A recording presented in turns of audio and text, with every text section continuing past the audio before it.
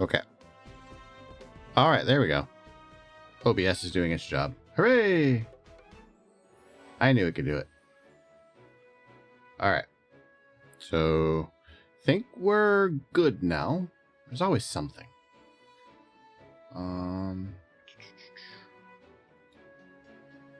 Okay. Yep, I think we're good. Stream appears to be doing stream things. Yeah. Yeah, all right. So, hello, everybody. Hello. Hi. Wait, nope, not that one. Wait. Why do I not have the right ones? There we go. Oh my gosh. All right. Anyway, hi everybody. I am streamer. This is me streaming. Oh man. Yeah. So hi. Hope everybody's doing well. I've had a very, very interesting last couple of days. So let's talk about it a little bit. I can't talk about the personal, private things in my life, which unfortunately is a big part of why things have been interesting. But needless to say, there was some drama involving some business deals that hopefully have gotten resolved. But now I have to deal with trying to figure out where to go from here. Hopefully it is all good, but I think it's going to just be kind of a crappy month in that regard. So if I seem a little more stressed or tired than usual, let's try that music down a little bit. That will be why. So yeah. So hopefully we get some positivity going here soon. It would be nice. You know, it's been kind of a much more trying year than I expected it to be. Yeah, but I'm trying to be upbeat. So here's me streaming and trying to, you know, at least stay in the groove a little bit. So let's talk about last week. So as you all know, I'm pretty sure at this point, the Battlefield 6 beta kind of came and went for the weekend. I did get into the second day of early access, and then I did play over the weekend. I only did one stream of it, and then I played the rest of the time off stream. I really enjoyed it. I thought the Battlefield 6 actually has a lot going for it. It definitely needs some work. The time to kill, there's something very wrong with the time to kill. I don't know what it is exactly. I did see a news article saying that they think there might be something wrong with the math of the bullets. You know, basically, sometimes when people fire, the bullets are just too good at their job, which kind of tracks a little bit. I don't necessarily think that's the only issue with time to kill, but it definitely feels like it could be an issue. You know, there's definitely times where like you only see yourself really getting hit like once, but the game is registering and telling you that there was like 4 or 5 hits. So that could be an issue. I'm not entirely sure. I do know that some of the weapons had a weird combination of like some weapons felt kind of undertuned, and some felt way overtuned. And there was also some weird stuff too, like shotguns being able to one-shot you from like 30 feet away. Definitely stuff like that. So there's some balance issues and some bugs that definitely, you know, it's a beta for sure. You know, but that said, I mean, like for the most part, everything ran pretty smoothly. Map balance was a little weird. The maps definitely aren't as massive and expansive as old Battlefields. I'm not sure if that's actually intentional. You know, it might be a choice. I mean, to kind of push the people, you know, players together more, create more exciting moments. You know, the maps definitely have a lot of ways to get around issues. So like, there's not really too many bottlenecks in the maps, which is a good thing. And yeah, I mean, overall, the visual and audio design is great. There was some issues that I did have, and I think a lot of people had the same, which is that the map readability is kind of shit. You know, there's too much happening sometimes in terms of like particle effects and smoke, and the color grading, sometimes it gets in the way of like readability. There's a lot of like blue and stuff. So sometimes players can be kind of hard to spot, even with like a giant thing over their head. Sometimes you're like, I see the dot, I don't see them. You know, so that's an issue. Sometimes the spawns felt a little unfair, but that could be because spawn camping, just people kind of learning the maps really well.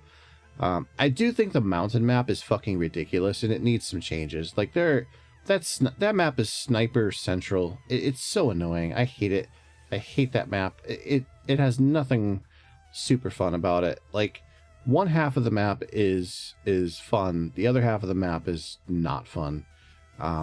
You know, and really, like, you either stomp or get stomped in that map. There's just no real feel of like tug of war. You know, like a good Battlefield map, in my opinion, has a lot of tug and war.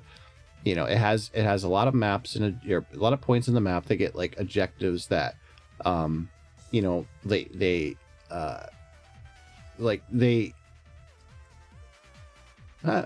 wow, that was fast. Thanks, Bot, for banning yet another bot. Oh, that's one of the earliest ones to ever pop up on my stream. Progress, yeah.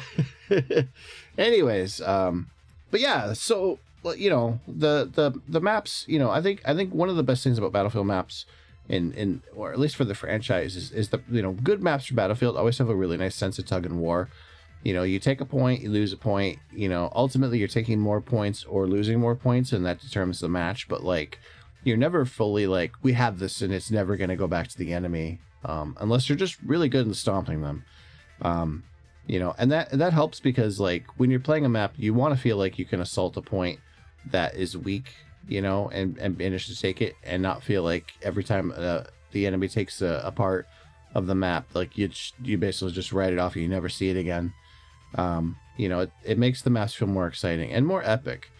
So I guess, like, I would like to see a little bit of map variation in terms of like verticality. Like, it'd be nice to see, like, the Cairo map and stuff was nice, but like it'd be kind of fun to see like a city center. You know, maybe there's some, like, a couple of buildings. You know, it seems like some of the more recent Battlefields have had some really cool like city map ideas. But we'll see. This isn't all the maps that are available. Like, this is only like 4 maps available for this beta, out of like 9 or 10 for launch in October. So we'll see how that all works out. You know, but like, other than that, I mean, I can't really complain too much about the game. I think, like, yeah, there's some issues with it. I feel like a lot of those are going to get patched. Hopefully the microtransactions and all that aren't too terrible going to the future. Yeah, I like it. You know, definitely a return to form, I feel.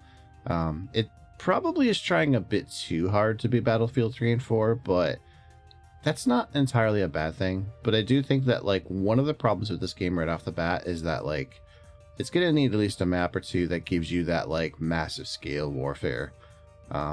You know, and right now I feel like that's just not the case. Also, a few nitpicks. I feel like the destructibility isn't really as good as advertised. You know, the maps, like, I'm sorry, like, yes, you can break down walls and stuff with your weapons, but like, the trailers make it seem like you can just go to fucking town and just wipe off entire buildings from the map, and that's not 100% true. You know, there's definitely some weirdness going on there. So I don't know if it's like a beta thing. Like, I was looking for the sledgehammer. You know, I want to knock out a floor, man. I want to, like, ambush, you know, enemies from the top or something, or knock a floor out from underneath them. That would be cool. But just that kind of stuff just wasn't there, and so I felt like that part of the trailer was misleading. I don't know if it's just not in the beta now, or you know, I don't know what the detail is of that. But like, it was kind of disappointing because it was definitely a thing I wanted to try. I thought it was maybe class locked, like only Assault got it or something, but no, that's not it either. So yeah, I'm not really sure what the deal is there. The other thing I was kind of hoping to see, and I was kind of disappointed, was no weather effects, which was kind of weird. Like, it would have been nice to have had, you know, a few, like, you know, times where you would load in the map and it would be raining or something, or, you know, I don't know, just something to keep the maps from feeling stale. Because like, the destructibility is really interesting to keep the maps going, but like, it would help to keep them, you know, like some variety stuff, like maybe even a time of day change would be kind of interesting. I'm not really sure, but like, there's got to be a way to kind of mix it up a little bit. You know, and of course, custom servers, like, you know, I know a lot of people aren't always fans of those, but, you know, it would be nice to have like a server list to pick from, you know, so you can kind of pick your games. That said, I don't necessarily feel like the browser system's bad, but there is actually one massive issue with Battlefield right now, and that is the UI is fucking garbage.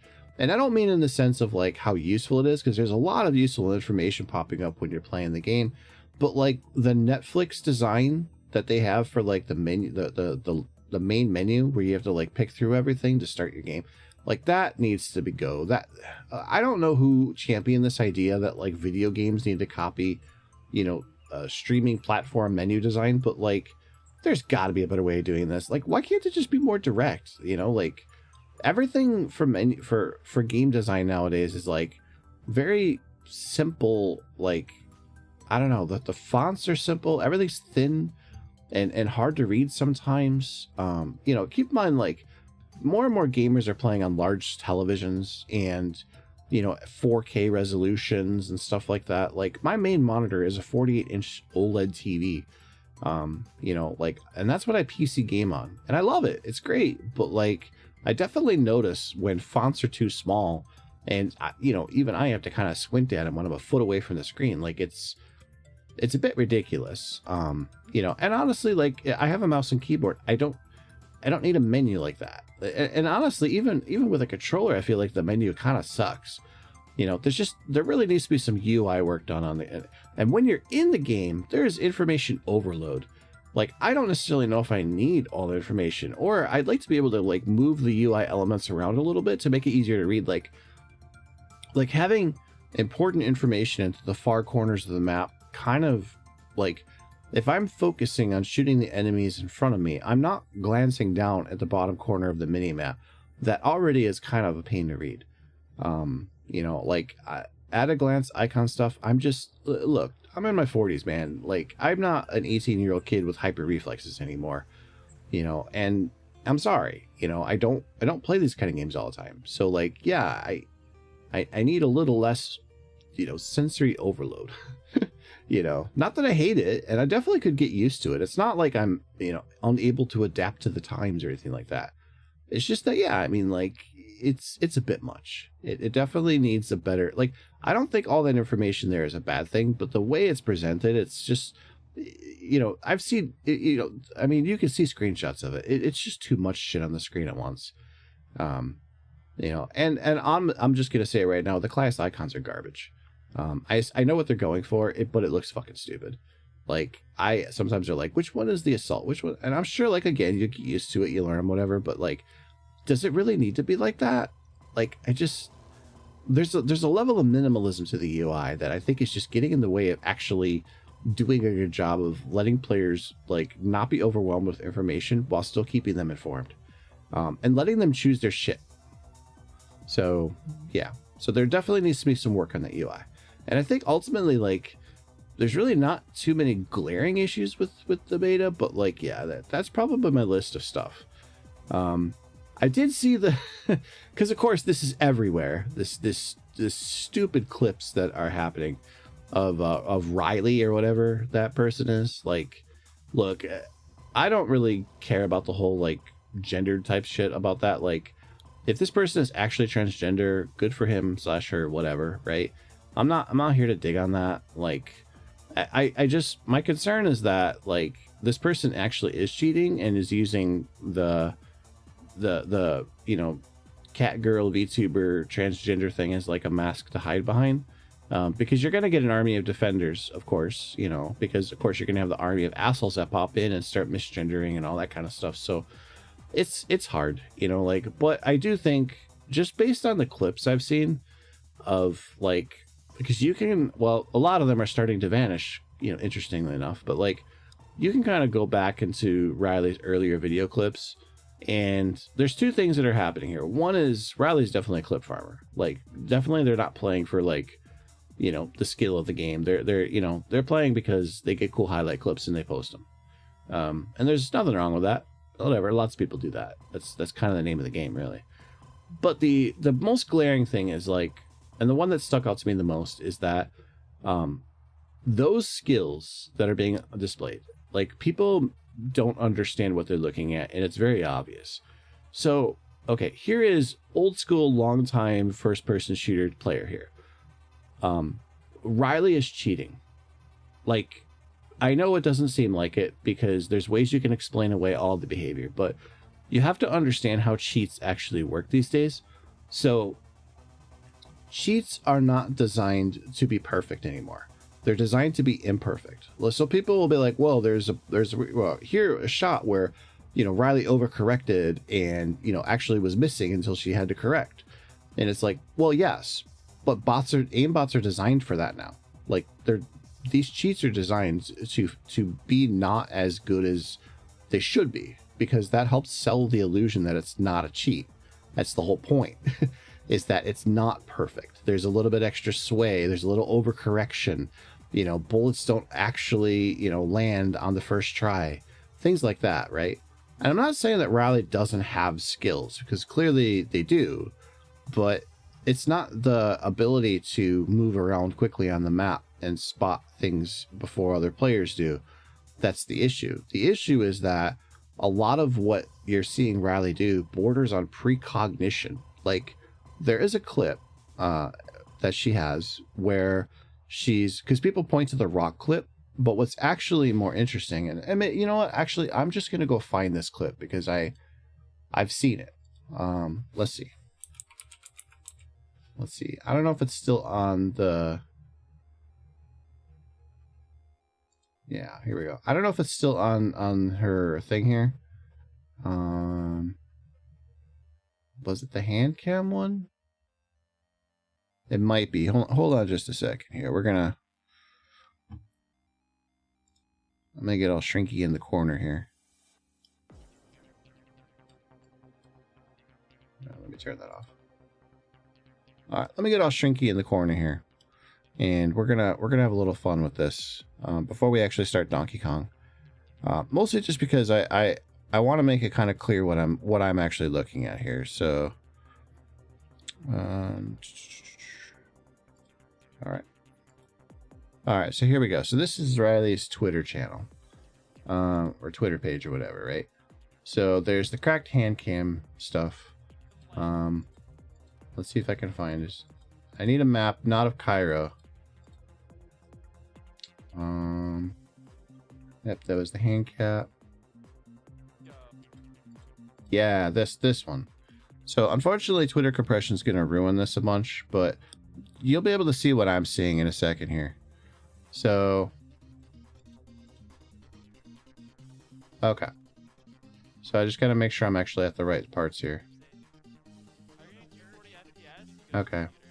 So everybody, I think this is the infamous rock scene coming up here.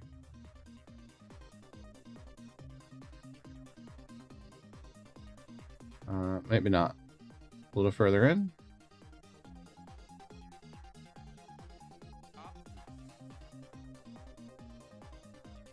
Oh, Cairo. No, this isn't the one.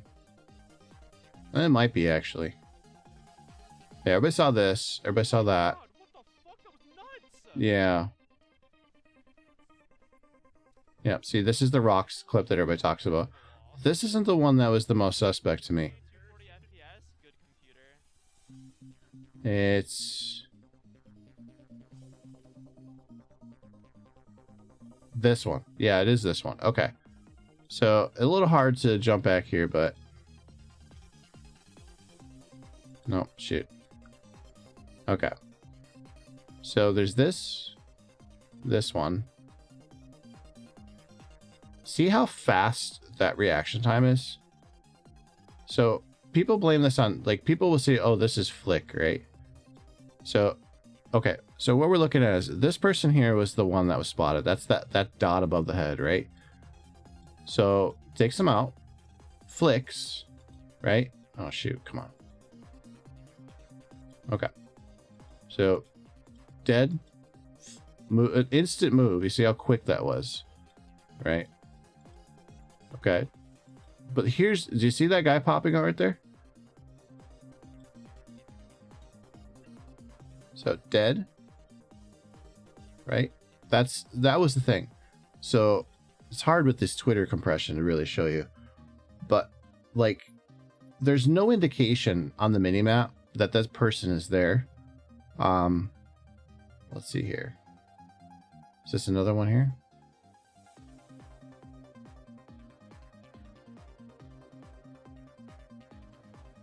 Or is this the same one? Oh, maybe it was this one. No, that's the rock clip, right? No, that's not the rock clip. Damn it. Now I'm really just kind of getting annoyed here. No, not that one. See, like, this is all normal stuff. This is just very good gameplay here. But, like, see that? Like, how did you know? Because watch, like, okay, so this person is running, sure. You take that person out, but look at that. See how fast that is? That's a flick, yeah, sure. And you can see the correction here. Right, but like, you see that? Like,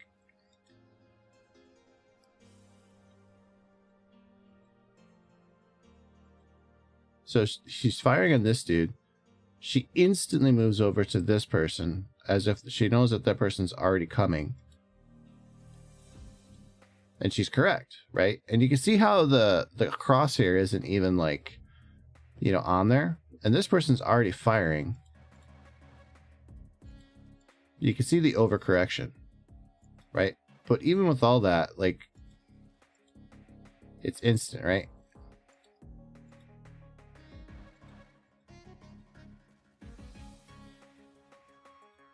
Because you can see the firing. Like that. She's already firing at that guy. She immediately flicks over. Then she fires right back to that guy. That kind of reaction time is absolutely fucking bonkers. And what leads me to believe that what you're actually looking at is you're actually looking at not necessarily an aim bot per se, but kind of, yeah. So there's an Overwatch character that everybody knows. And he says something to the effect of, "I've got you in my sights," right? God, I can't remember the name of him, but basically, you know, his ult is aimbot. And how his aimbot works is it automatically targets the closest enemy to the player. So, you know, when you're firing it, it automatically targets whatever's in your frame, but it will target the closest stuff first and then start targeting anything else. And so it does vary a little bit. If you move your character around, it will swap to another target, but it will always try to prefer the one that's closest to you. And the reason it's doing that is because if you don't do that, it's very easy to completely waste the ult because it doesn't aim at anything. So I think that's what you're kind of seeing here, because if you look at a lot of Riley's playing, you'll notice that like here Riley comes across a whole bunch of different players, right? She takes out, like, that was fast. You see that? She sees the dude, missed, right? Keeps going. Okay, fine. Got the kill, by the way. Do you see that? Like, look at how that last quick, like, boom. Dead again, just to be like double sure, right? But like, look at the swap. It's always tracking that flick right there. Yeah, it's always tracking. Oh, this was the one. Oh, was it? Damn it. It's that part, that rock right there. There's a clip where this is happening. And I wish I could find the clip, but there's a clip where this is happening. And what ends up happening is Riley kills a guy here, flicks over, starts killing some guys here, immediately flicks back here. But what's crazy about it is there's a person that's right here that pops out. So like I could see like the flicking happening and just kind of, okay, well, I'm in the heat of the moment. I'm guessing that somebody might pop out, but it's just uncanny that this happens in clip after clip of like this kind of like predictive, this person will pop out of cover any second now type of thing. And I know a lot of people point to the rock as like, you know, a thing, but like you see that, like, look at that.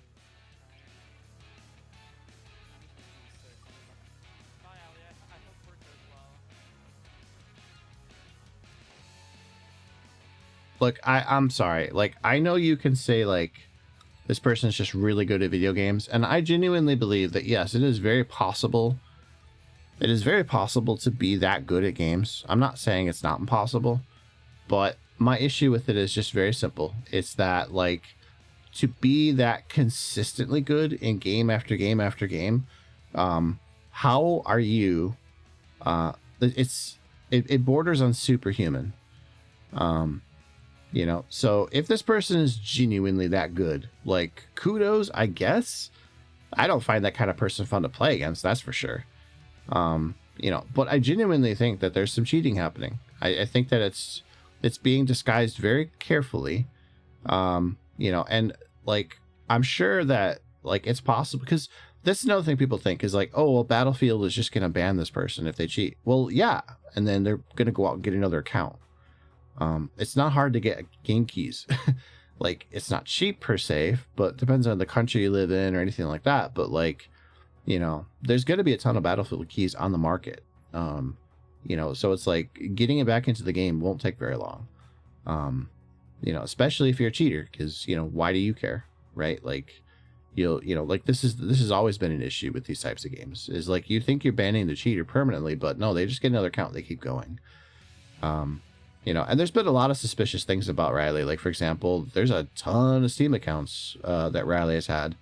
I was watching a YouTube video showing off, like, you know, when Riley was opening up config files and stuff on stream to show people about stuff. And it was like, yeah, there's some shady things happening. So I'm going to say it. Yeah, I think Riley's cheating. And I'm going to be even more brutally honest. I don't think there's a transgender angle here. I think that it's just, this is a person just cheating. You know, so it's, I hate to be that person, because like, I get it, you know, maybe this person genuinely is transgender, like, but I don't think that it should even factor into the conversation at all.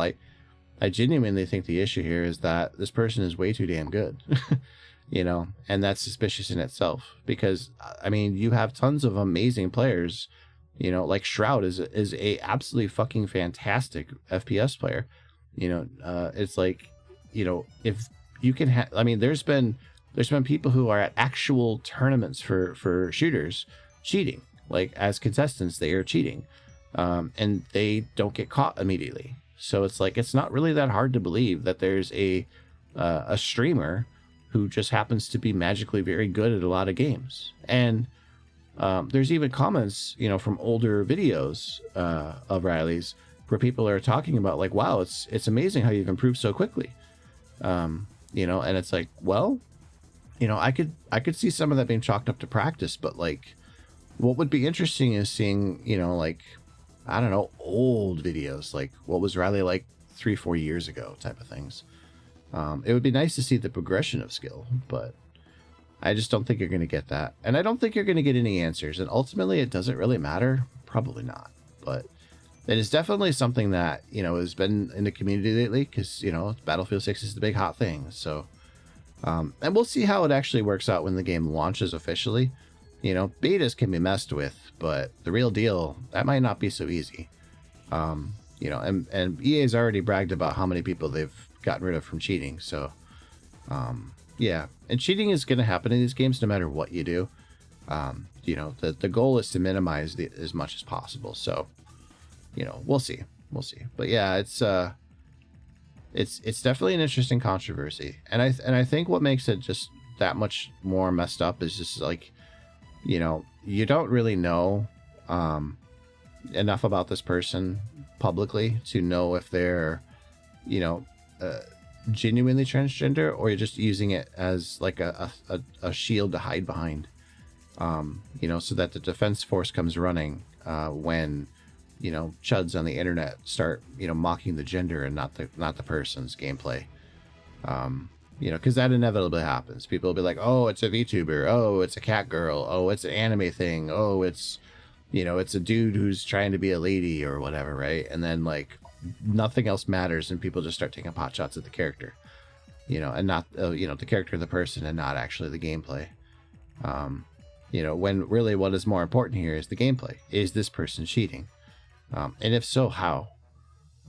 So, and that ultimately is the thing that, like, you know, from all the videos I watched about it and stuff, that's the one thing that nobody can agree on, and that's what makes this the most interesting to me.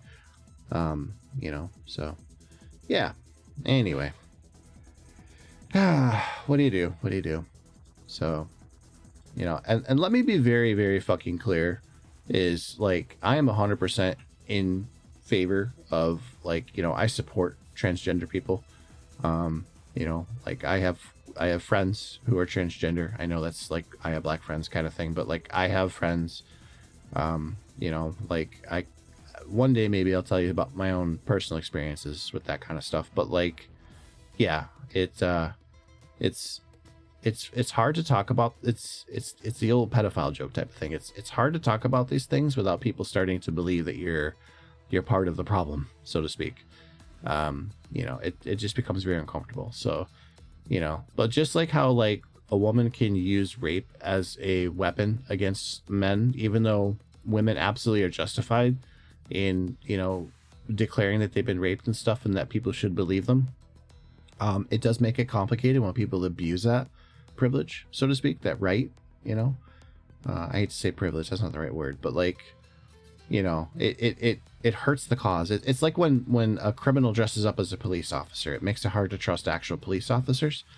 It's that same kind of vibe, you know. So, you know, you want to hope that the people who you know are who they say they are, you know, and unfortunately a lot of times that just gets lost in the crowd with, you know, all the comments and anger and hatred and stuff. So yeah, I just want to make it clear, like, whether this person is transgender or not to me does not matter.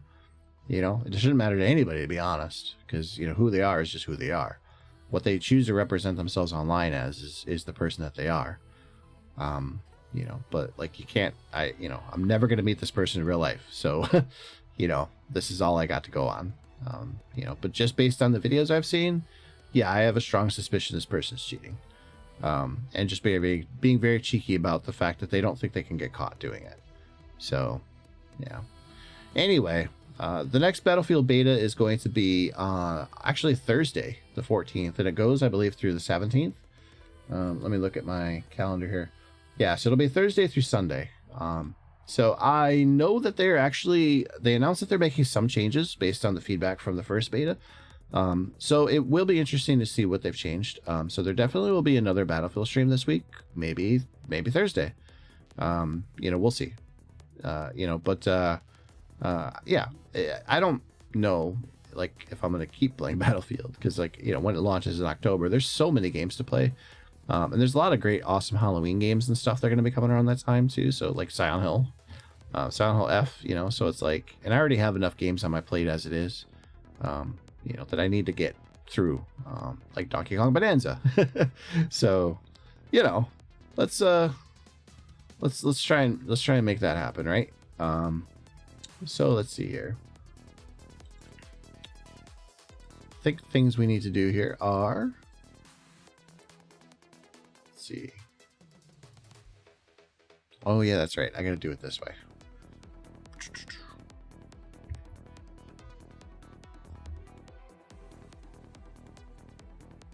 Bum, bum, bum.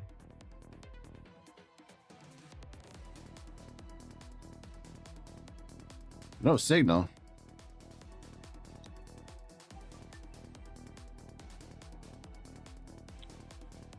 Impossible.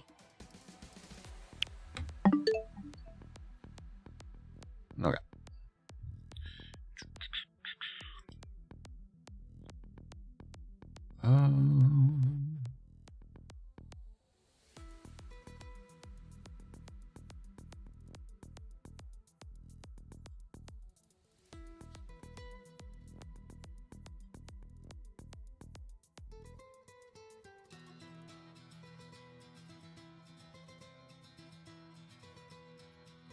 There we go.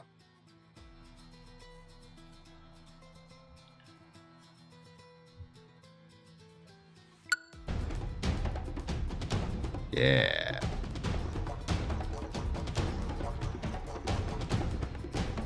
So we're going to fix a couple things here real quick, and then we're going to get the game started. First things first. Yeah. We're going to get that going. We're going to pause the music. We're going to play the game. That's how it should go, right? That's what I thought. So.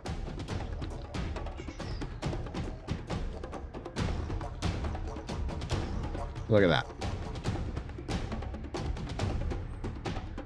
Yeah, it's difficult to talk about topics like that because, you know, ultimately, yeah, somebody's gonna get offended, you know, and it sucks. You know, you can't really escape those conversations without somebody being offended or angry. You know, and being banned obviously was great for Riley because, man, they came back to a lot of subs and stuff because this is not how that works. But, you know, it is what it is.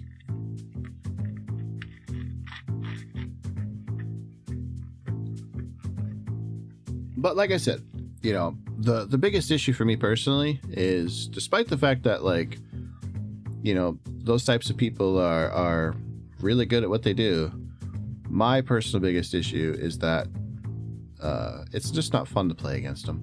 Bots are not, you know. So I look forward to playing more Battlefield, and maybe I too will improve and be a better player. Right? Yeah, that's what I thought. All right. We're gonna skip that.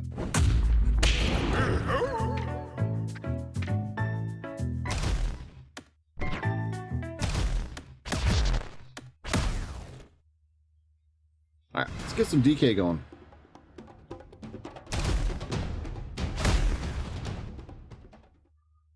DK. Donkey, go. Donkey butt. Oh, yeah, I suppose. Let's turn off OCI radio.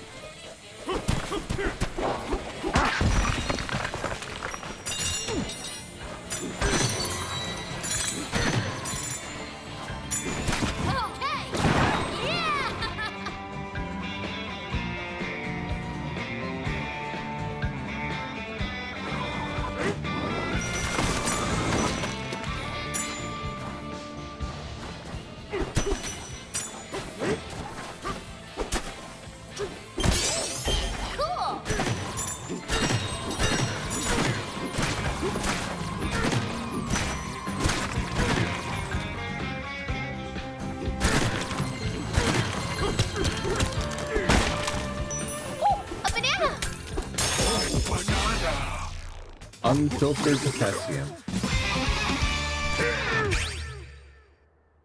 Nice.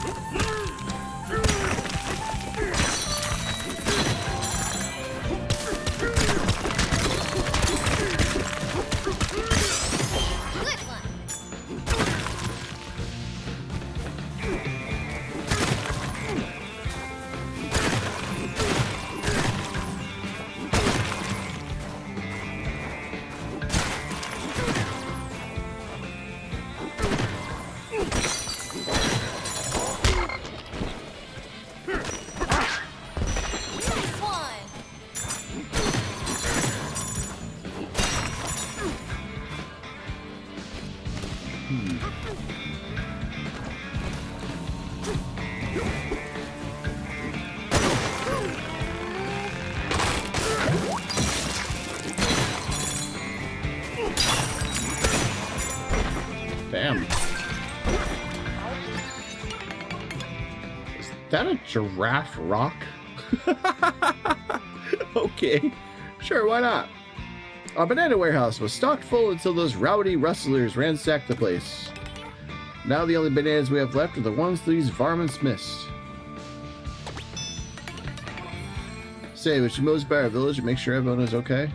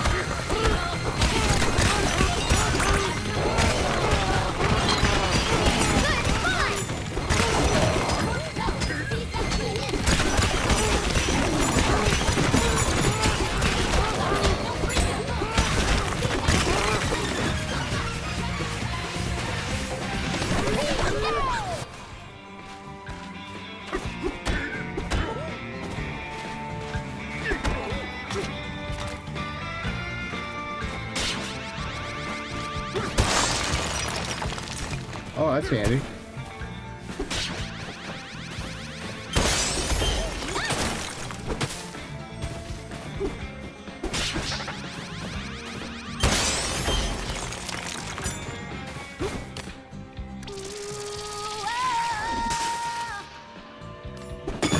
Let's do this.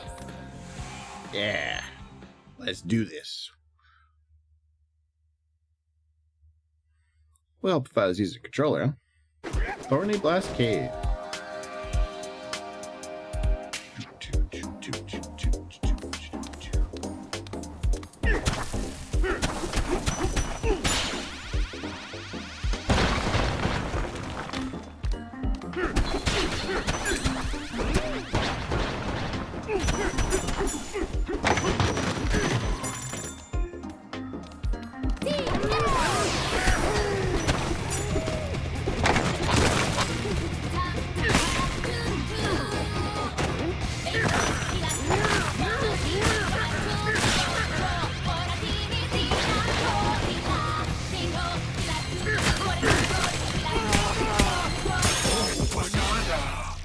Mind your step.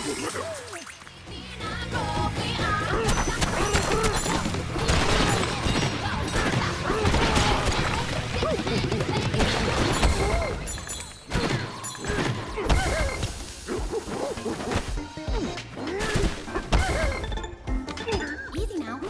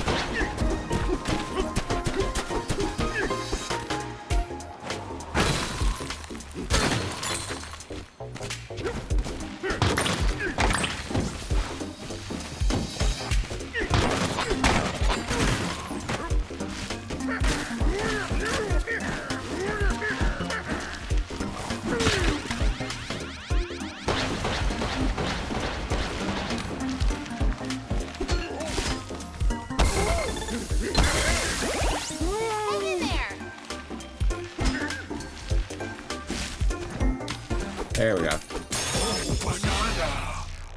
Mind the game.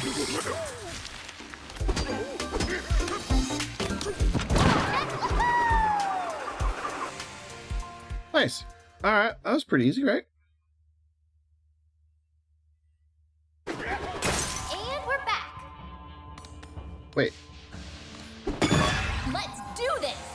was there another banana there? I must have missed it somehow.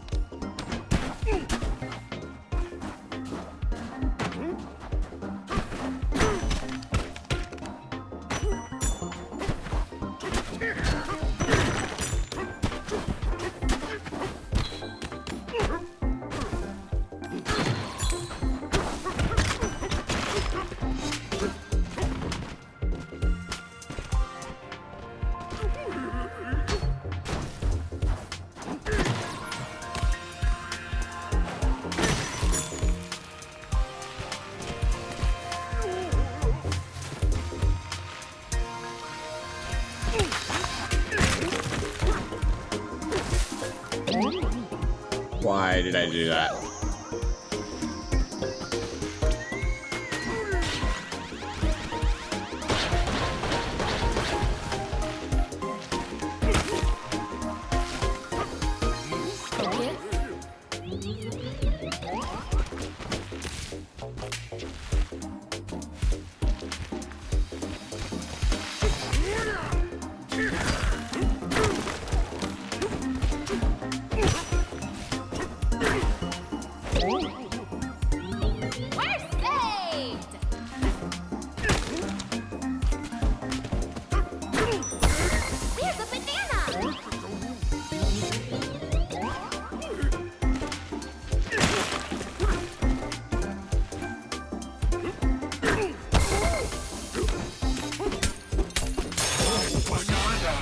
I made it. I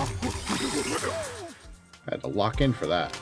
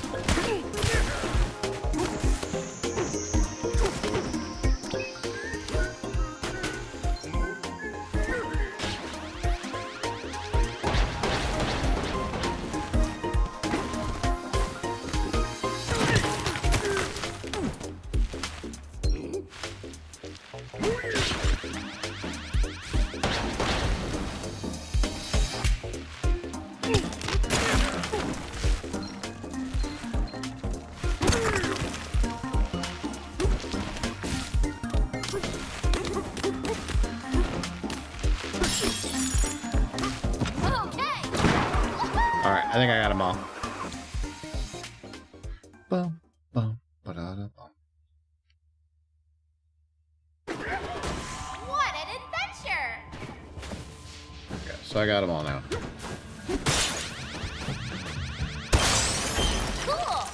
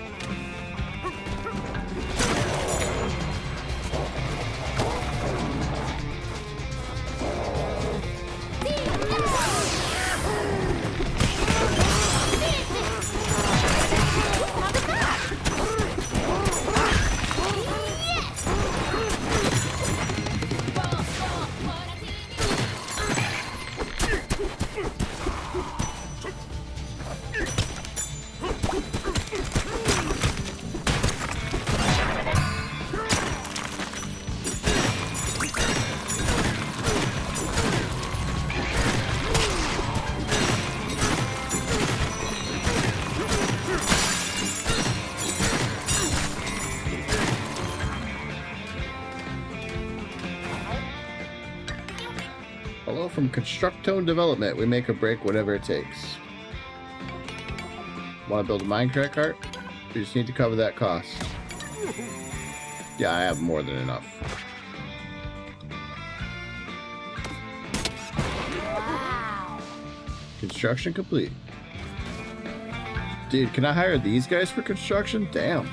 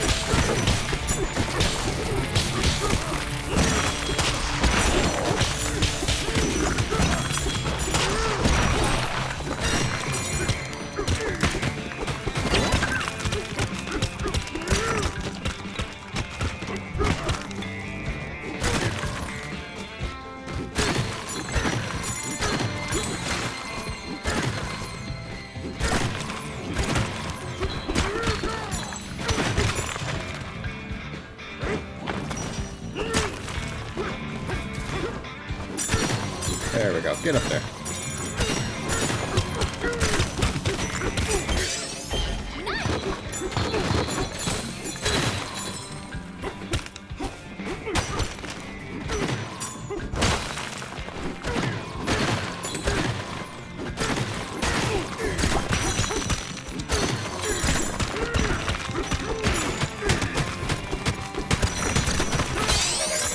Great job!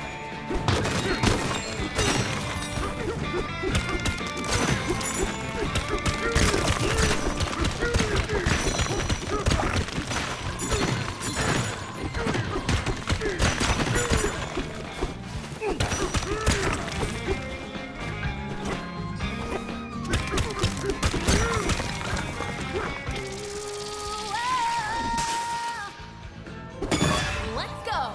Yeah, let's do this.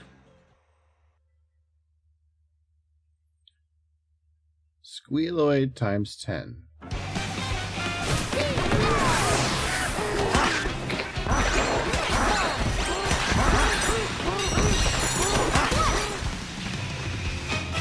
Breeze through that one! Yeah, that was pretty easy, actually.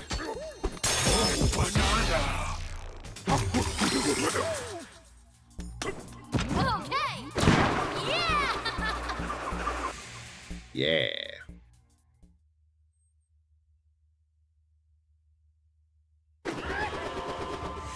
That was fun!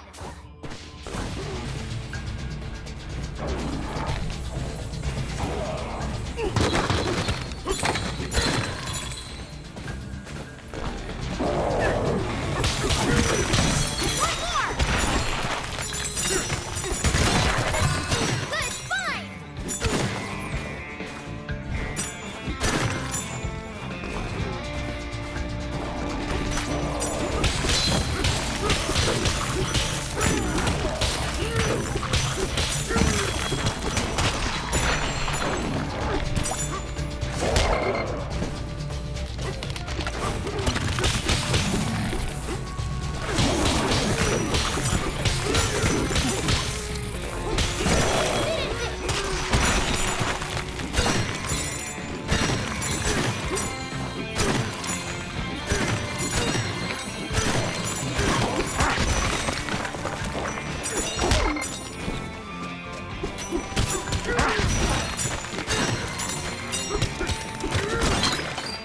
How lucky!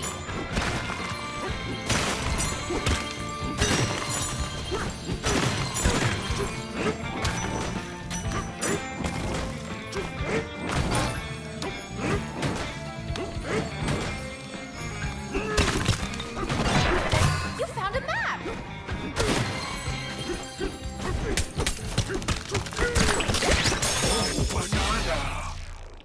Stuck in the side cave.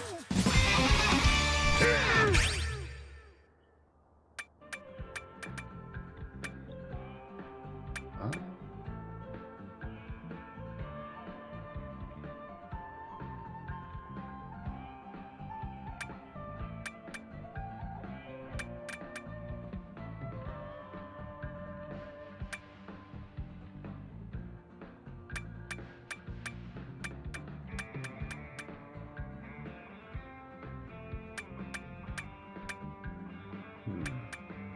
I don't know what to get.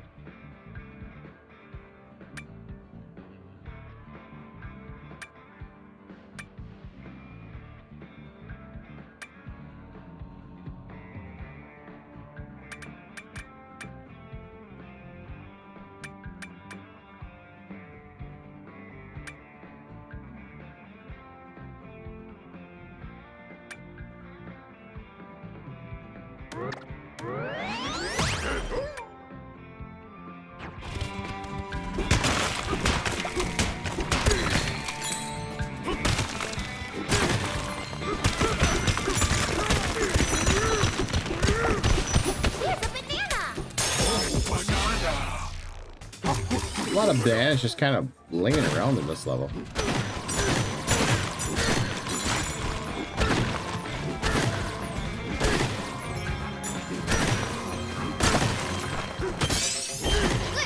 A map!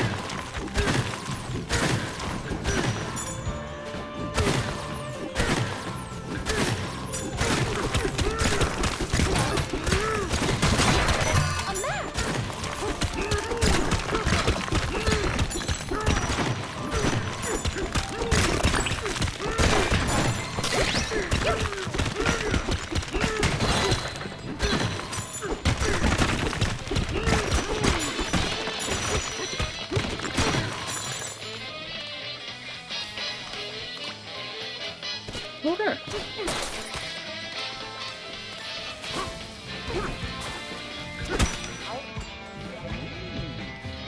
Saga of the Explorer Town.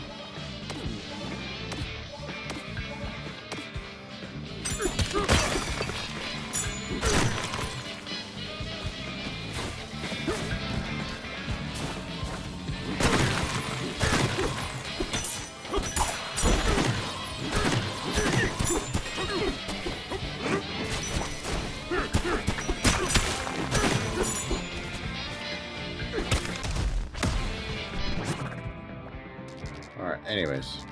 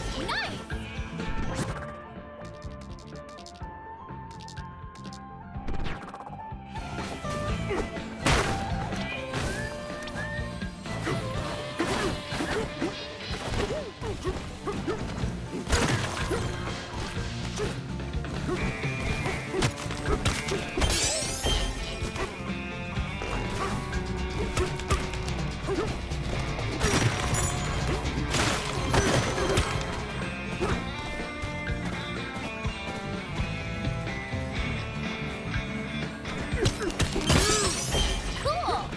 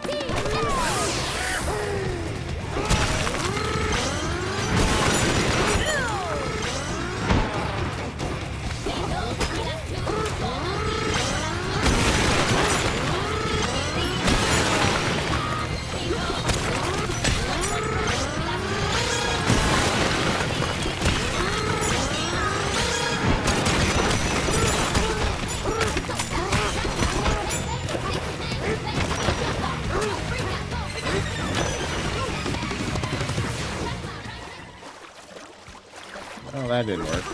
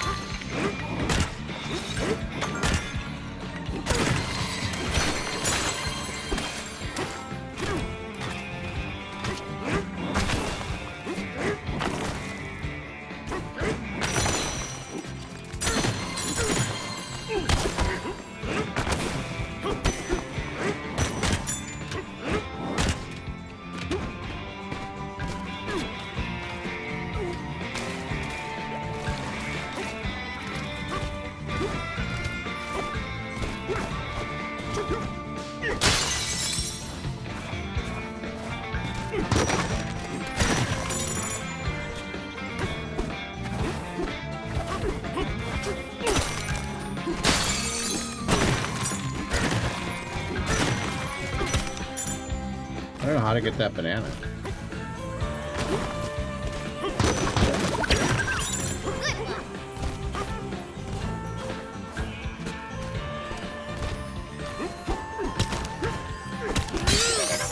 Great job!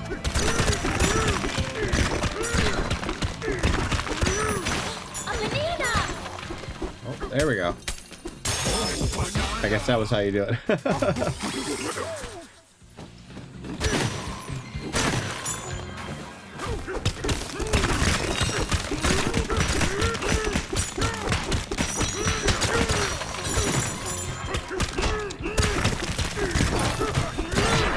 You found a map! Nice!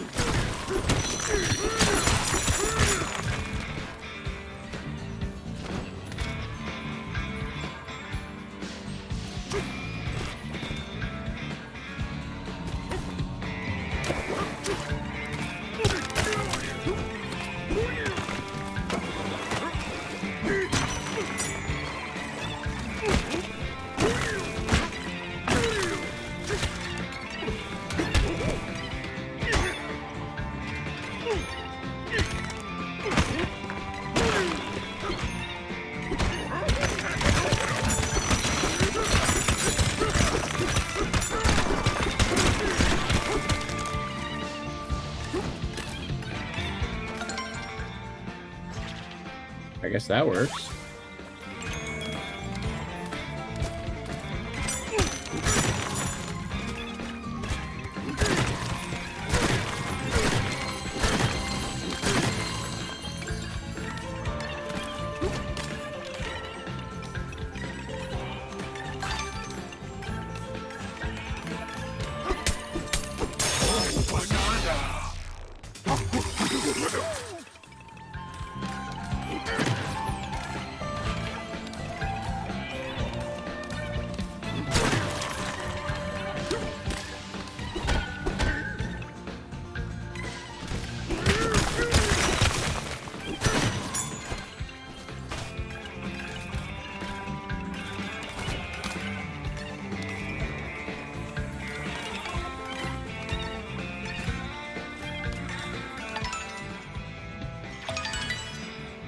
Look at that.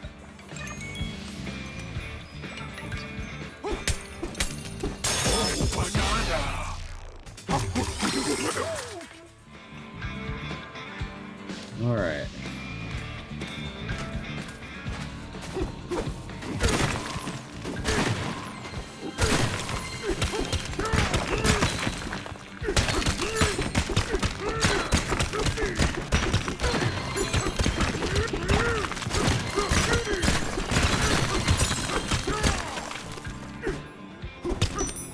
A banana!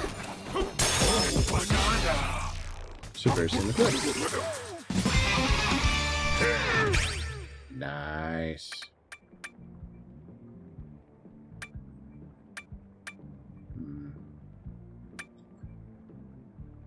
Really wants me to learn some of these skills, huh?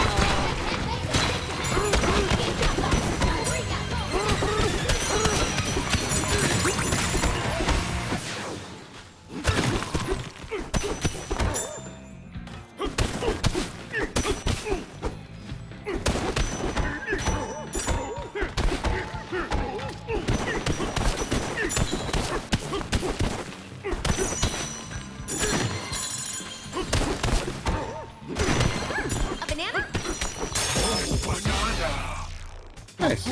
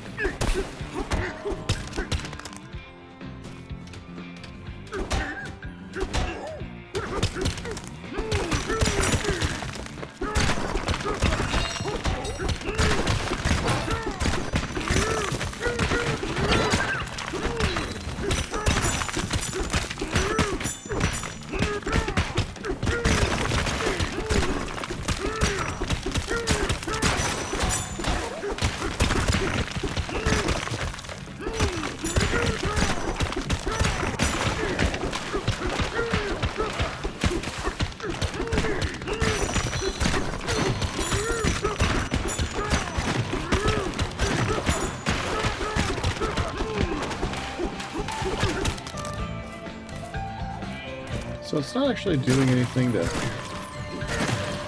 change the map at all.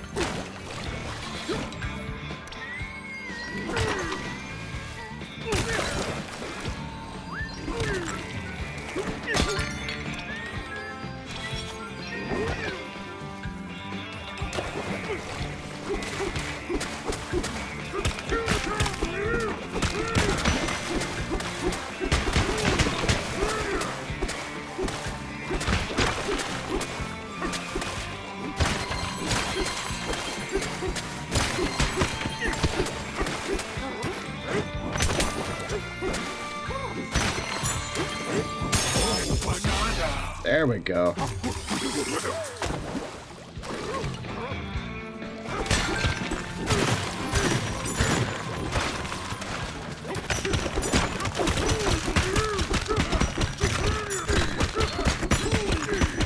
Feels like sometimes for this game, the best thing to do is just to beat the crap out of everything. Which is kind of cathartic, but really hilarious too.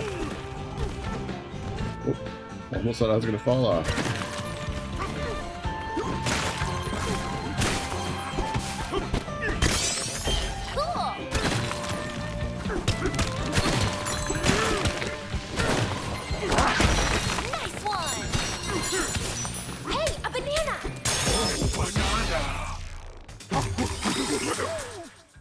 Dude, how many bananas are on this map?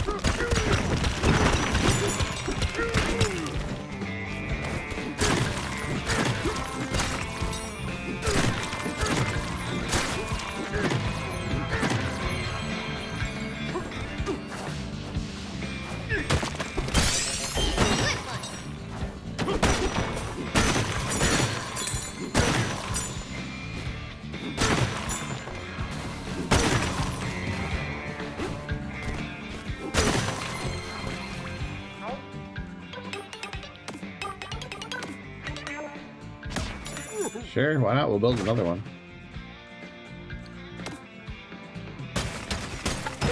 It's a getaway!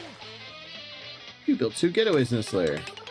The beds here now are comfy level 2. Nap them when you get a +2 heart bonus. And then we're doing exactly that. DK, are we gonna be okay? It's just, we had to use our own gold to build this getaway. And that got me worried. What do we do if we run out? We're never running out. I mean, an awful lot of gold does pop out the ground and the walls when you start smashing stuff. And you are really good at smashing stuff. So, maybe I don't have anything to worry about? Nah, I got nothing to worry about. Good night.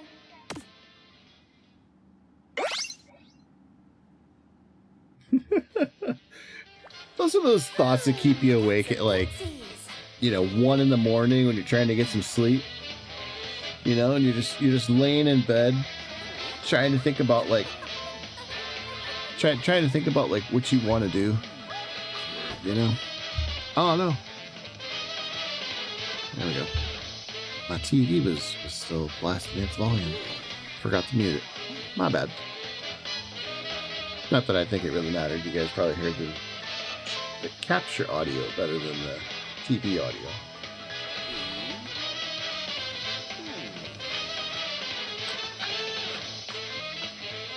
Speaking of capturing things, Alien Earth was pretty good. At least for the first couple episodes.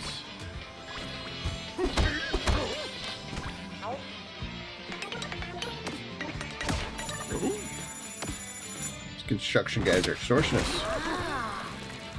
Ooh.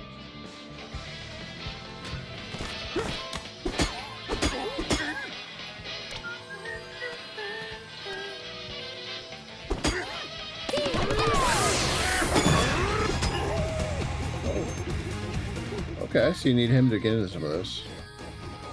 Kong Bonanza City Smash.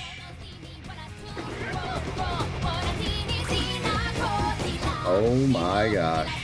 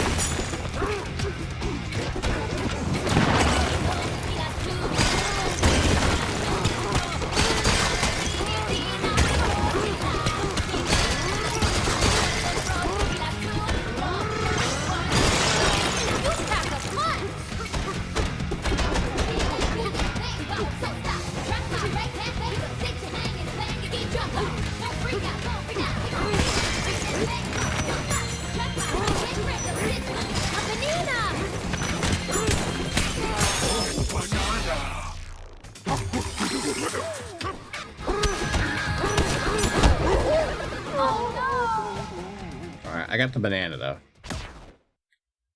Right? I don't remember if it actually saves her. Oh, yep, I think it does.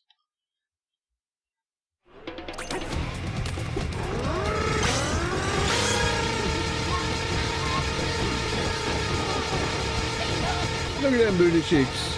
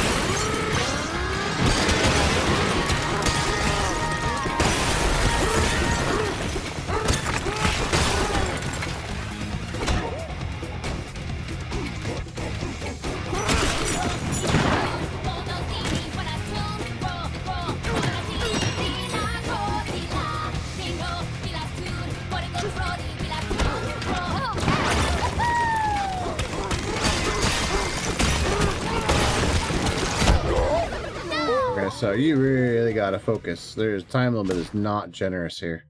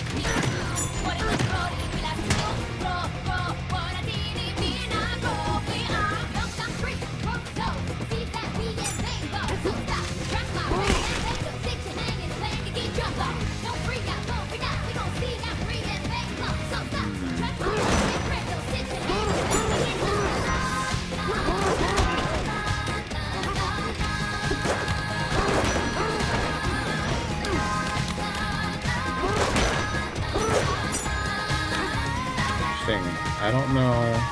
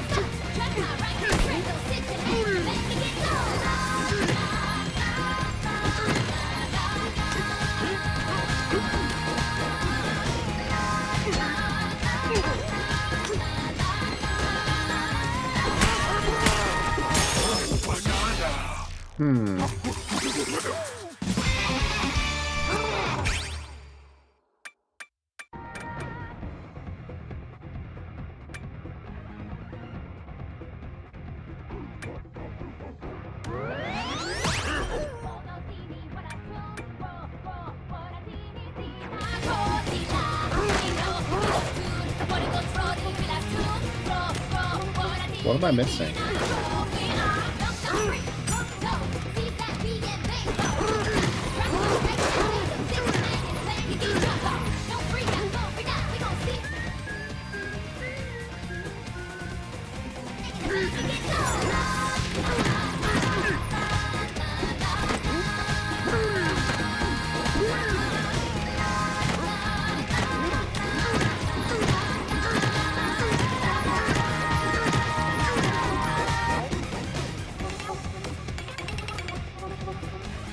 Oh, finish with 20 more on the clock and to get another banana from our stock.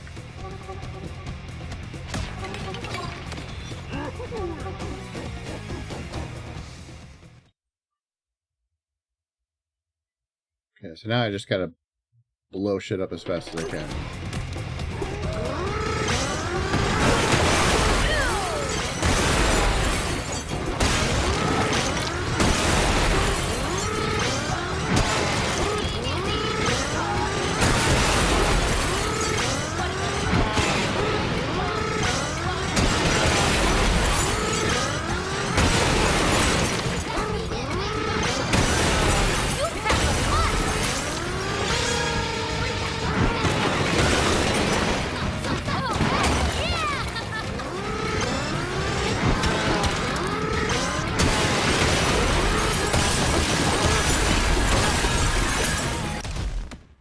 Wow, you gotta go fast. There's gotta be a trick to this.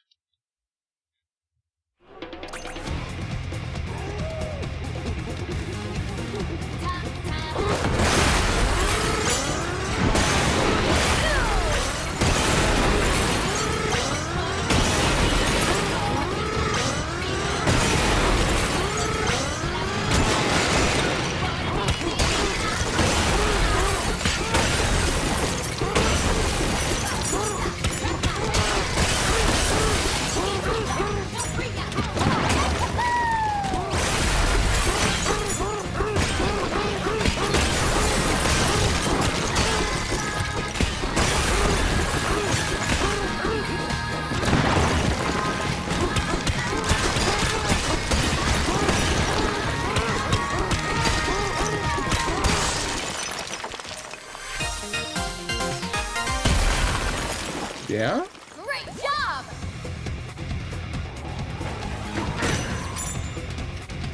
So you don't have to actually destroy everything, just the pillars?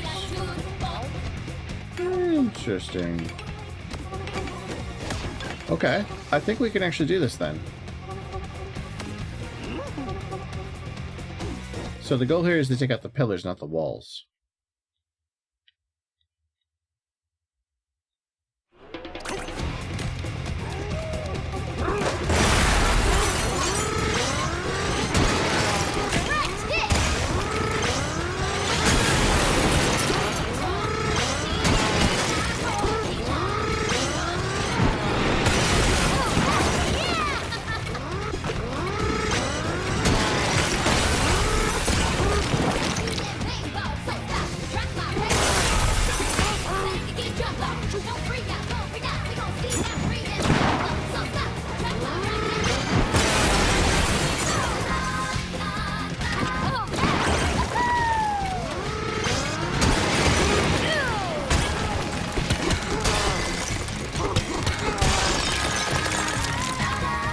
No?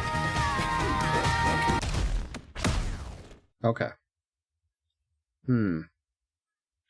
I think we can get this. I think we can get this.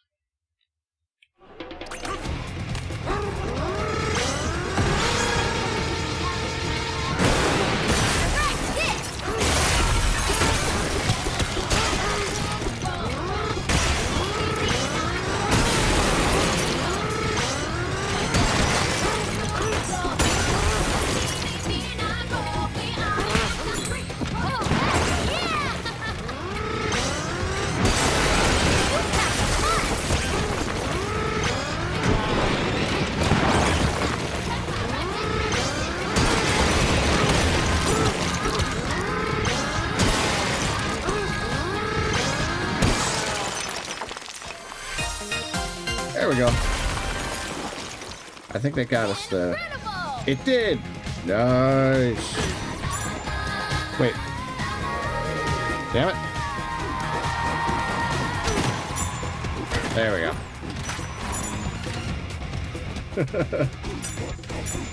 I'm never going to be able to hit that correctly.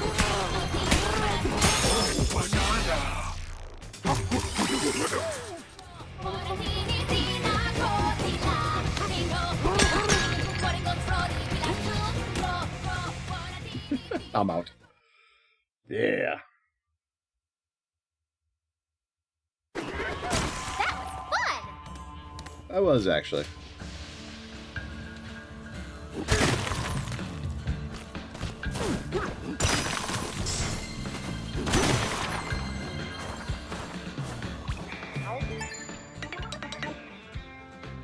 Those banana rustlers rounded up the gems in our village and made off with them. One of the varmints kept hollering, "More, give me more," as they hooked it to the Banandium refinery. The entrance to the Banandium refinery is atop Big Stretch Peak.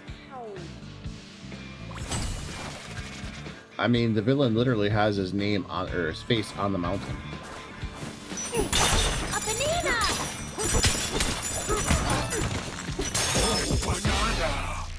Moseyed into the village. A map!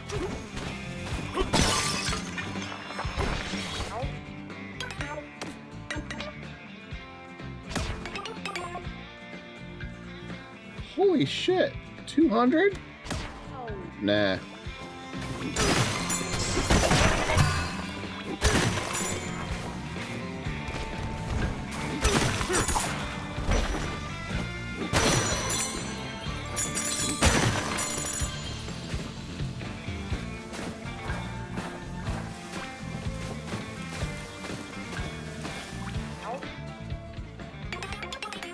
We stored the bananas we used in the refinery right here in this village.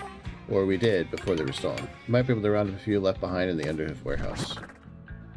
Which is... right there. Let's go get it!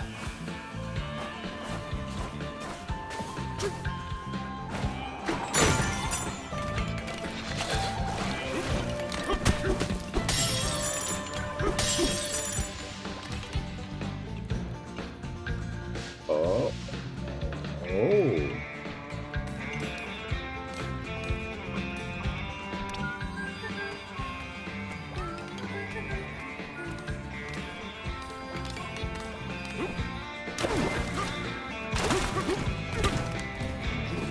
There's a banana! Pauline, your powers of observation will never cease to amaze me. Damn it.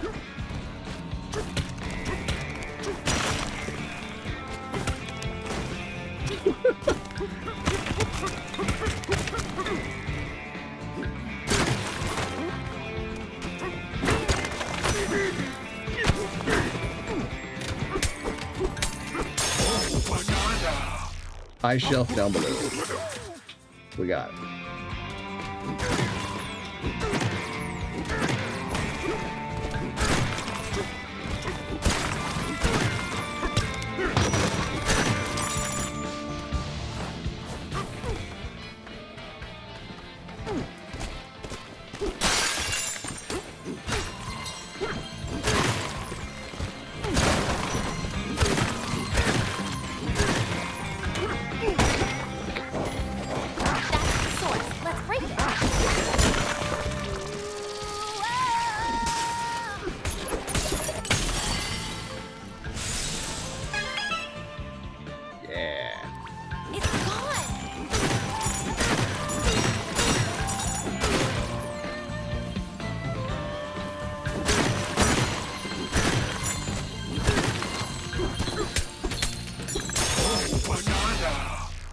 unstuck the minecart.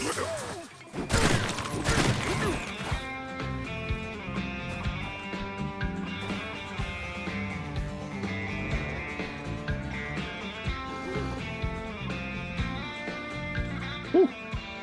I just realized I've been under just chatting this entire time. Would probably help if I was in the right category, right?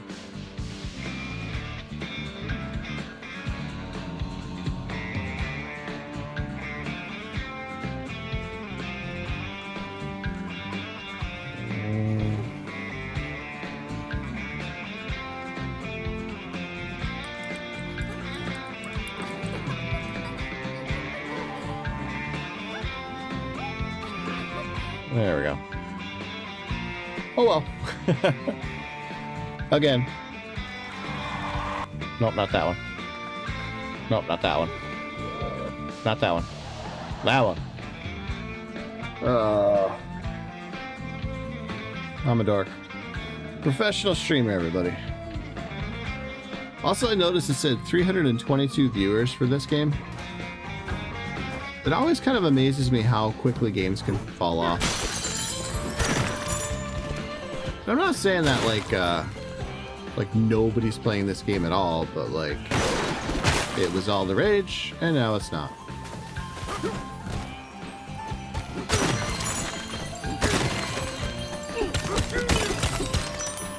A banana! Spinning in the stone pillar.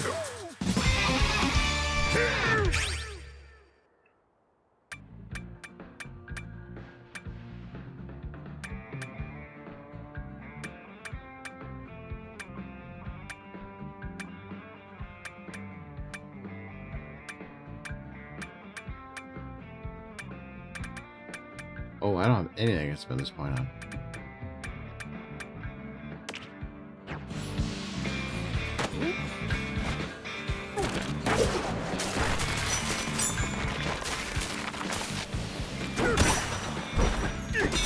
Okay.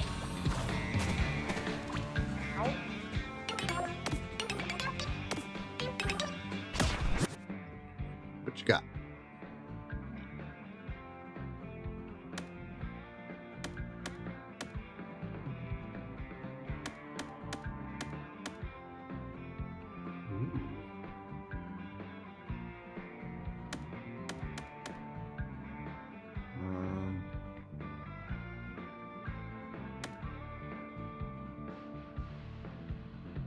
Well, you gotta get the tie.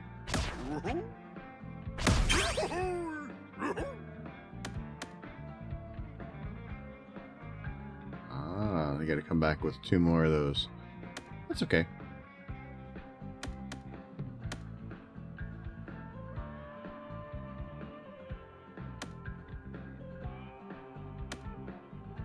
So why would... So one thing I don't like is like you get the different colors, but like why would I get the blue when I could just get that? It's 10% better.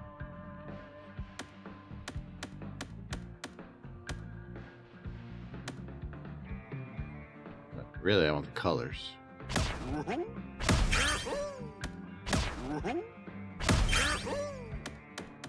Now we'll get the stuff. I might actually have just enough for everything.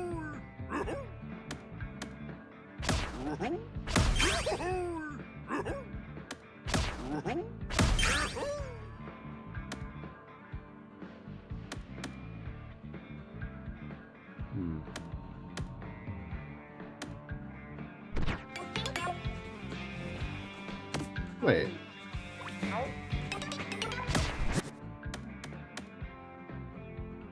What was it? These weren't there before.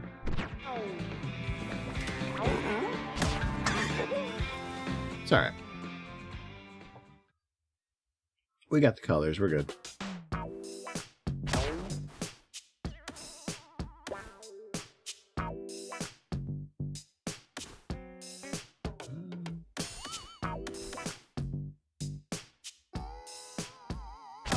Suits you.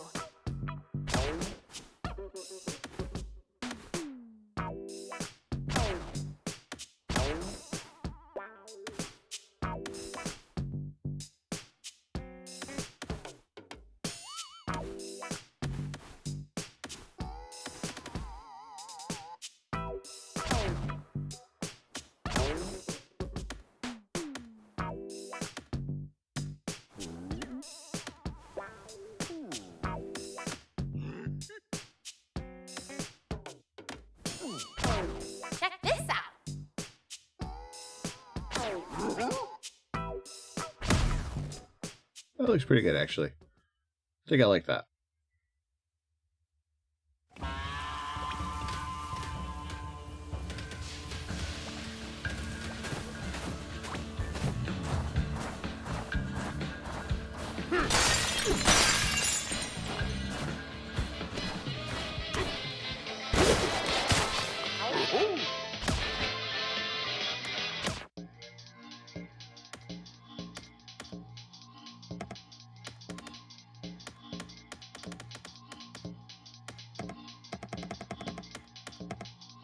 I'm not allowed to play these.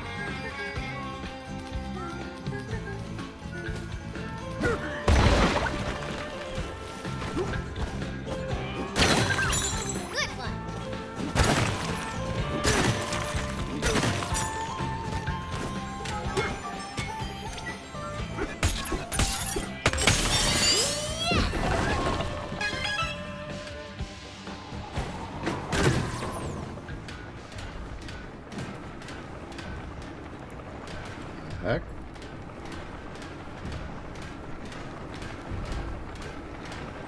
There's a banana! Taking hallway over to the refinery. What is that? It's like a whole area down there.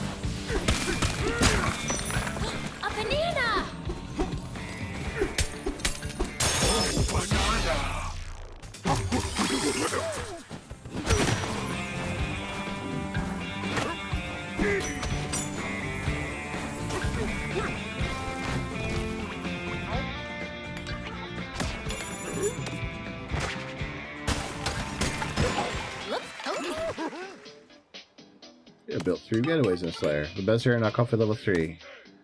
Nice.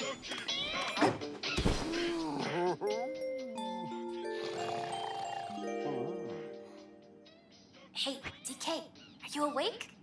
This is the perfect place for us to do an awesome training montage, don't you think? It's quiet and there's no one to distract us, so we can train non-stop.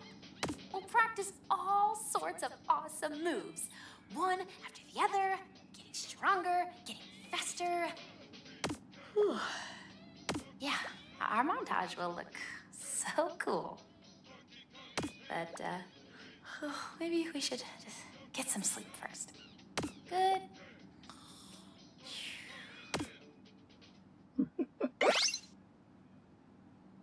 Yeah. Wow! My spirit you're out animal. like a light, DK.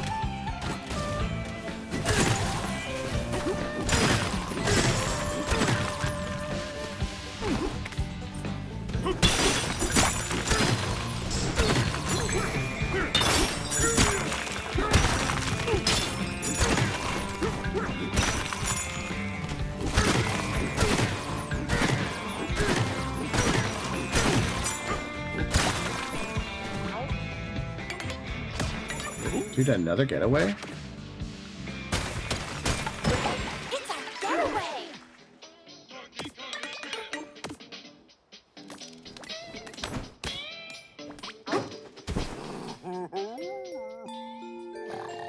So now we have what 4 getaways here? Ka-dunk. Hear that? It's the ka-dunk, ka-chunk, ka-chunk, ka-boom. Whoa. Good night.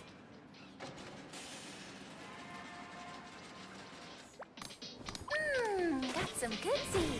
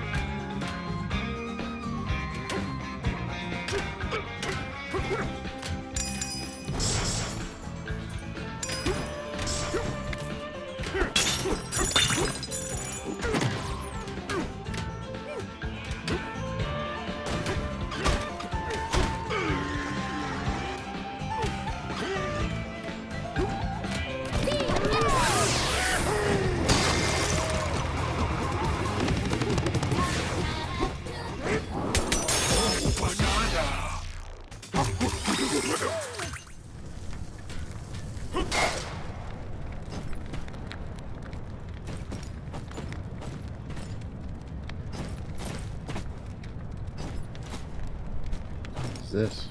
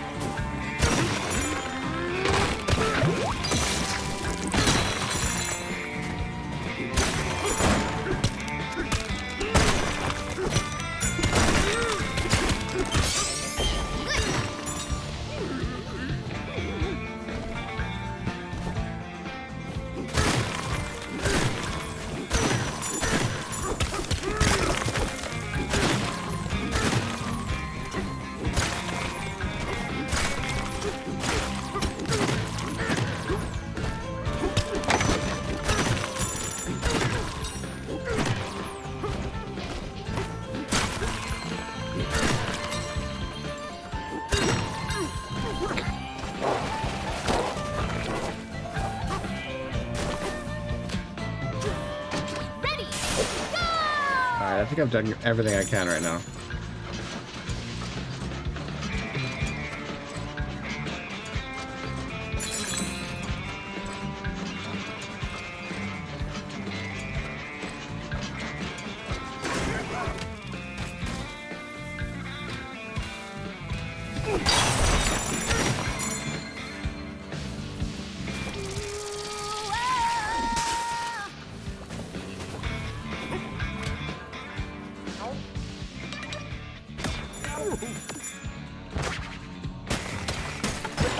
Time for a break.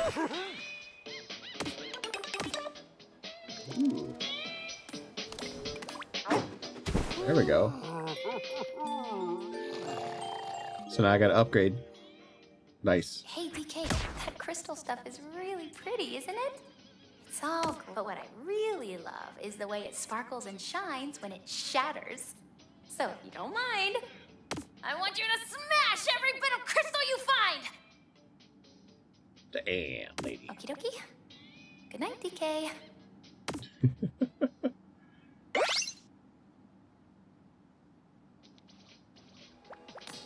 This is gonna be a great day. I just know it.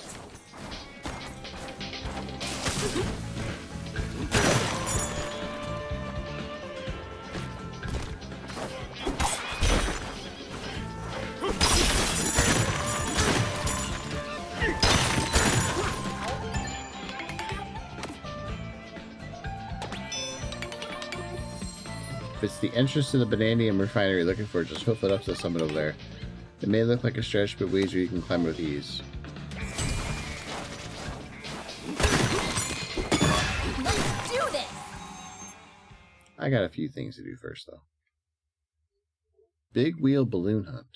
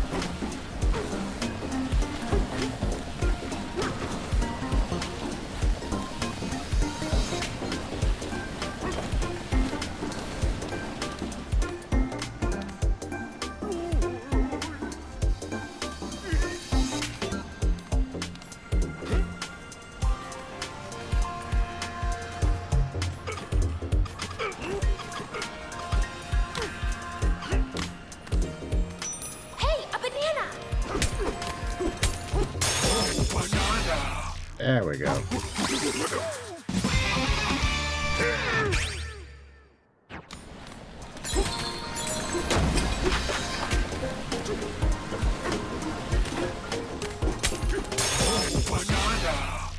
There we go, got him all.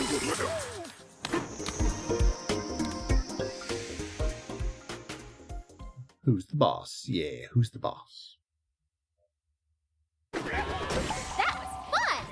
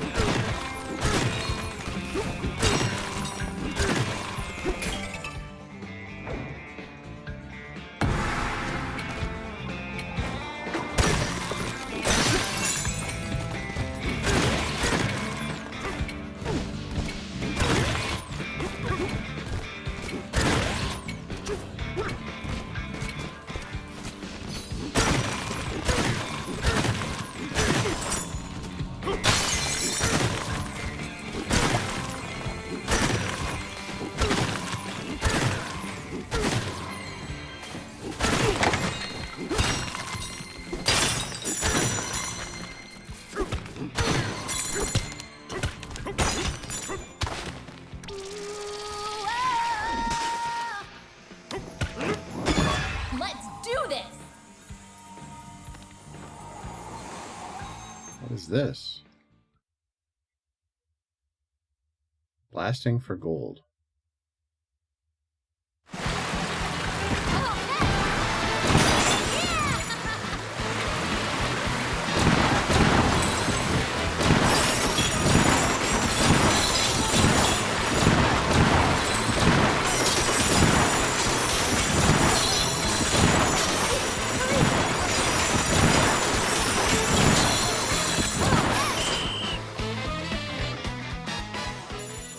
Ah.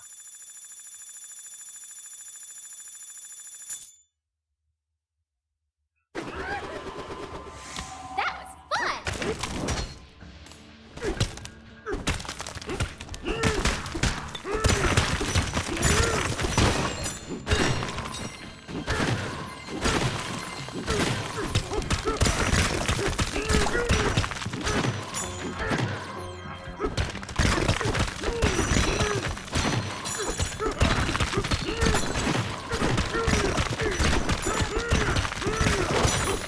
A banana?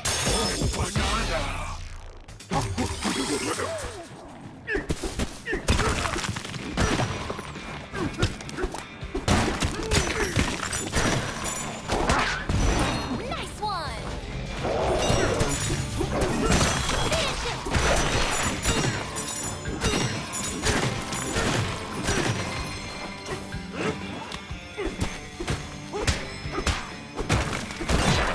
A map!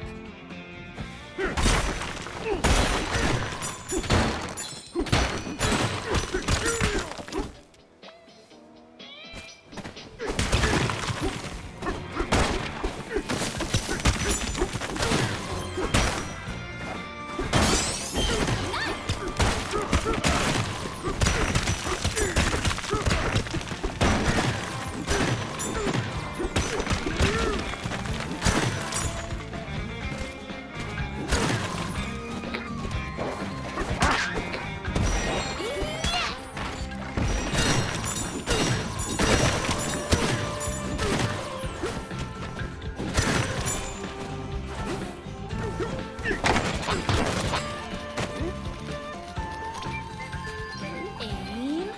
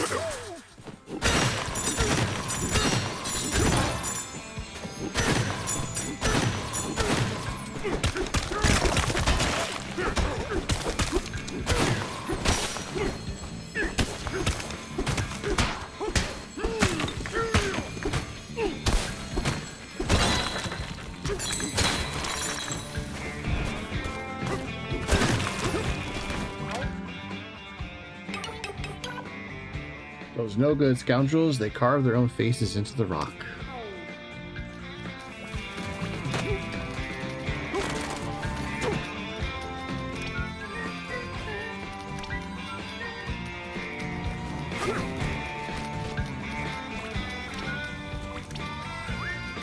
Focus.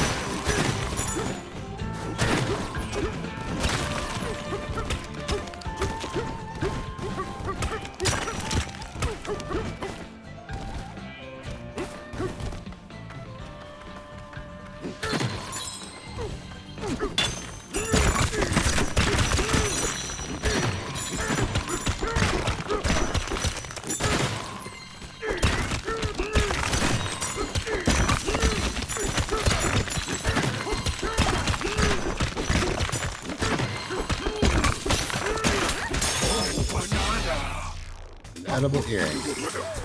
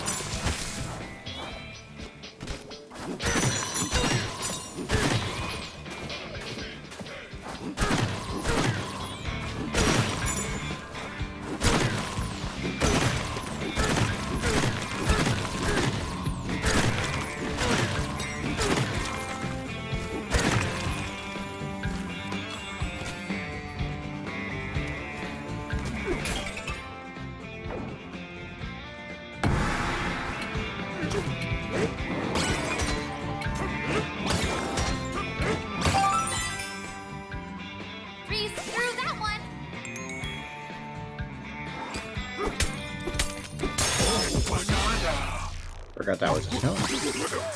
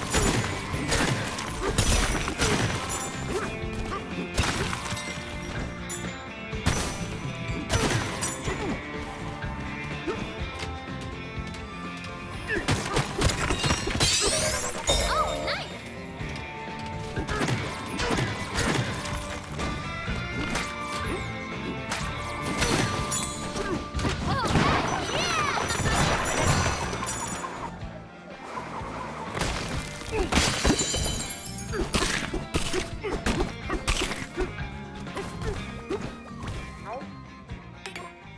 there, big fellow. You're pretty amazing, you know that? You smashed through 3,000 meters of stone in this lair. This calls for a little reward. Here, have a celebratory banana. Oh, banana.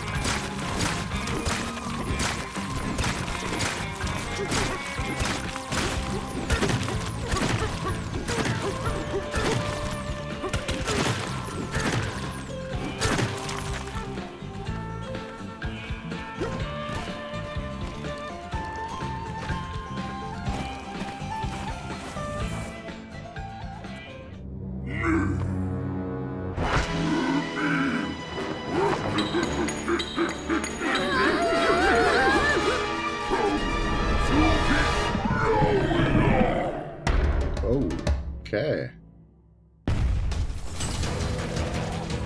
It's huge, but it's gotta have a weakness somewhere.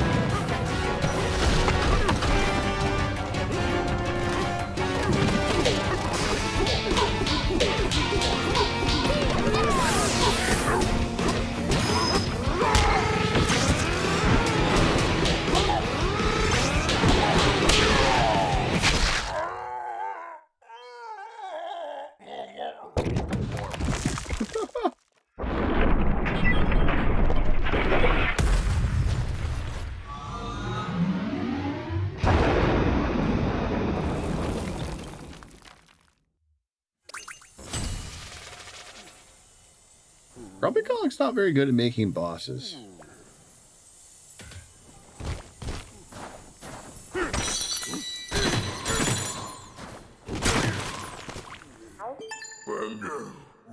You beat me fair and square. Go on, take what's yours.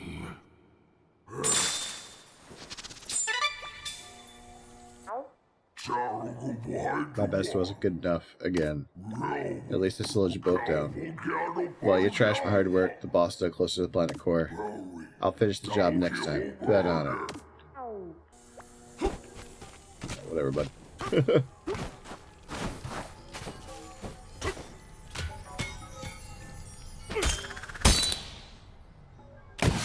It's open. Awesome.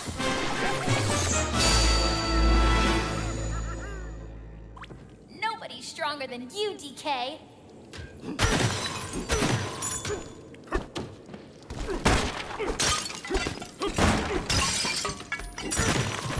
So, like, I want to progress, but I also remember that there's that whole refinery thing that I didn't get into at all.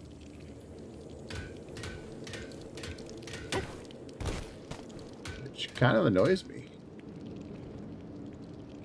See, there's a banana over there I missed. I didn't even get over there at all. Well,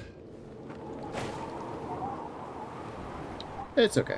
Oh, never mind. This was the refinery.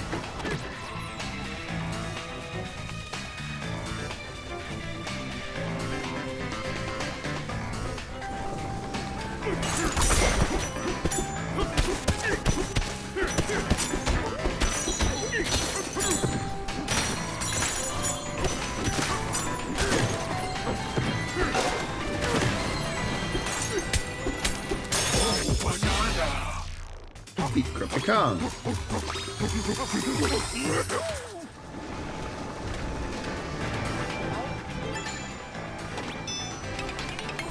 That brute broke into a refinery and monkeyed with the mixer. If the mixer keeps spinning like that, it's gonna explode.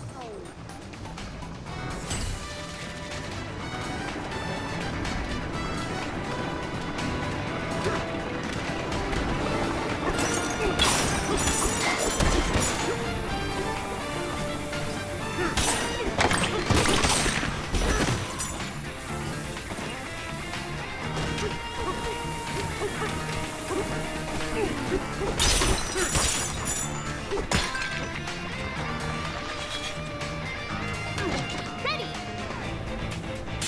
Go!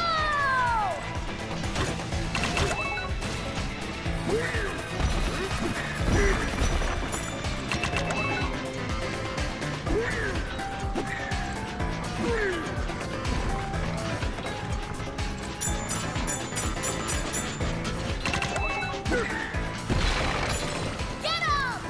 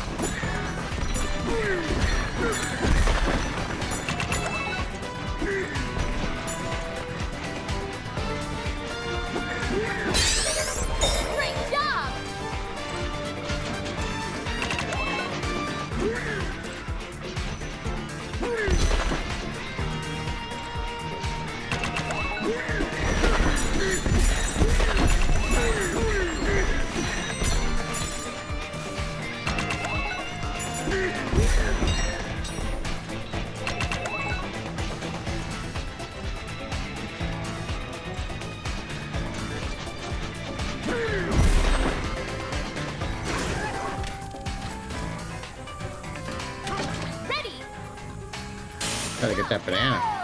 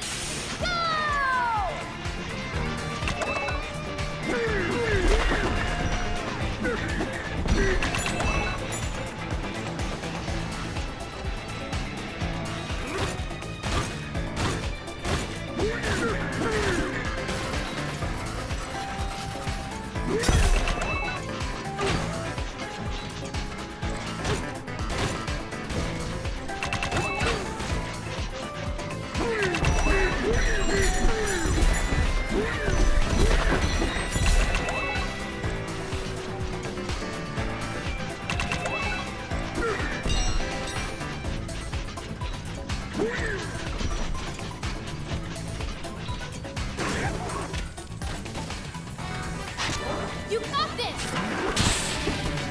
One more!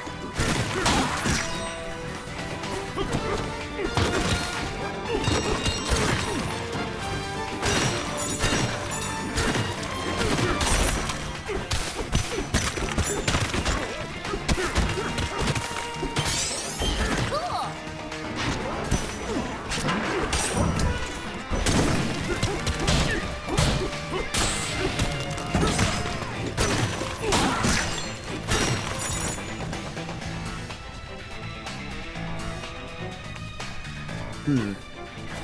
Go time!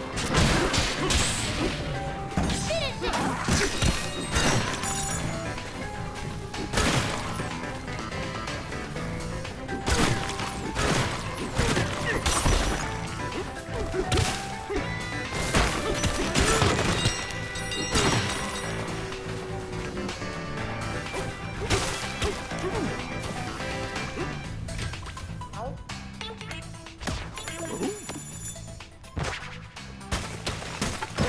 It's a getaway!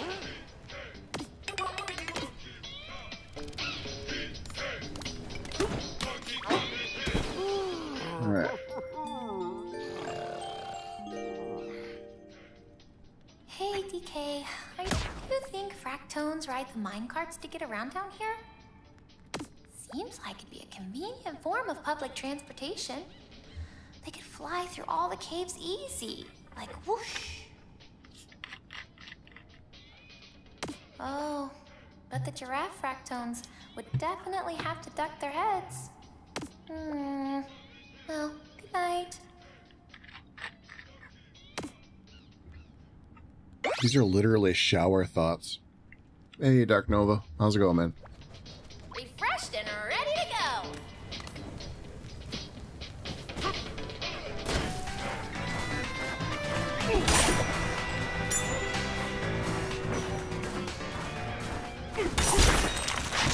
You got this! One more!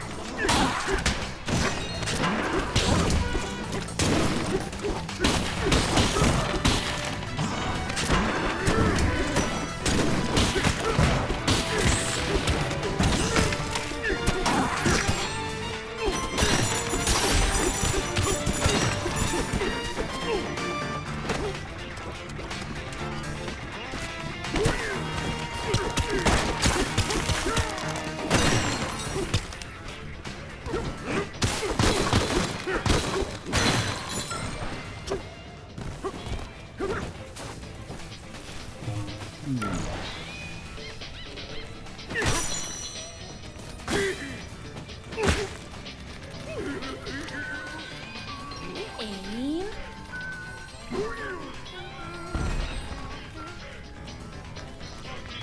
Okay. Yeah. It definitely is getting a little late. I did want to stream a little bit today though. Get some Donkey Kong in. Talk about Battlefield a little bit. You know, nothing too crazy.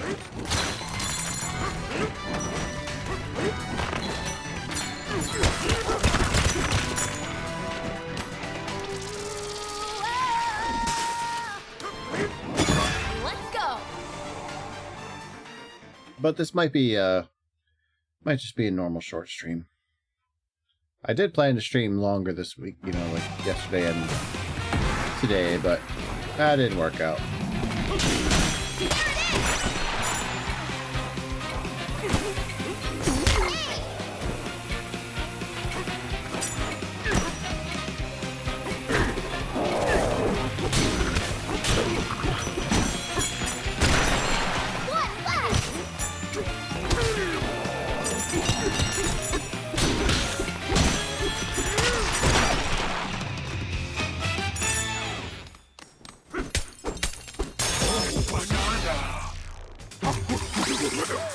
Ooh, skill point.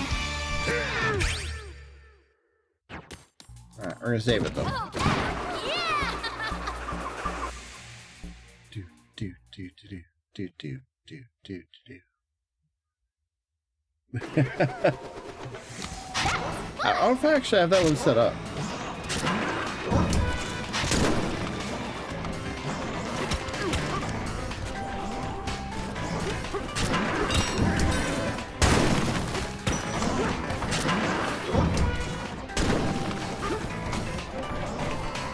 Ah!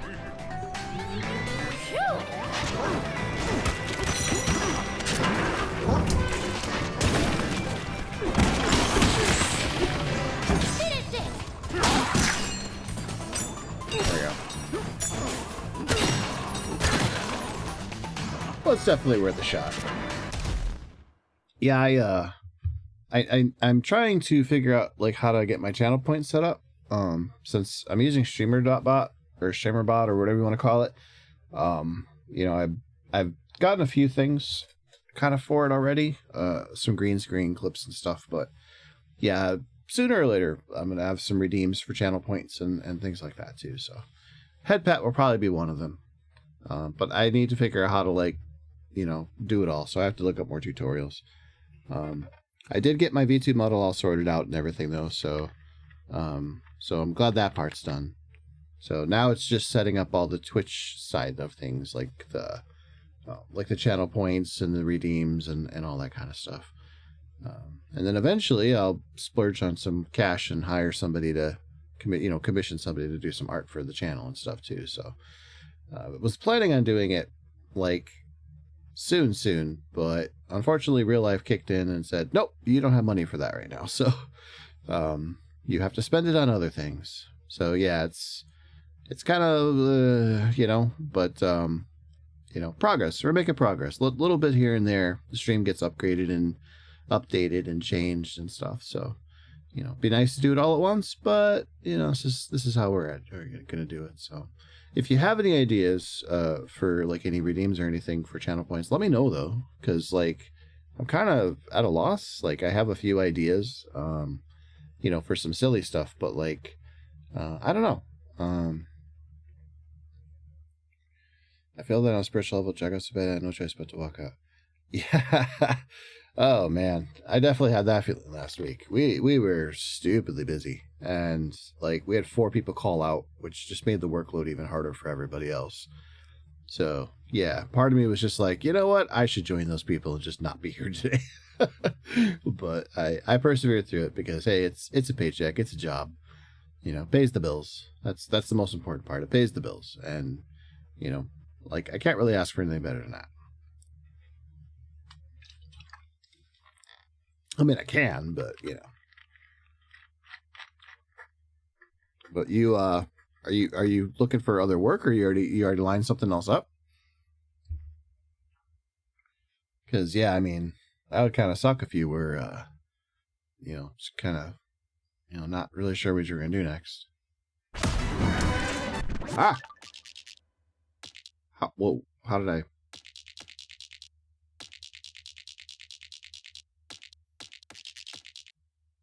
Well, all right. Let's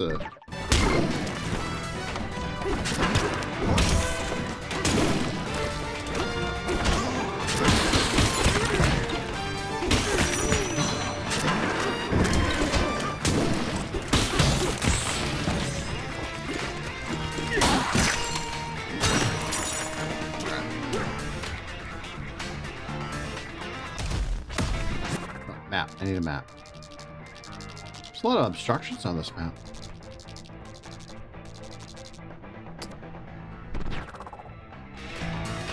Okay. Go, go!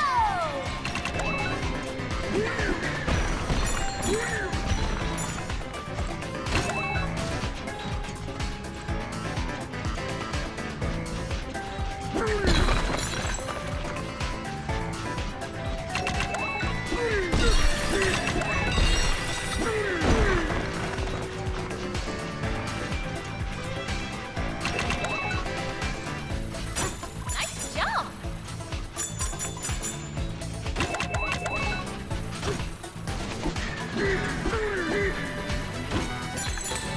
Ah. This is harder than it looks. Good one! Hey! Definitely, I didn't know it was going to be easy. My workload genuinely just kept doubling with each passing week. Yeah, I feel that, man.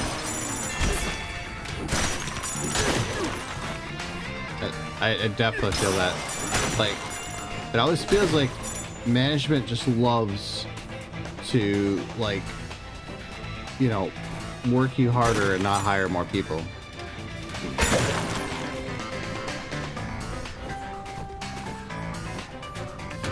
Ready! Go!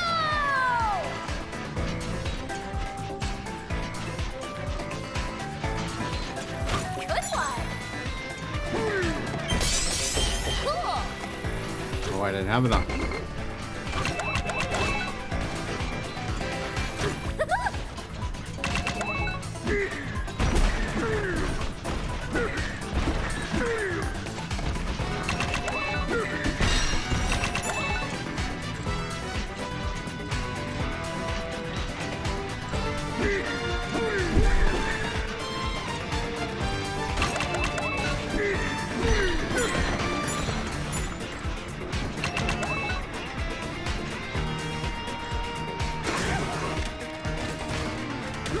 Ready! Go, right.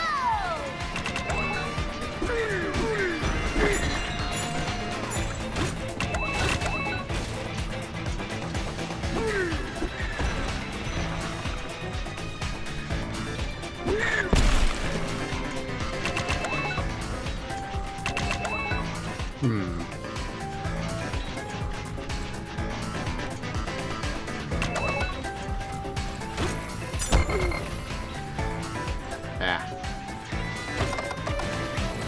Nice jump! Good one! Ooh, I got it.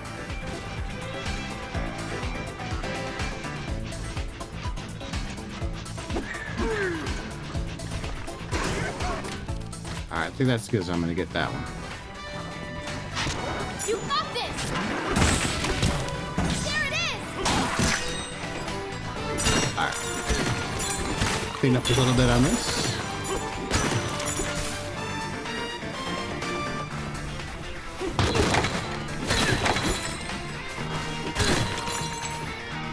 Yeah, for my workplace, it's one of those things where, like, I'm not sure if there are...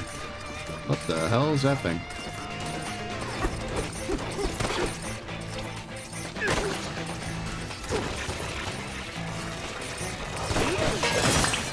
Ah! No! That was close! Right?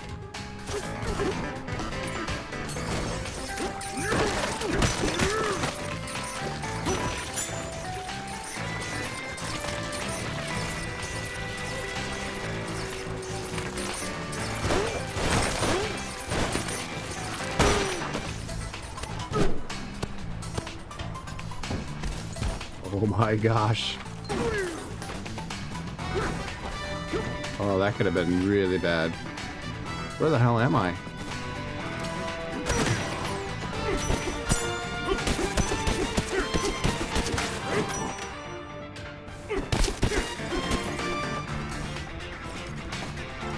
I think I'm stuck. Nope. Okay, maybe not.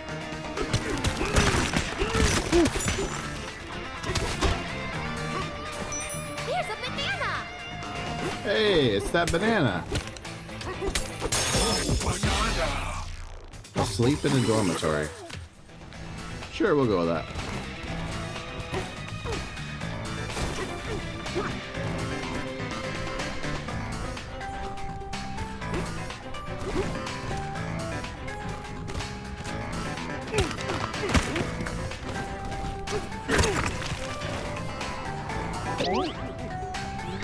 We're safe!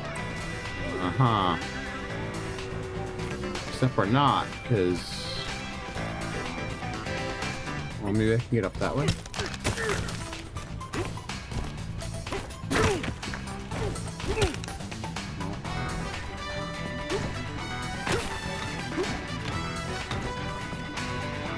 Oh, here we go.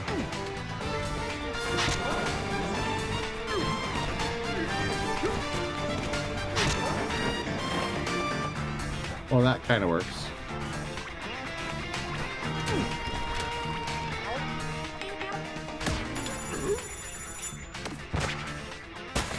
Whew.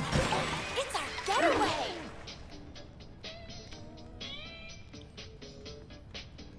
I ended up playing a new demo game last night. Dead Cam. Very good graphics, but scared me half to death. Dead Cam, eh? Well, you know what? I want to see what it looks like. Don't get cozy here. Alright. Let's see what you got.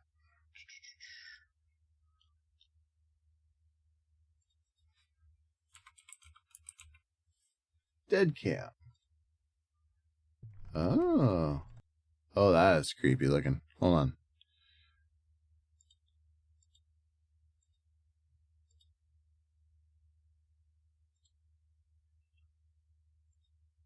Alright. Let's check this out.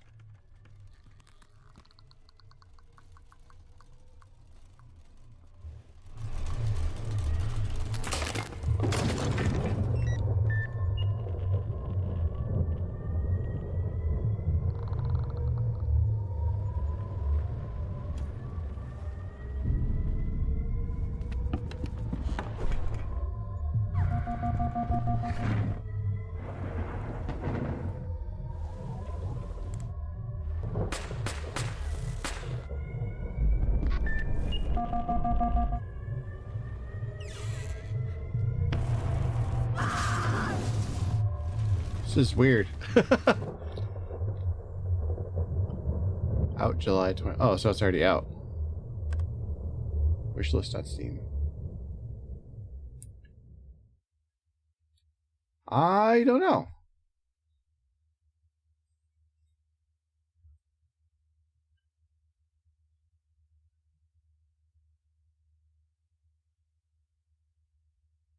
So Dead Cam is a first-person psychological horror game where you see a reactive live feed face cam of the very thing you must survive.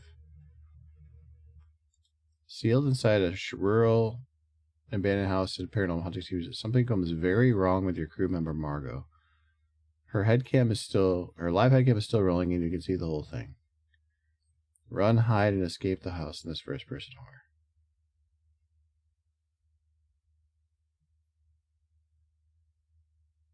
Huh. Interesting. Hold on. I hate when it does that. So the idea here, it died immediately, could do it. Trust the raccoon. Whatever you do, stay with Margot. So basically you get a little like viewfinder of her, and that helps you determine where she's at, and then also determines her like reactions to things. And that way you can be sneaky and stay away from her, I'm guessing. That's kind of an interesting idea, actually. Yeah, I don't know. It's kind of cool. I mean, I'm not saying it's a bad idea at all. But yeah, there's no demo for this, though. At least not that I see here. So where'd you get the demo? Or is it something that you had from before?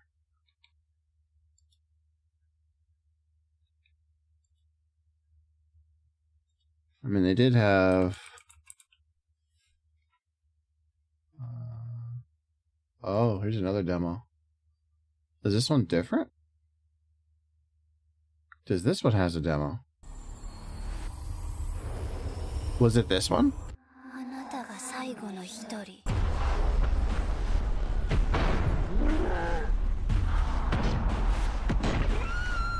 What is this?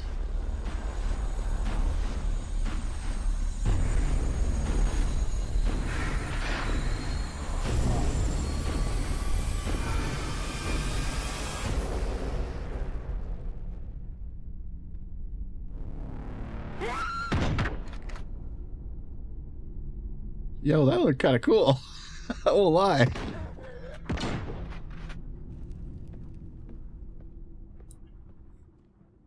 Early access game. There's a demo. The actual game is $8. Yeah, I mean, mixed. I'm guessing it's probably got a lot of issues being in early access. Let's see here. The game shifts to an action focus with zero effort put into making the action enjoyable, tense, and functional. You get chased by many enemies and are expected to protect yourself with a katana that requires approximately 3.5 inches in front of you, so you're required to take damage every time you use it. Yeah. It's one of those, like, the trailer probably looks a lot cooler than the game. But it does look kind of cool. Oh, is it a demo on Itchy? Okay. Well, I'll definitely be looking at a lot more horror games here soon. So, yeah. It's definitely on the horizon. Like I said last time I was streaming, I want I want to finish up Donkey Kong, because you know we should be. You know, it's been a while. So I've been getting distracted with like other games and controversies and taking time off and everything. So basically, I am going to be doing at least one more Battlefield 6 stream, because the beta opens back up on Thursday. So either like Thursday, Friday, something like that. I'll be streaming the demo for one stream, because EA did say they were making some changes to the beta and everything. So we'll see how that actually works out. But yeah, otherwise, it's Donkey Kong. We're gonna get this game finished up. So that's the plan, at least. We'll see how well it actually works.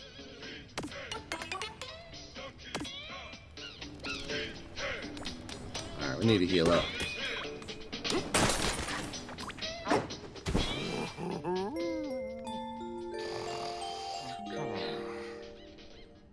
Hey, DK. The mixer in this plant is huge. Watching it spin makes me feel like I might get sucked right in. It just spins and spins and spins and spins and spins.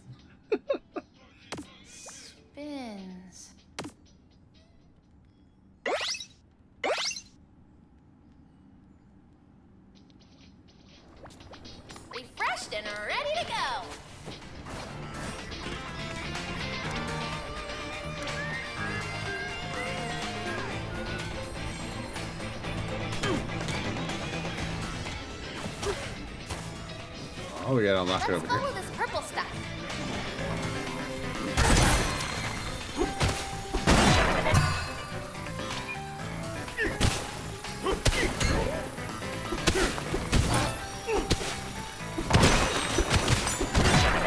A map. Just spins, spins, and spins. All right.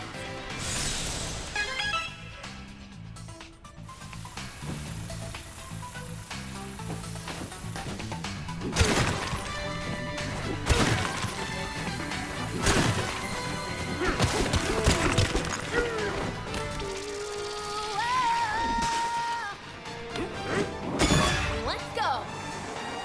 Whoop. Stompoid times 2. What's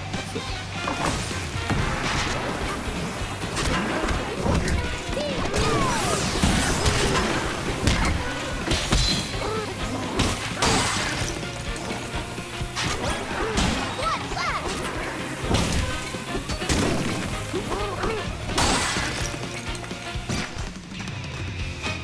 There we go. Through that one.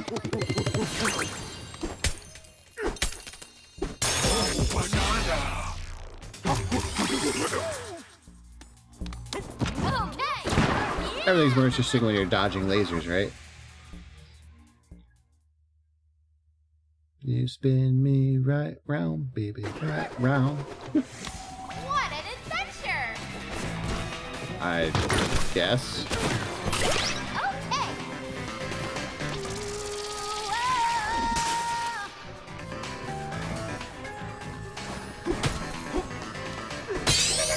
Oh, nice! Let's do this! Alright, what do we got here? Spinning lasers. Oh my gosh, more lasers. Ah.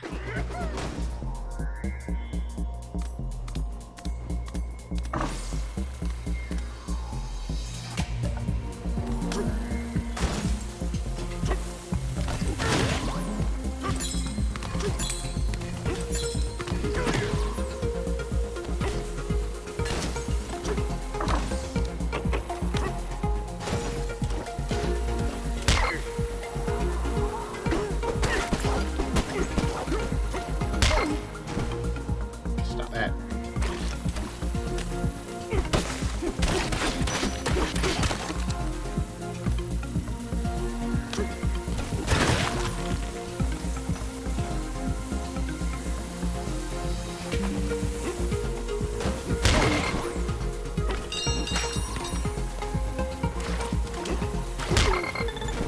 Bro.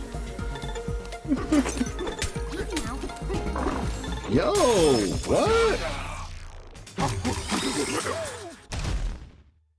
Yo, thank you. Wow. I mean, that's awesome. I really appreciate that. But wow. You didn't have to do that, man. Like, thank you. Thank you. Seriously. You get a standing ovation.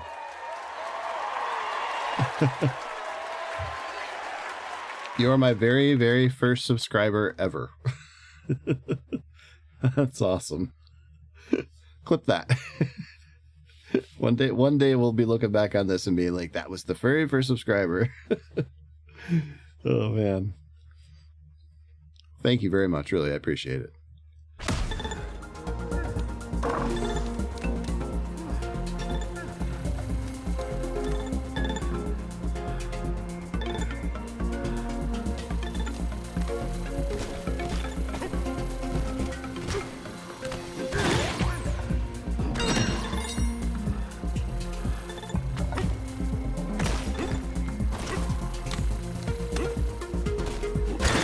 You okay?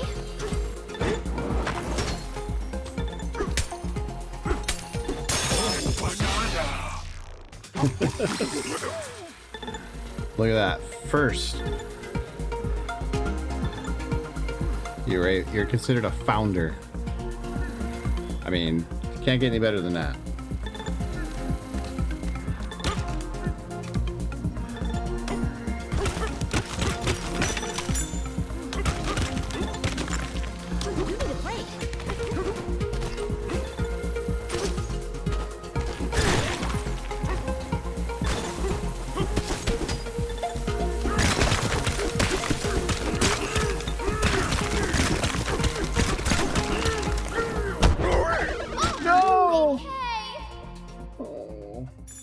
You did.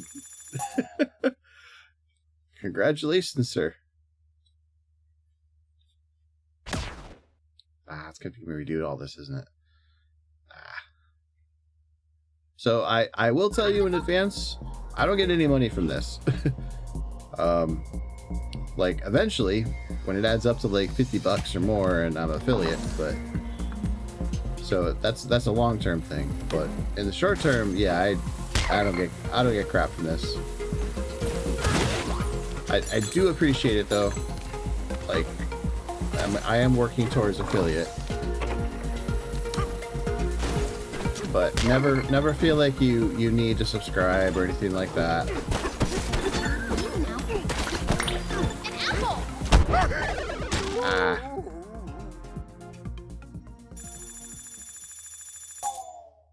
Darn it.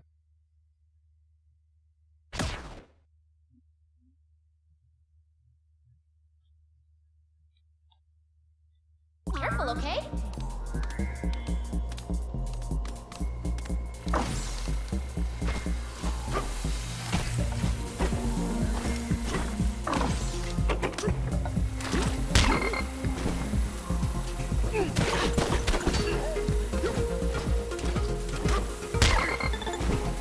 Damn it. You need a break.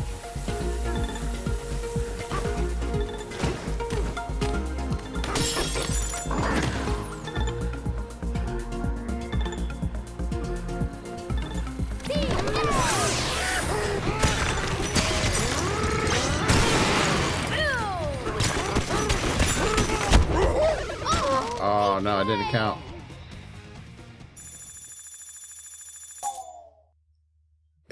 It absolutely does. I'm pretty darn picky about who I subscribe to these days. Like mostly when I subscribe to somebody, well, I mean Twitch Prime I just kind of give to the streamer that I'm watching the most.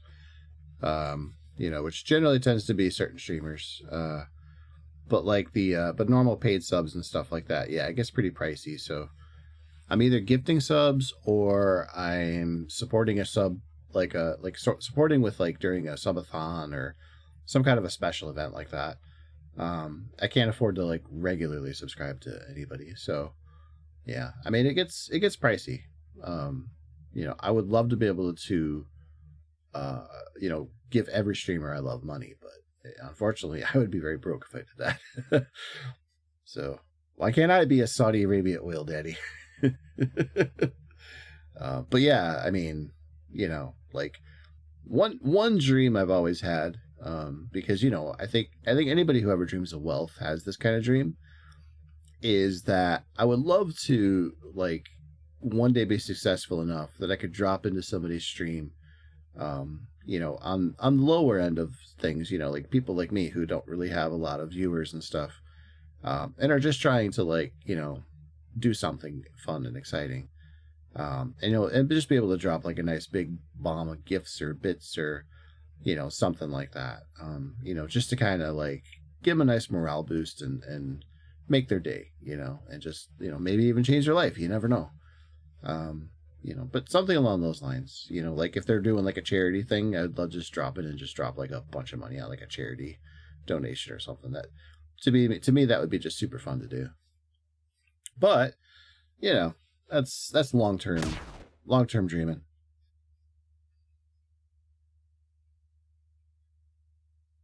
Time to focus.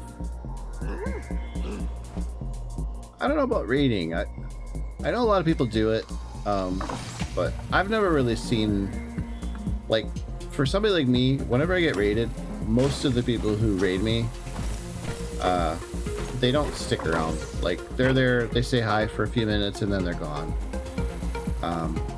You know, which, I mean, it's nice because, you know, people pop in your chat and are actually saying hi and stuff, but it kind of sucks because, like, you know, once you're there for 10 minutes looking at your view count, it's like, you know, they say don't look at your view count, but let's be honest, everybody does.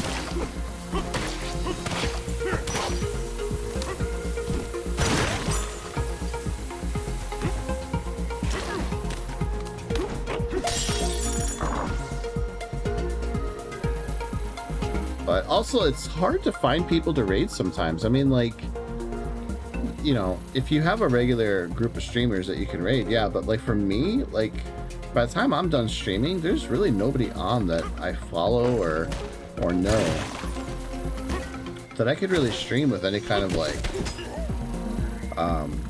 any kind of success.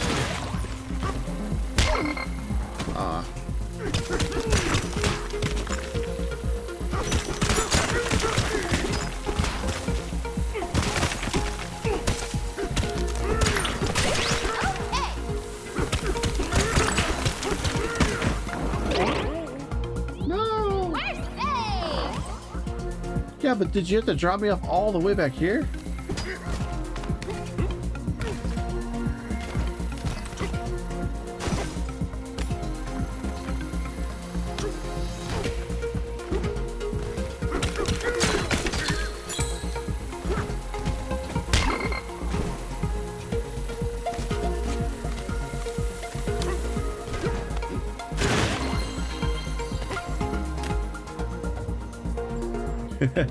I think we all are. You know, to an extent, looking at the view count is kind of a... It's just a thing we all do.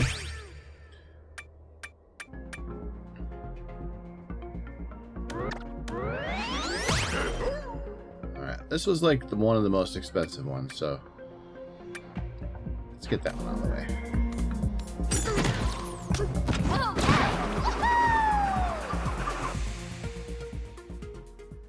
Yeah, I mean, like, the problem with looking at your view count is that Twitch reports view count very stupid. Like, right now I'm looking at my view counter. You're in here talking to me, and it's showing that there's one viewer. Which, that's never accurate. There's always at least one viewer. It's the person who's streaming. So, anybody else after that is an additional viewer.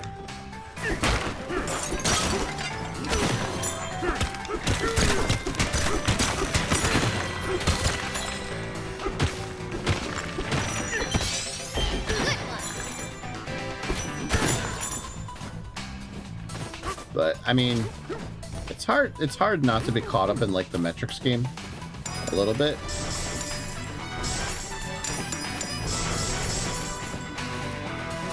I just, you know, I don't think there's anything wrong with it. Just don't obsess over it. You know, like, what's more important is that people are in your chat, not how many there are. I mean, obviously, at a certain point, yeah, if you want to be successful as a streamer, sure, but like, but really, it just kind of depends on what you're looking for as a streamer. If your job, you know, if your goal is to be, you know, the next Kai Cenat or something like that, well, I mean, you got a long way to go before, you know, view count's never going to matter anyway, you know, at that point. But, you know, I think view count really only matters in the beginning and in the later stages of your streaming career. I don't think view count really matters much in the middle.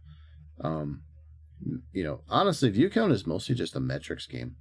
You know, once you get your affiliate and partnership and all that kind of stuff, I mean, view count really just at that point is just, it's a bonus that you can brag to your sponsors to get more sponsors and stuff like that. But like, you know, it just, Twitch doesn't really like report it very well in the first place. So it's not the most reliable thing.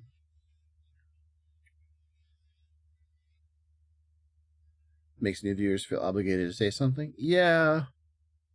Kinda. Like, I don't know. There's always a lot of people who pop in and just lurk for a little bit in my stream and then they leave. You know, so I'm averaging like 2 to 3 viewers, you know, which, considering I don't stream very often, you know, isn't terrible.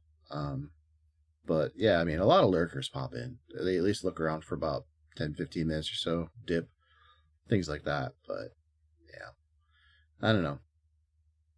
It's weird. To get noticed is hard. You know, and you really got to focus on it. So, you know, it's not perfect. Not by any stretch.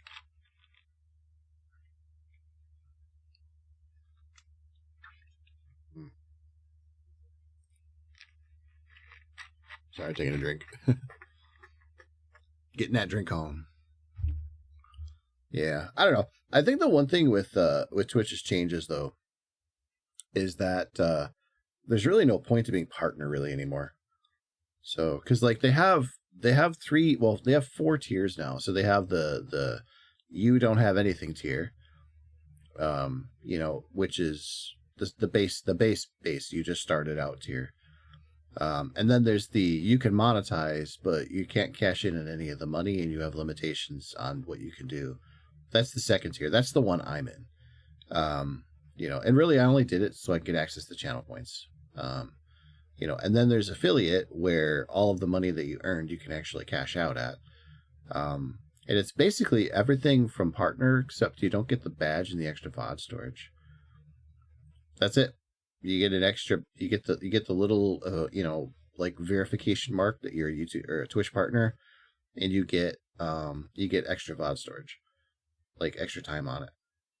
And like, there used to be much bigger benefits to being a Twitch partner. Like, for example, some of the older Twitch streamers, like Code Carnage or Dan's Gaming, you know, people like that, they had special deals with Twitch.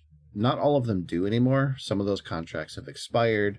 You know, some Twitch has opted out of, you know, things like that. But for the most part, yeah, a lot of them had like either exclusivity contracts, or they had advertising contracts, or they had, yeah, just a lot of that kind of stuff where it was like little special advantages that they would get because they were making partnership deals with Twitch, because Twitch saw that these streamers had big audiences and didn't want them to leave or go anywhere else or start bad-mouthing Twitch.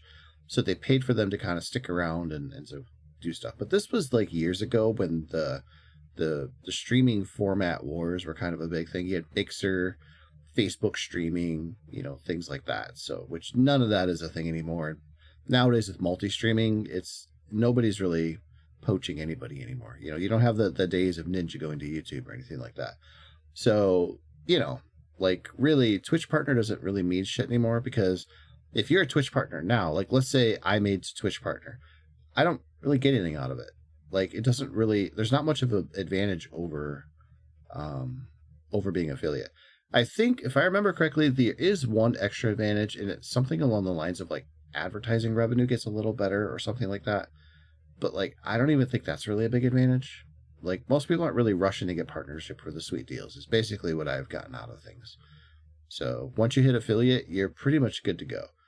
And partner after that is mostly just like a, you know, like a badge, you know, for lack of a better way of saying it. It's a, you know, you got your Boy Scout badge, you know, type of thing. You know, the cool little trophy that says you are a Twitch partner. But yeah, so affiliate's where it's at. Yeah, pretty much bragging rights. I mean, I think as partner, you do get, yeah, okay, so there is actually one other advantage to being partner. You get the highest priority for any issues you might be having. So you can literally ping Twitch and be like, yo, I'm a partner, hook me up. But even that's diminished from how it used to be, because you used to have Twitch admins and other Twitch employees just randomly popping up in people's streams to talk and say hi and stuff like that. And now it's like, yeah, that's not really a thing anymore. Twitch's staffing is different, and just the culture of the company is different now. You know, there isn't really a bleed purple anymore. So that's kind of a thing too. You know, is that Twitch's culture has just changed a lot. So partner's just not really a thing like it used to be. So yeah, and I wouldn't be surprised if Twitch is thinking about that too. You know, like trying to figure out the best way to make partner something that keeps streamers around, because they're opening up the floor for streamers. Like the second tier that I'm in, I'm not affiliate yet, but I can make Twitch money by being in this tier, because I don't necessarily get the money like in my bank account, but they do make it as a spendable balance if I wanted to do that. So I could use the money that I'm getting from subs and bits and stuff and then spend it on Twitch to buy subs and bits and stuff. So kind of a weird way of Twitch making money. Right. Yeah, exactly. Right. But, you know, that's one way Twitch can, you know, monetize off of me and stuff like that. So if I never really do grow to the point where I can be a, you know, affiliate that I can cash out with or anything like that, or a partner, whatever, you know, Twitch is ensuring that I at least will stay in the ecosystem, you know, with the little bit of money that I am getting and putting it back into Twitch, which is good for them. So the one benefit of being in this tier is that I get the advantages of subs and bits and stuff like that, but I don't have the disadvantages of ads. I don't get any pre-rolls or anything on I don't have to manage any ads. There's no ad break every hour. So it's just that if I ever want to actually monetize to have a paycheck, that's when ads will have to happen because I'll have to go for affiliate. So kind of a win-lose. The other downside to this tier is that you can't use the emotes for this channel outside of this channel. So you can't use my emotes anywhere else, which kind of sucks because emotes are a really good way of like getting your brand out there, because people see your emotes in other channels. Like I do this all the time. I hover over the emotes to see whose emote that is. Like you got a bunch you've been showing. You know, and other people come in too and they're like, oh, what, you know, I got these emotes, and you know, they show them off. So it's like, you know, like I think Master Kazam had like every cat emote I've ever seen from every streamer. It was kind of hilarious. He had like 20 emotes of cats, all from different channels. I did have to laugh at that. So you know, people really do like collecting emotes and stuff like that, and just kind of showing off what they've earned. Like, you know, like I was in the Pirate Software 100K whatever stream. So I have the banana, or the not, well, I have the banana one, but I have the infinite kappa one too. So, you know, the 100 plus you know, subscriber hype train or whatever. Let's see if I actually can pop it out here.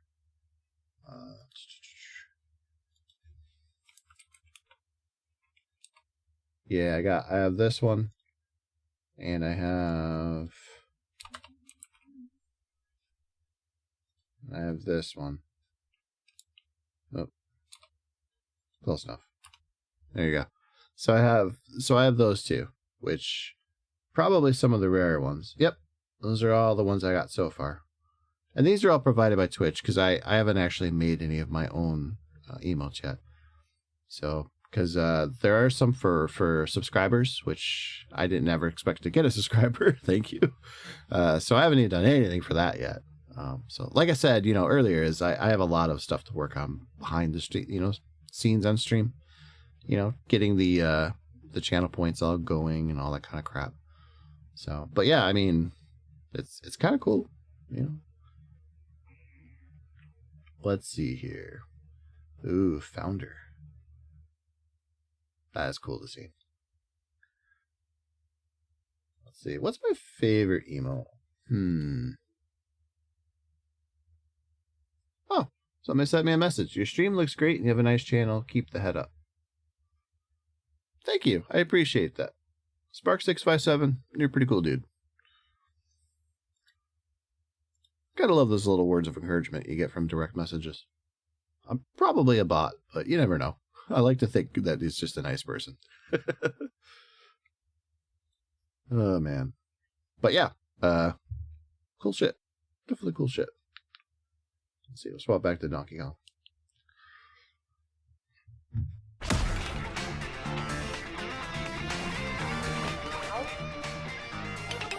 Alright, want to build a barrel cannon here? Yeah.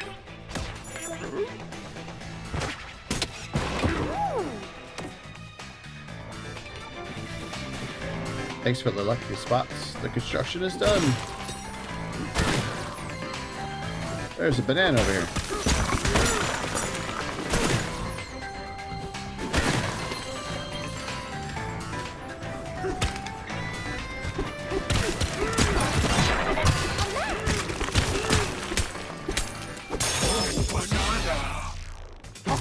Stream elements, you're a hypocrite. That's right. You tell that stream elements who's boss. You got this. Finish it.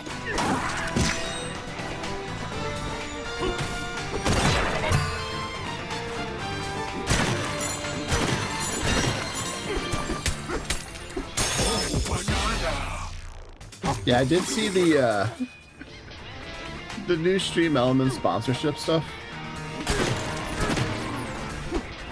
which made me laugh at how bad it was.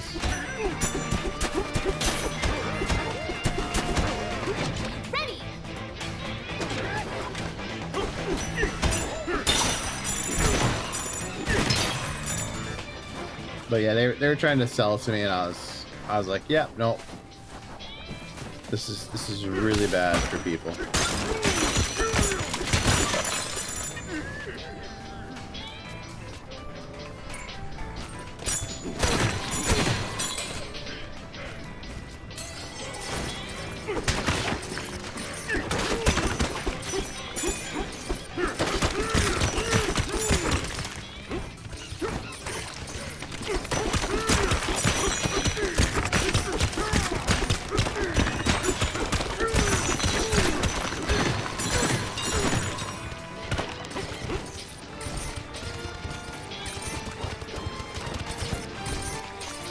No!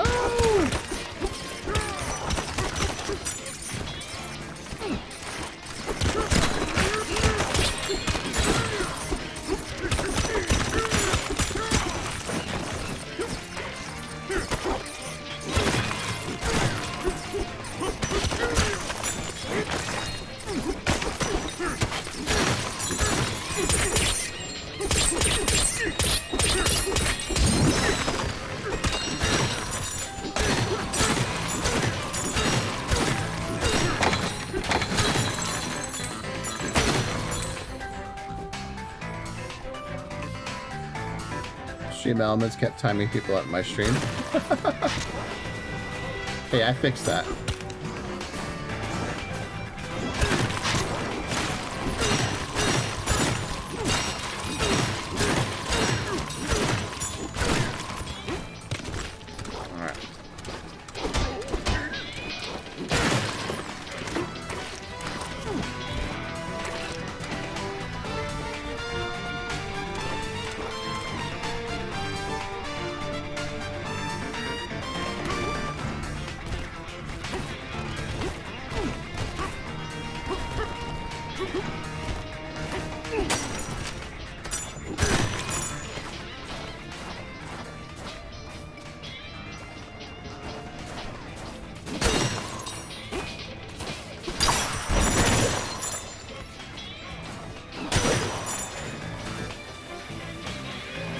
So we already went through a lot of this.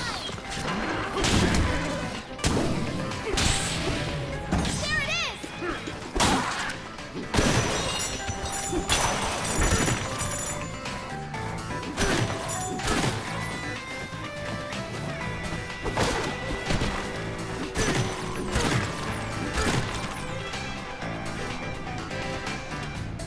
Okay, so we've kind of seen everything over here.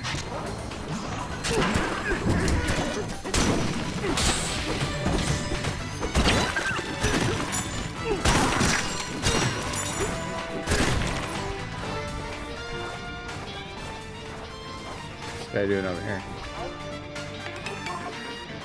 There's a strange device attached to the mixer.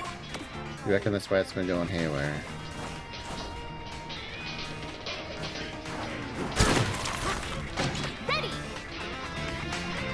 Streaming is simply a creative outlet, though? Absolutely. Oh, Sparks! Better fix that thing fast!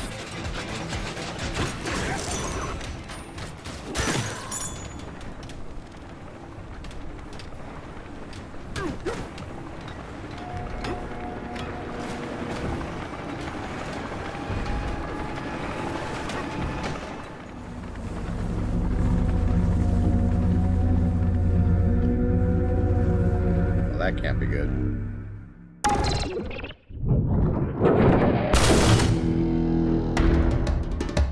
Mad mixer. Let's break up voice contraction!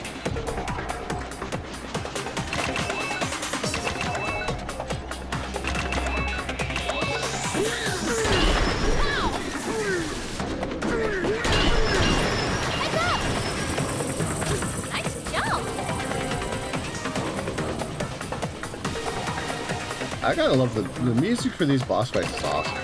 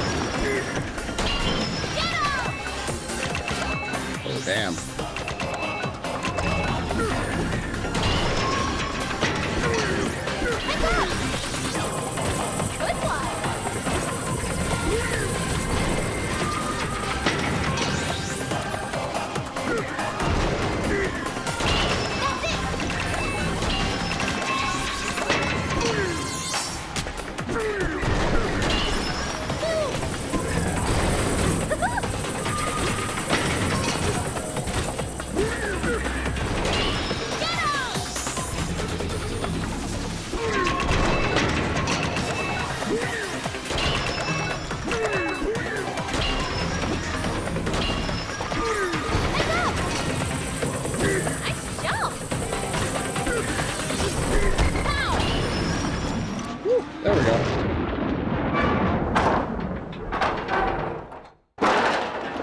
Oh. Uh-oh.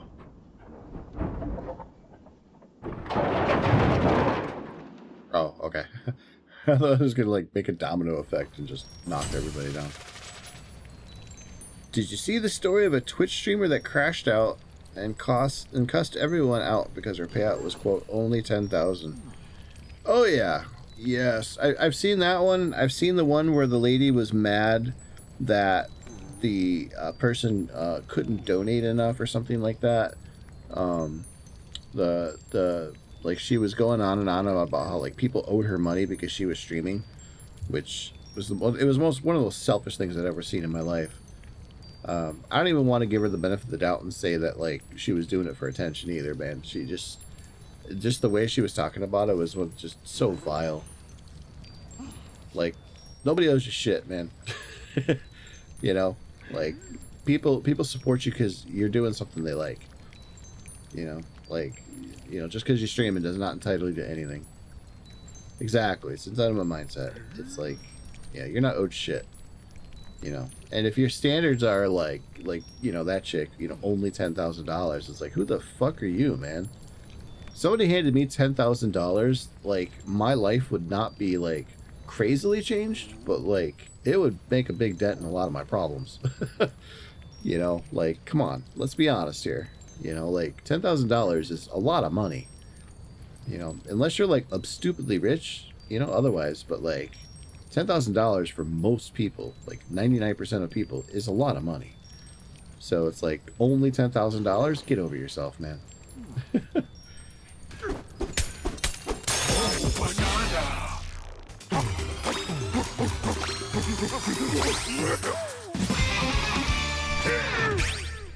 Especially on a Twitch stream, like, you know, if somebody's going to like a video game website and giving you $10,000, man, come on. The statement "money doesn't make you happy" actually came from a billionaire. Money may not buy happiness, but it gets you a hell of a lot further towards happiness than being poor. That's what I've learned in life. Like, don't get me wrong. I think that there's way too many, you know, dragons hoarding their treasure, so to speak. But, you know, when it comes to, like, what does money actually get you in this world? It gets you a hell of a lot. You may not be able to buy love, but you can definitely buy people who will say they love you. You may not be able to buy sex. Well, actually, no, you can do that. Yeah, you can buy a lot of shit. Now, and that's not to say that rich people don't have their own set of issues, because, you know, Lord knows, you know, you got a lot of people begging you for cash, and, you know, there's just a lot of dumb shit you got to worry about, no matter where you are in life. But, like, you know, I'd still rather be rich than poor, and I think most people would say the same thing.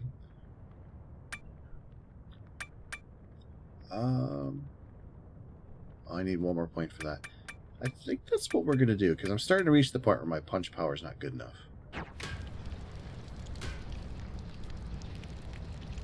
Alright. Okay!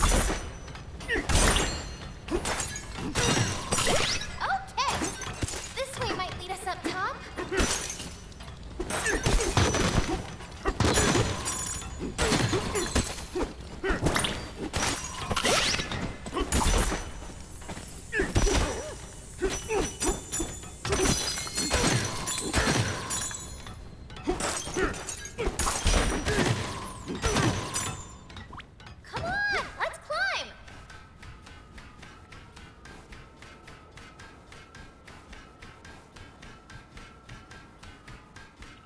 What a thrill.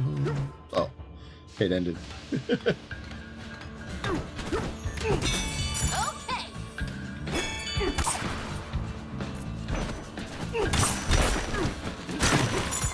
Hey, it's another village.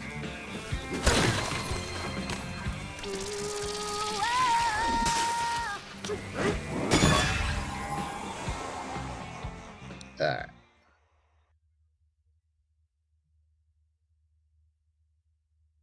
Stompoid.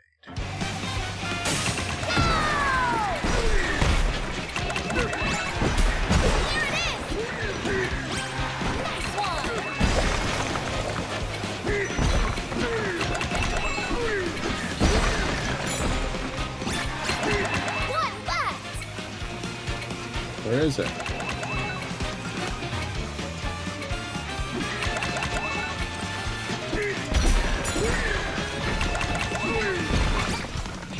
There we go.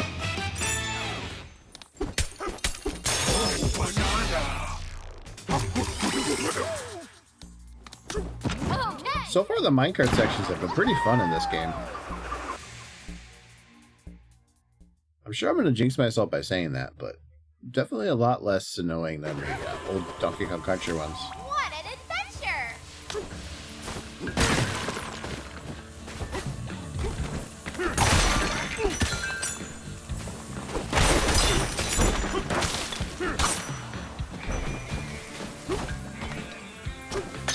Yes, I did. It's Cranky. Look whose big hairy mug finally turned up. That's all you have to say? Listen up and listen good. It'd serve you well to hear this. It took some effort, but I worked up that crook's hiding spot. That's right, got his whole plan figured out. Who am I talking about, you ask? Oh, no one. Just the fiend behind all these banana burglaries. No hoard is safe. I would have sent him some muscle to stop him, but you had to take it off of your little mining adventure. No choice but to do it all myself. I needed the fiend to fault, so I got on Ramby and left the island behind. It should have been you digging all the way down here after that banana bandit. Better thank me for doing your job. What a rotten crook, going around and stealing people's precious bananas. Greed, that's all it is, and greed turns the brain to mush. Everyone knows that. Anyway, I'm pooped. Lecturing is tiresome work. And that's all I have to say, for now, and you can bet that'll change. Here, I got something for you.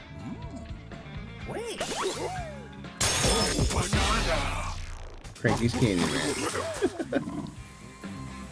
It's funny we were just talking about that.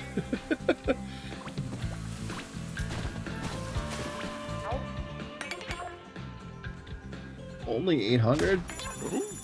How can I afford these savings? I feel like these are getting more expensive as this level's going on. It's our getaway! Bed's here in a comfy low 5. Nap want to get a +5 bonus. Hell yeah!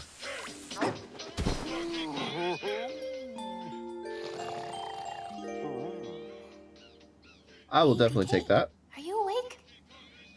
You notice how fractones try to imitate all kinds of shapes? Some of them look like giraffes, I think. I wonder if there are any banana-shaped fractones. Oh no. If there are, I better make sure DK doesn't eat them. Good night, DK. It's a horrifying thought. Got some goodsies. Sorry, yawning. Streaming on TikTok is a whole nother type of insane. The moderation is basically little or nothing. TikTok streaming in general is just kind of weird. Everybody I've ever seen trying to make it on TikTok streaming just kind of gives up. I mean, you don't really make any money on TikTok for the most part. So, you know, there's that. But, like, I don't know. The few streamers that I've seen actually trying to do it, they've always complained about issues where TikTok just kind of is very, like, I don't know. It's a no man's land when it comes to the comment section, but the actual, like, what you can and can't stream is kind of messed up too. Especially when it comes to copyrighted stuff, which is kind of hilarious. It's something I'll never even bother with.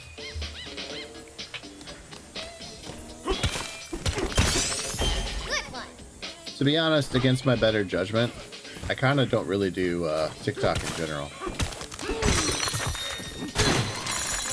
And that's mostly just because I really don't like TikTok as a platform.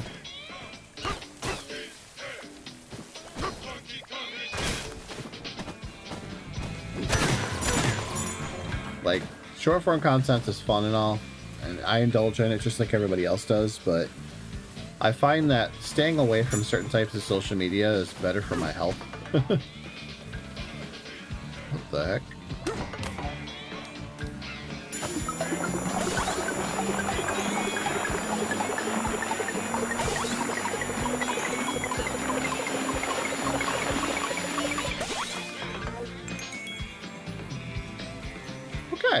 It's a rock tree.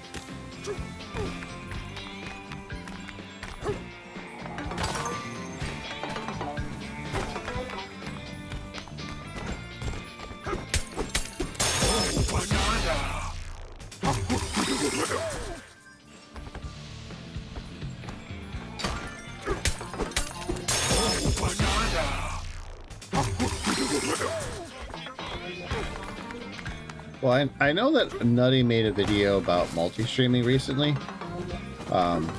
It's how I learned about the multi-streaming tool I'm using right now, the ADA multi-stream. And he was talking about there's ways to stream to TikTok without having to deal with like a stream key and stuff. So that was kind of an interesting thing to learn, but yeah, learning that like it's really not that simple to stream to TikTok like it is for other like websites and stuff is kind of weird.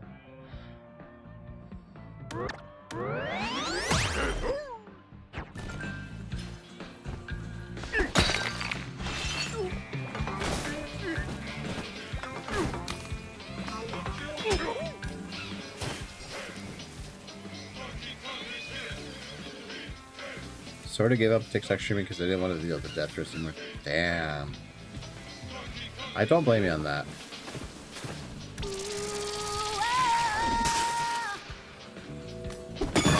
Challenge accepted.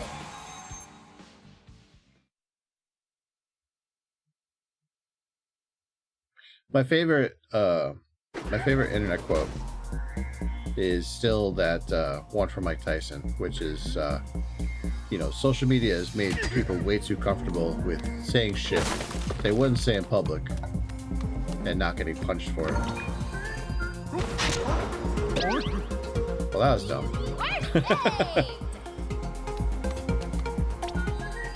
Focus.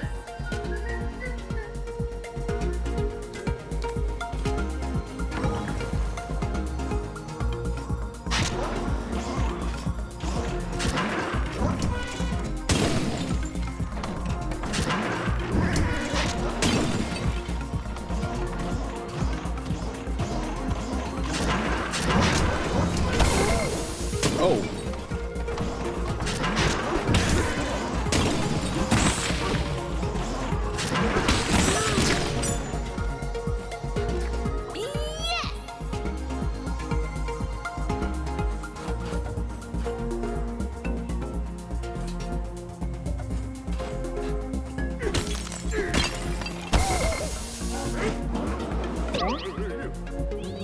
That was close.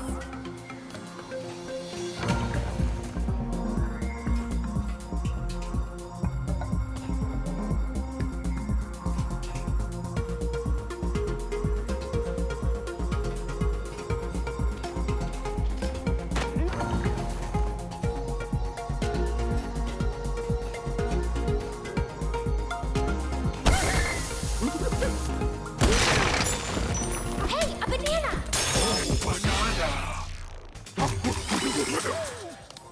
Okay. Yeah.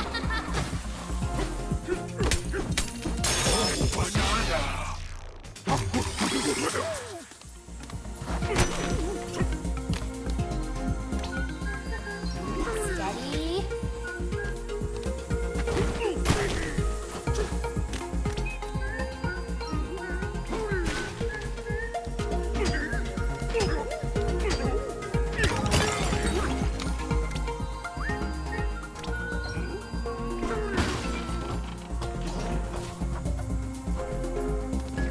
Nice one. Aim.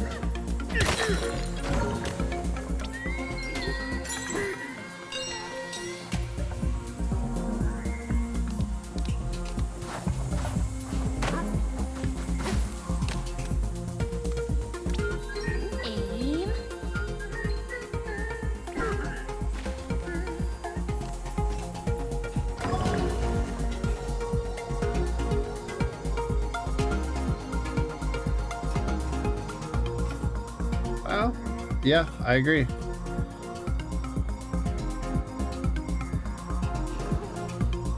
It's funny too because people will say like, you know, how do you deal with internet trolls and stuff like that? And it's like, trolls have been around forever.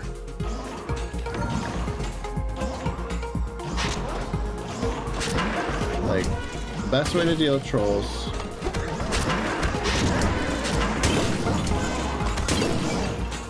oh my gosh.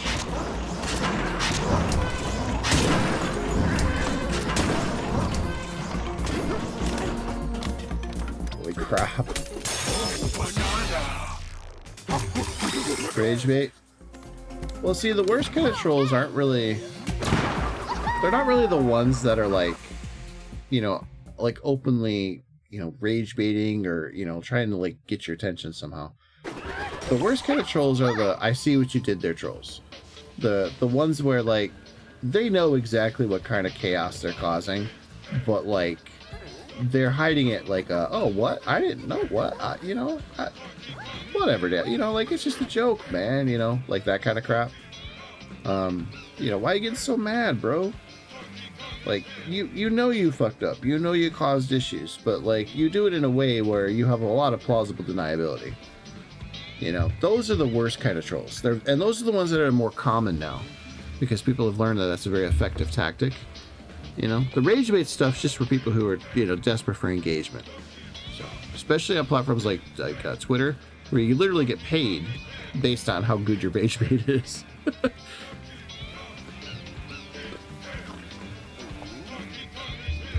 Yep, that sounds about right. Yep. Yeah, it's a very common tactic. That, you know, that's where the whole "don't feed the trolls" thing came from.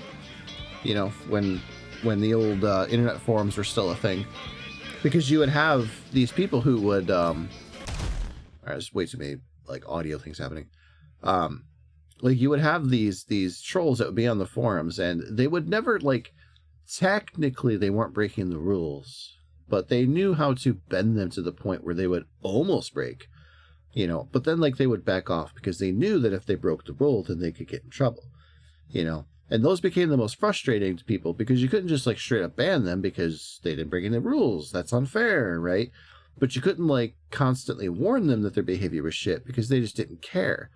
You know, they knew that whatever you yelled at them about didn't matter. No matter how many warnings they got, it wouldn't matter because as long as they weren't banned, they didn't care.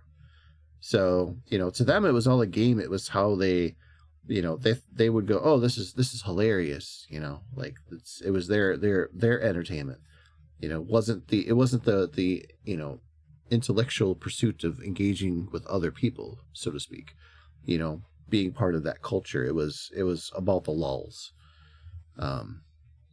You know, and yeah, it's just become a very effective thing because, and the real reason why, honestly, is because social media has nothing for moderation. There are no moderators. There's no tools anymore. You know, that's why YouTube comments are a cesspool, because there's nothing to moderate them. Like, yeah, you have Twitch, like, or not Twitch, YouTube, like, bots that, you know, like will help delete stuff, moderator bots and stuff like that. But like, yeah, it's not a really good battle for YouTube. There's just so many comments on so many videos, but like there's no realistic way to have a human do it all. But like the fact is like there is less human element in YouTube than there ever has been.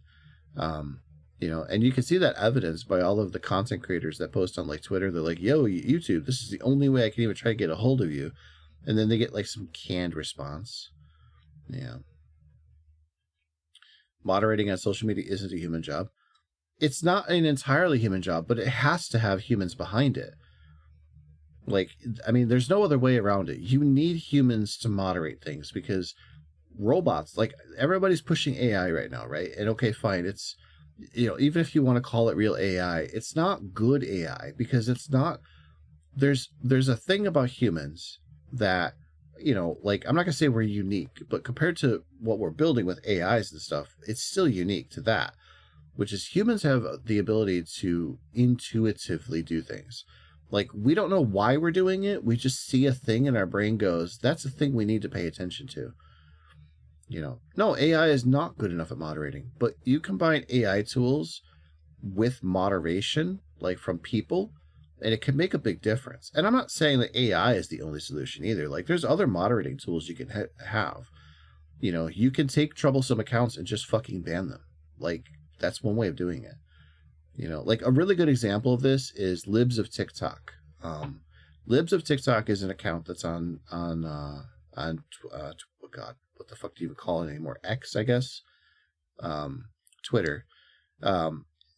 The person who runs an account never technically does anything wrong, but they are constantly like at that point where like what they do gets people hurt.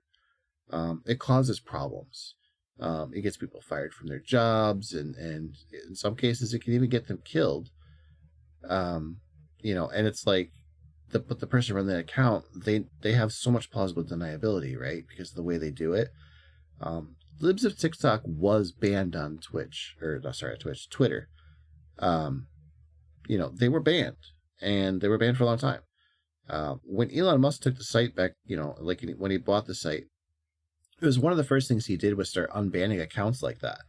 And it's why you saw Twitter kind of like start turning into a cesspool. All the people who posted tons of racist shit, the sexist, you know, like out of control sexism, the Nazi bullshit, like all of that stuff came back in like a, you know, crazy amount of it because Elon Musk, you know, unbanned all that. And boom, there you are, right? And then he started incentivizing it because like his verification system, the Twitter, you got to pay for Twitter thing, to get the blue check mark. That whole system is designed to encourage people to get paid for the clicks, the views, and the comments, the engagement that they get on their posts. And the best way to do that is to be a rage baiter, to post shit that gets people pissed off that they have to say something to you.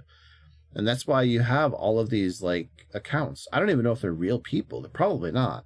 That say like the most like inflaming fucking shit. And they don't really care if it's factually incorrect or not. They want you to be pissed enough to try to correct them. Because the more engagement they get, the more money they make, right? It's yeah. Yeah, I saw Grok got banned.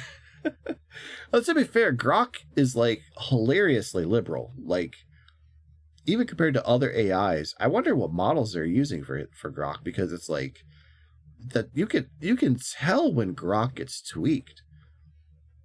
Like, because like what was the one time where it started spouting off shit about Jews, you know?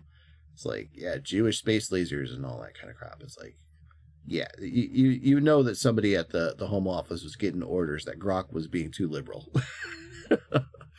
Turns out reality has a well-known liberal bias. But, you know, Grok's actually a really good AI, I think anyway. But like, yeah, it's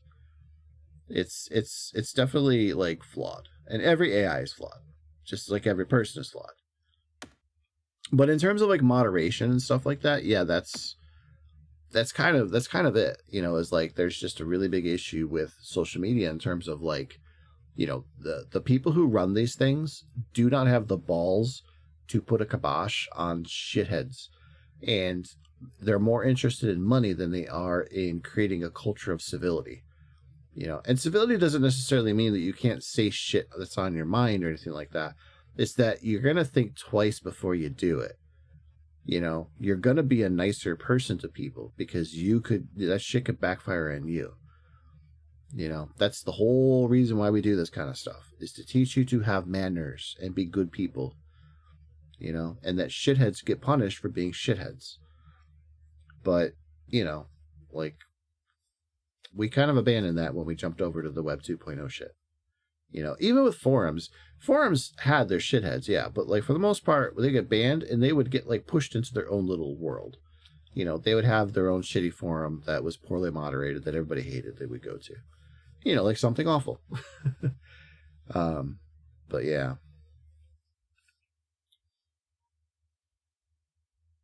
Yep, Mecha Hitler or whatever it was.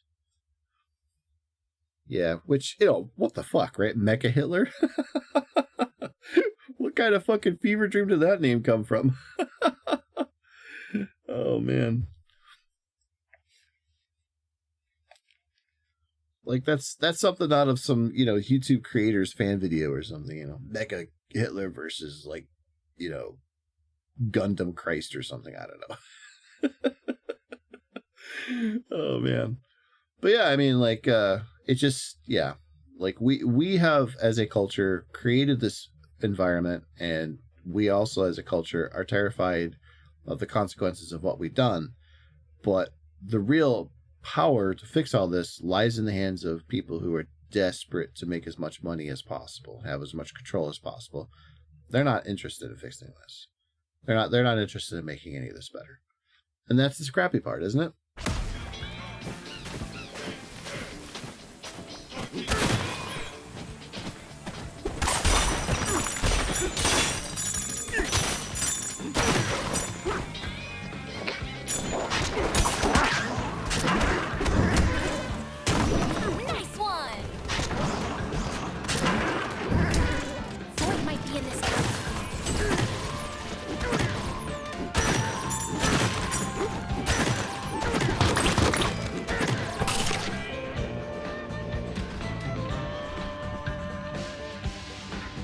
I love how Gawk Bamkin said, and I quote, Elon Musk is amazing and very talented at running a business straight into the ground.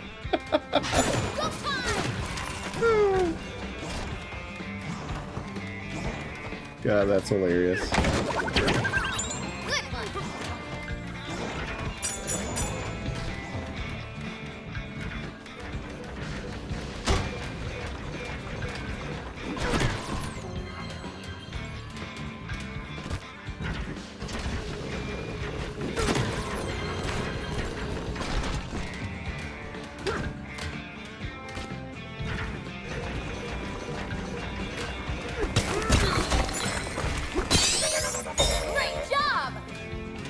Good one.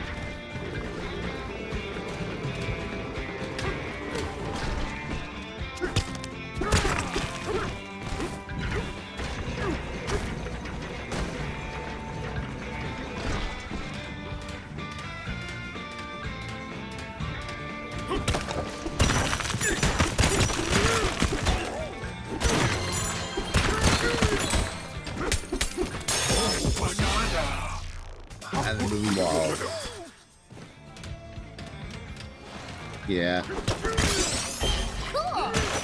I guess I'm just tired of AI being shoehorned into everything. That's my biggest issue, AI. Well, that and like the massive copyright infringement, but copyright infringement is not the right way of putting it. It's just the constant theft of other people's work.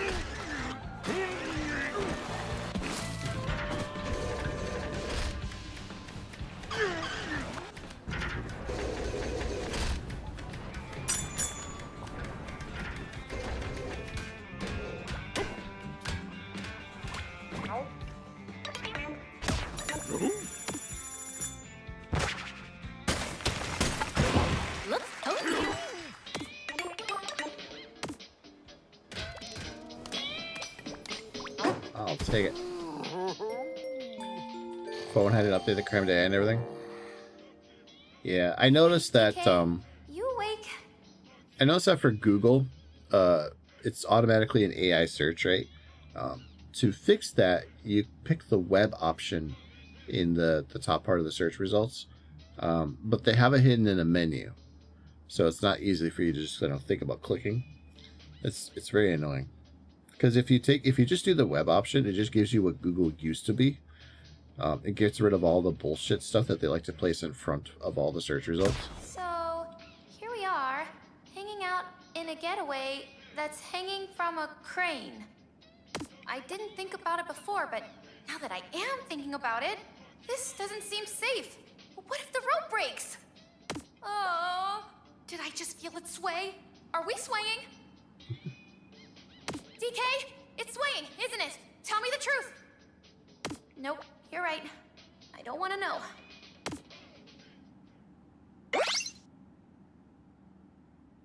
She's just a bundle of anxiety, isn't she? Wow, you were out like a light, DK.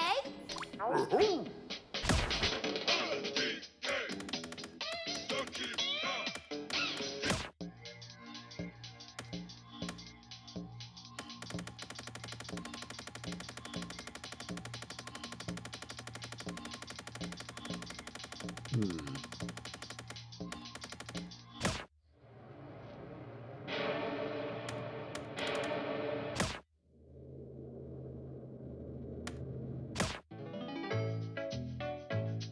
Yeah, there we go.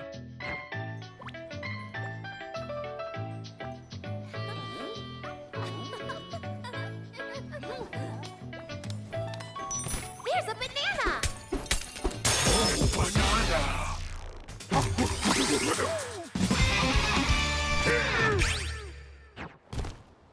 DK rap is legendary. But, you know, after a while you kind of have to, like, play other things. You know, like you can't live off of the DK rap forever.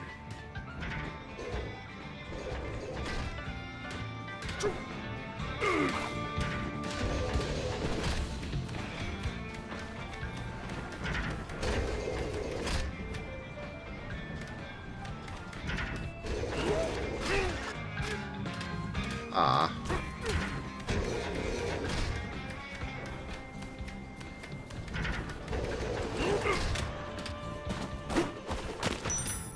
A banana! Oh, banana.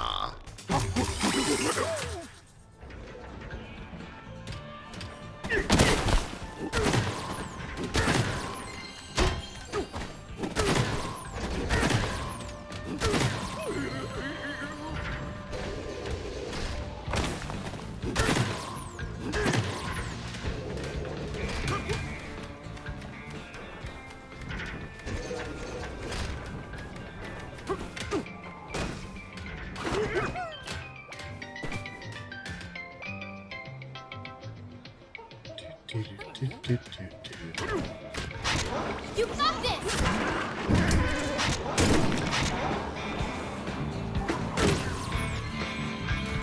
Oh, that's awkward.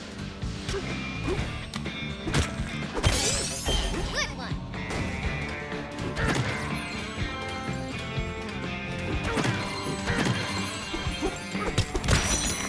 A banana!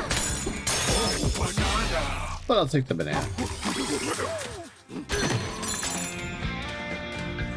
They said my voice is soothing. I mean, I'll take it.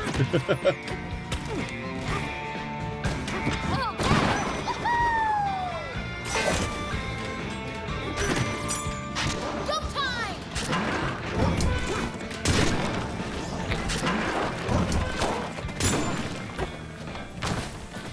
Wait, I just came this way.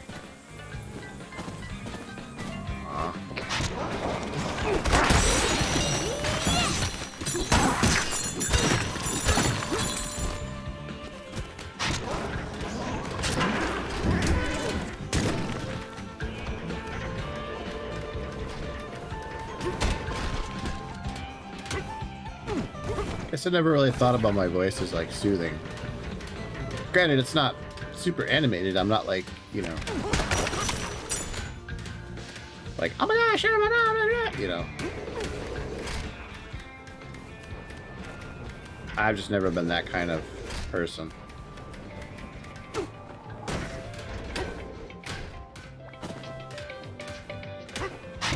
You got this!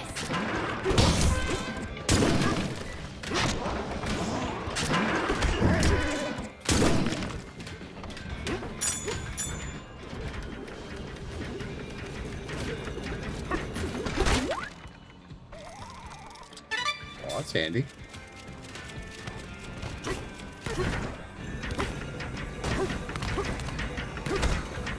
Whoa.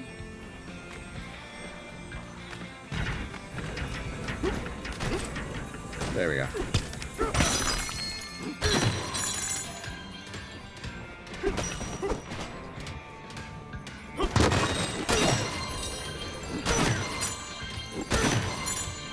There's a banana down there, but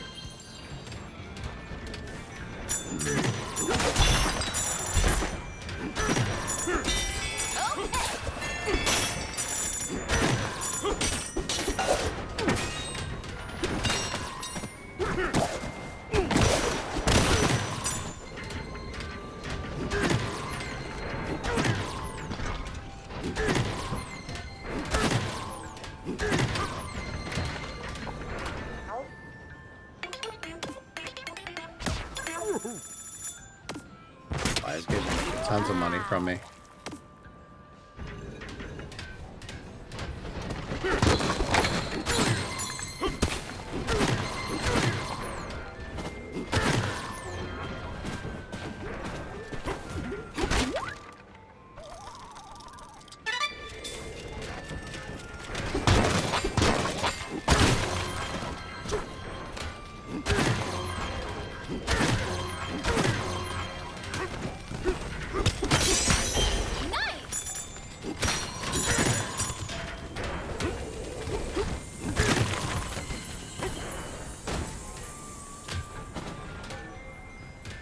Aha.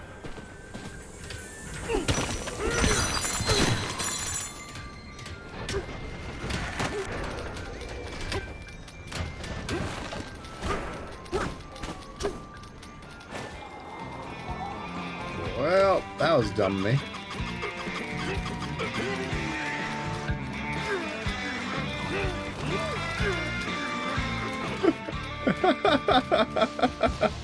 What the heck?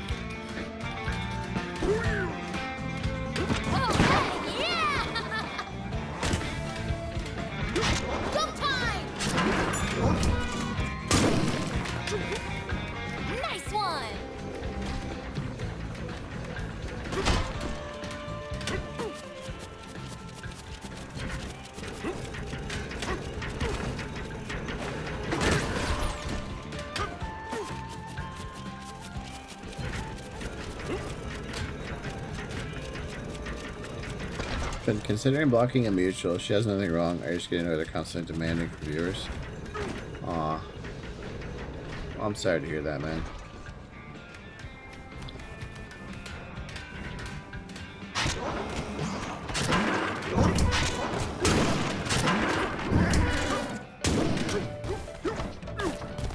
You gotta build it. You can't expect that people just show up.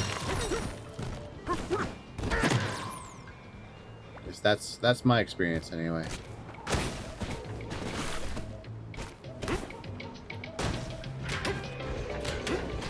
It takes time.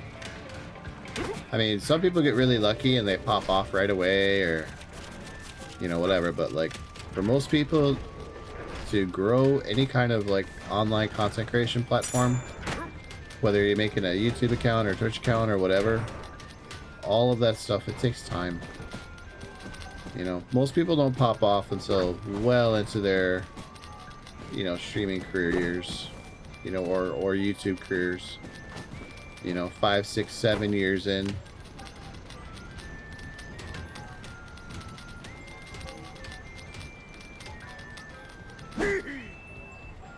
Are you kidding me?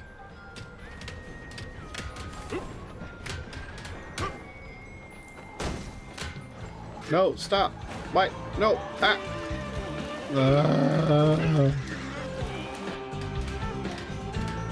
I'm gonna cry. I'm gonna cry.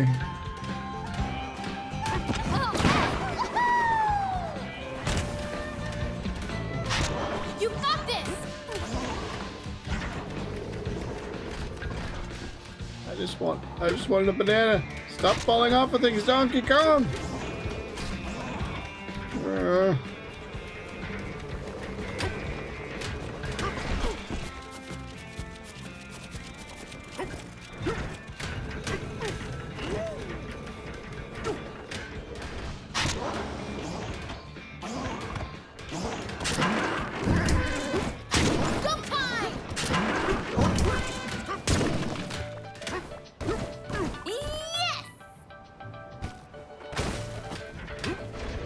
Let's try this again.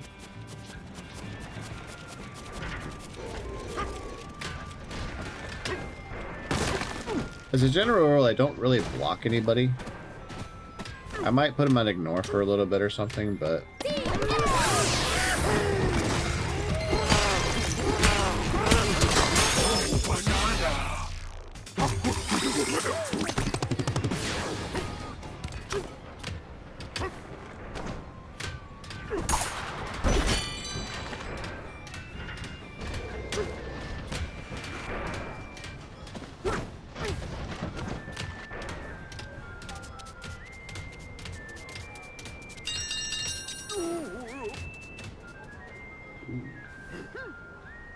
Wait, there was a banana up there? I missed a ton of stuff over there.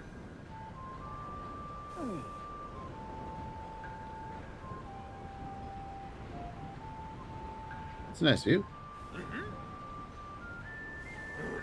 I blocked someone because it kept featuring intimate pictures of an anime girl. The girl in the anime was 14. Yeah, I don't blame you on that. At the very least, keep it to yourself. You know, like whatever you do. But as long as you're not hurting nobody. But like, you know, we don't all need to see that. You know, you put that place where, you know, you put that in its proper place. But, you know, we all got our fetishes. I mean, I did just share an alien in a MILF sweater with a naked ass, so, you know, I'm not one to talk.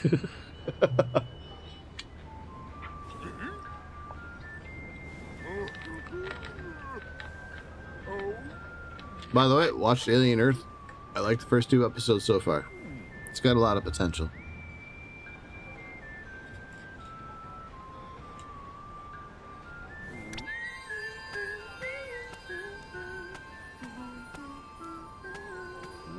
So we had a banana on that one. It looks like I missed.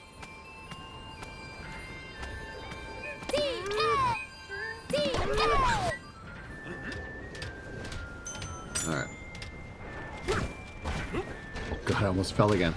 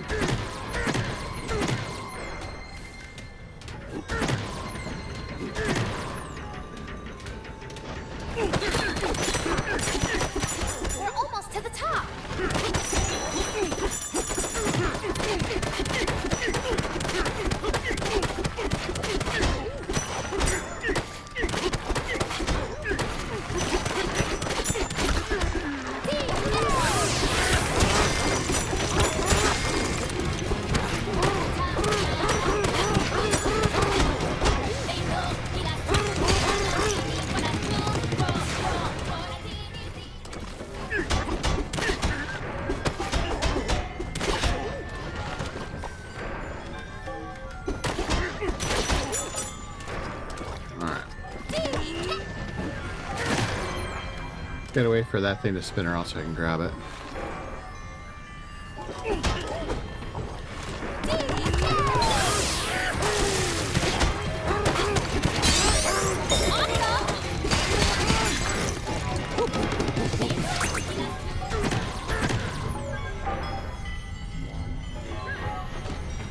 But the person is always my close result. Yeah.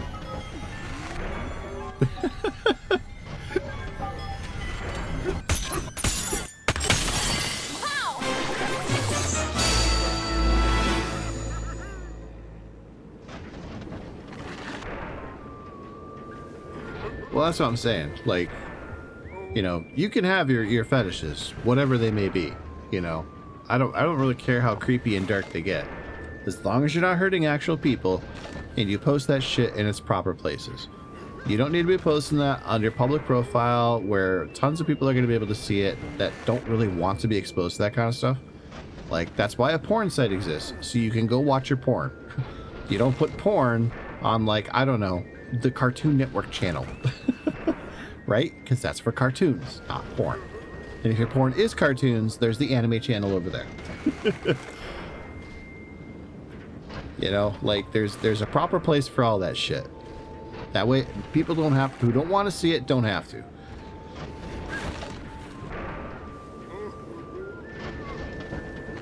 Just my opinion on that kind of shit, you know.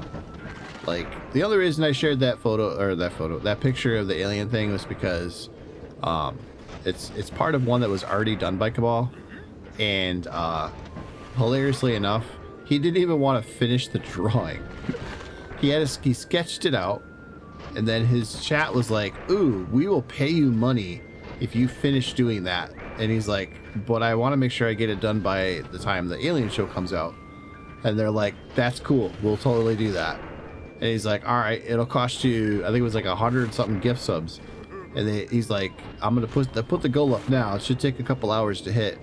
Yeah, no, they hit it in like 2 minutes. And he's like, you realize that if I do this, I'm going to have to end the stream immediately and start working on this. And they're like, yep, that's good. So meanwhile, I'm sitting here in the chat just watching all this happen, and I'm like, what the fuck is going on? People are gooning hard, man. So yeah, when the picture got posted, I'm like, respectfully.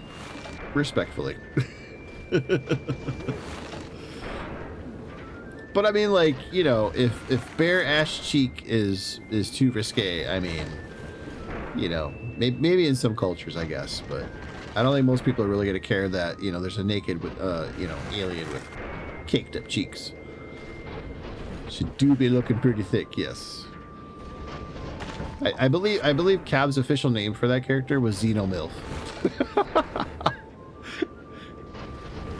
Which, you know, is just kind of perfect, right?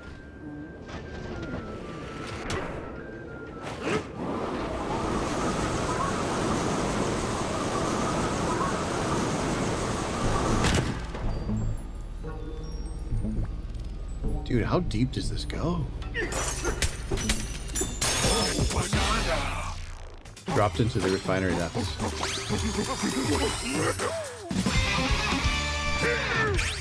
Yeah! Alright. Oh, wow.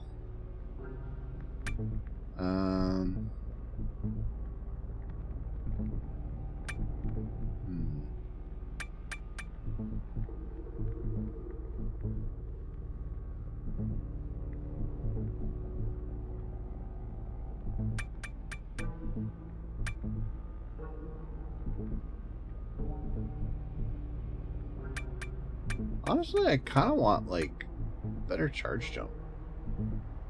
We're gonna do it.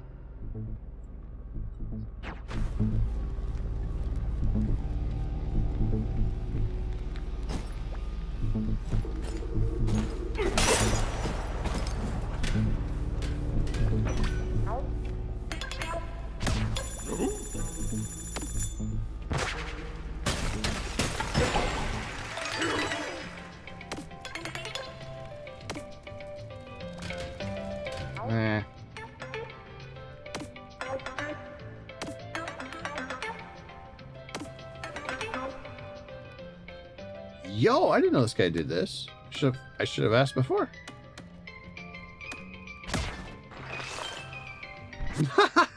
That's creepy.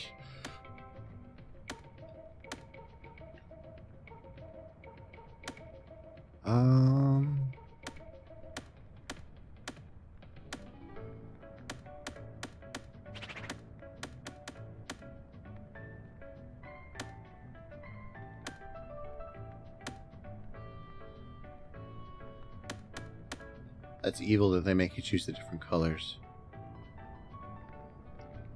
Saw a post on Twitter with Donkey Kong's bare ass, and he says, "You may slap it just this once." You're only getting one chance. Only one chance to slap Donkey Kong's ass. Would you take that chance? I mean, it's not every day you get to slap an ass of a gorilla and get away with it, right?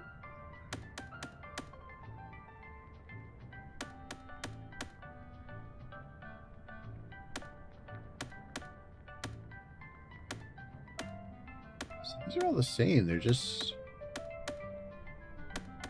How weird. Well, I'm all about the fashion, so...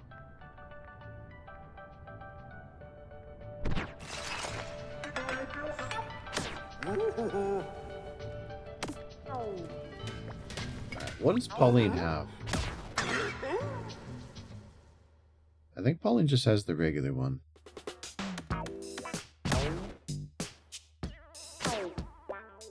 Yeah.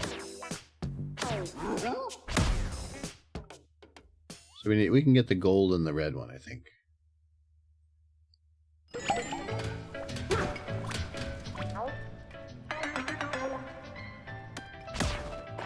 Yeah, I don't really care about the stats so much as I just like the... I want, you know, it's all about the fashion. Oh, I'll just go straight to being sold out. So what do I got left?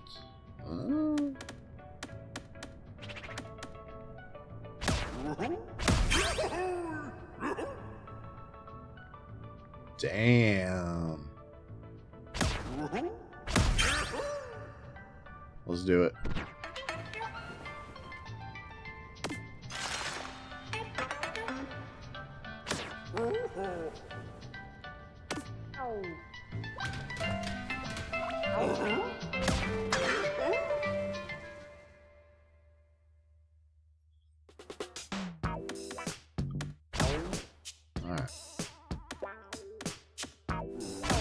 Check this. There we go. Now she matches with DK. Oh, the tie has a banana on it now.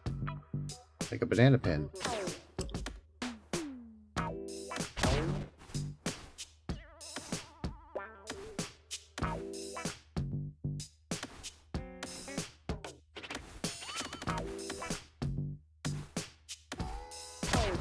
Looking good.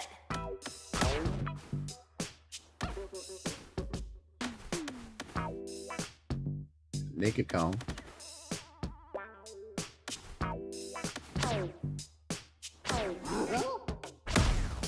I think we're good with this. It's 7 in the morning. All right. Since we just started, waiting for us down there, DK. You ready? should I just finish it?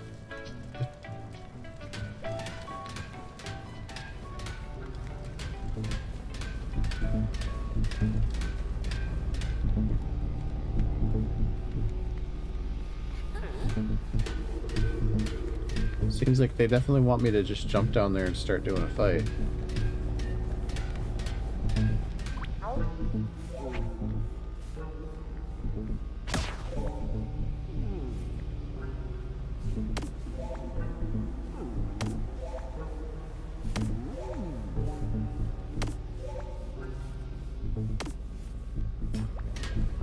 Interesting.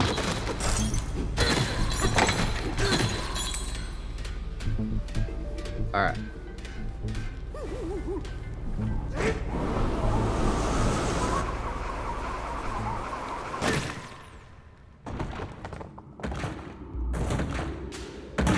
The hell?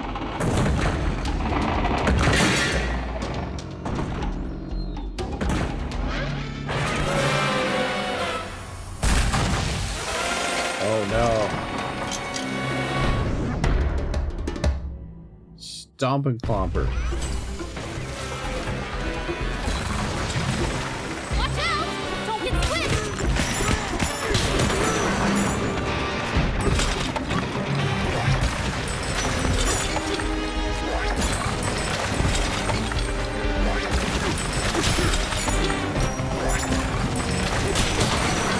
down!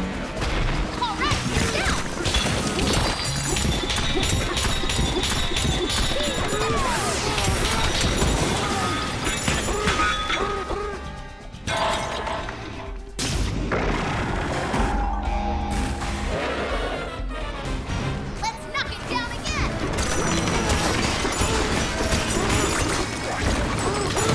That's it!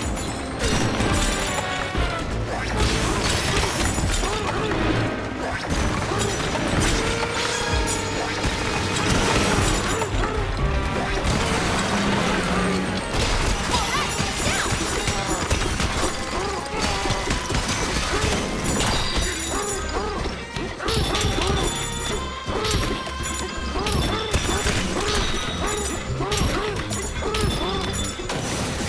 There we go.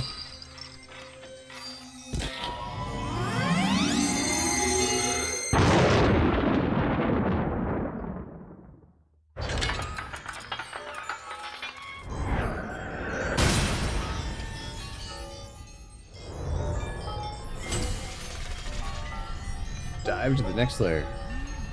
One thing I'll never understand is the mentality of this chat is mine. How dare they watch someone else? I honestly can't say I've ever seen that mentality.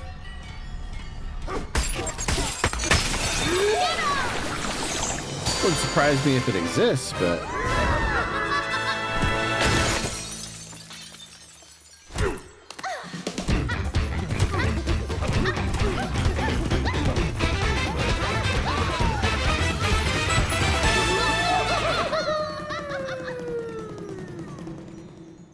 On to the next layer.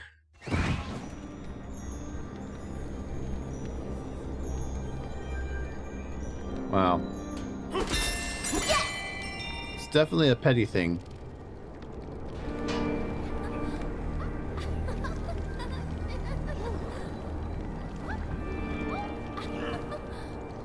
Oh wow, look at that.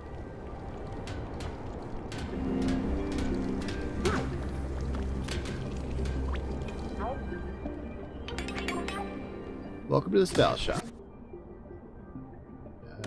Why are you telling me to...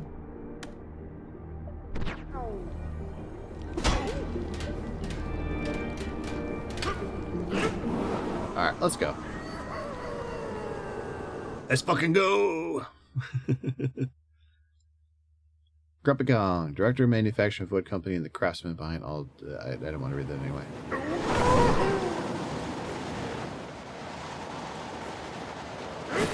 I think I know why Boyd and his crew are stealing the bananas. A fractone back there told me they're melting down the bananas and using them for energy. Apparently, that big machine they're riding around in needs tons of energy to dig through the planet. Those thieves are gonna steal every last banana from the underground world. We can't let them do that, DK.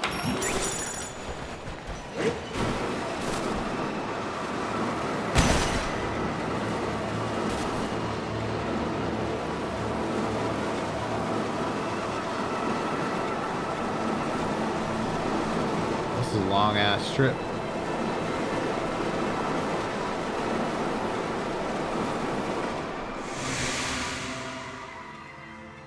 Right? Using bananas as energy seems kind of weird, but I don't know. They use bananas for everything in this game, so.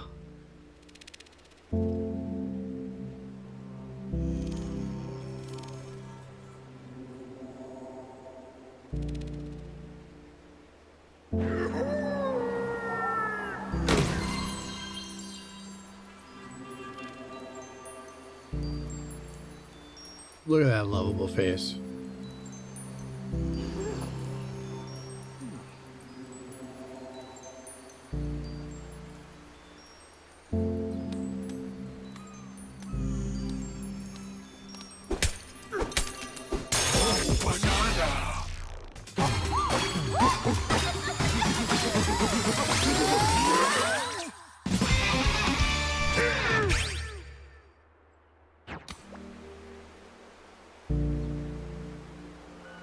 Some super chill music.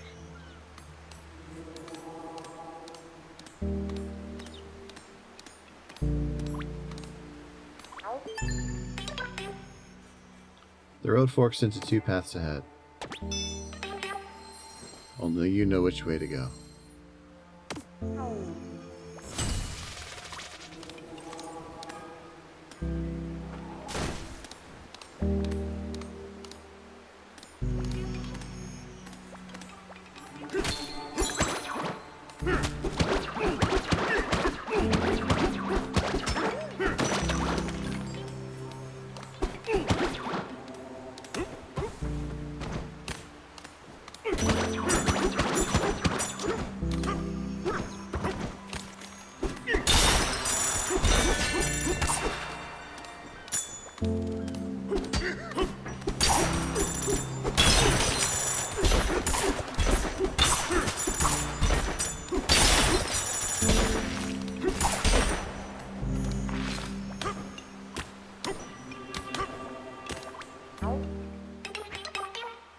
Here in the divide, you must decide. Ask us a question if it'll ease your mind.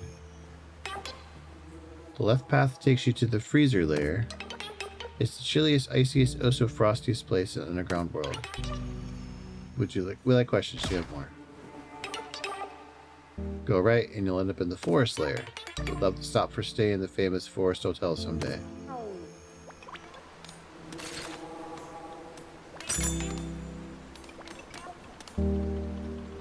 big flying dirt pile came through here.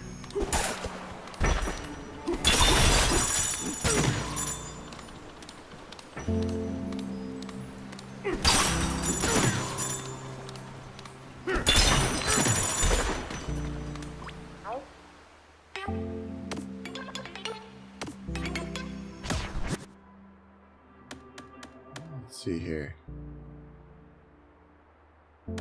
Vanadium gem map.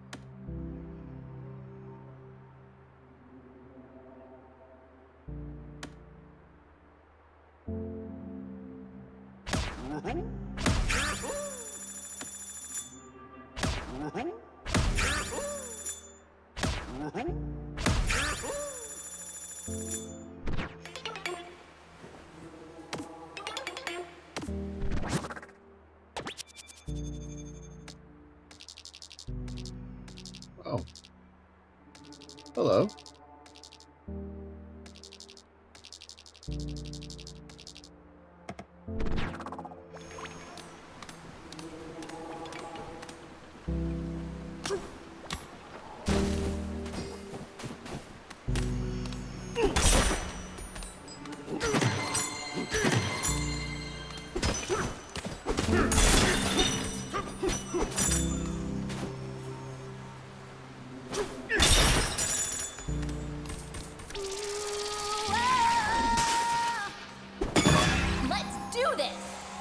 Let's do this. Leroy. Great Switcheroo Hall.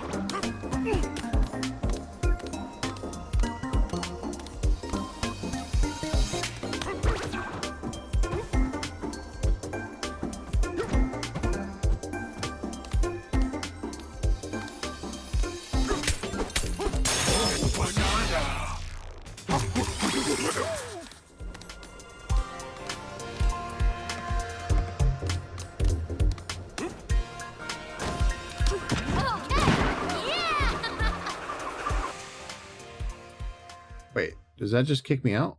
It totally does. Ah.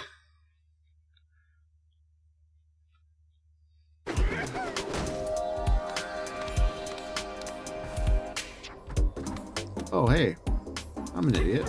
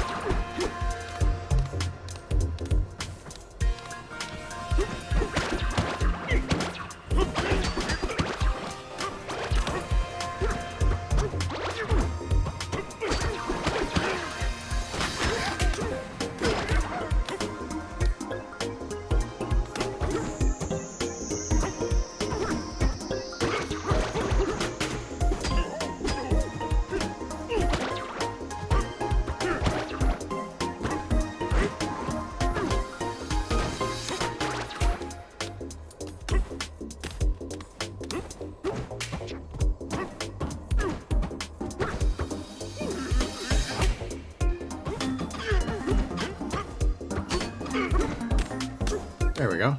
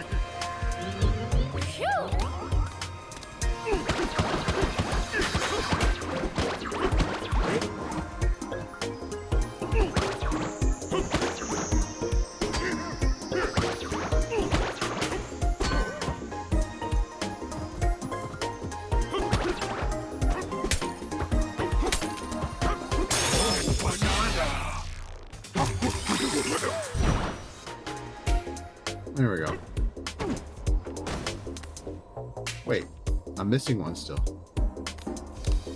Where? How?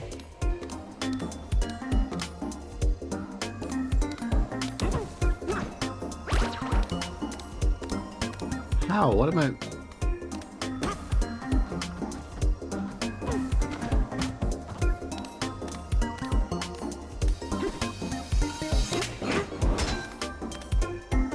Oh, no.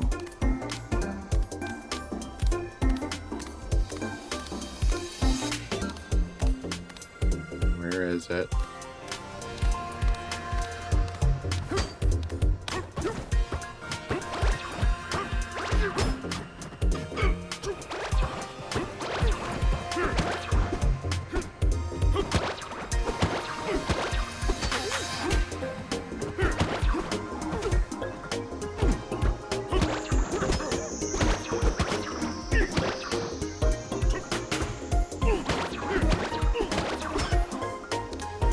I don't think this is...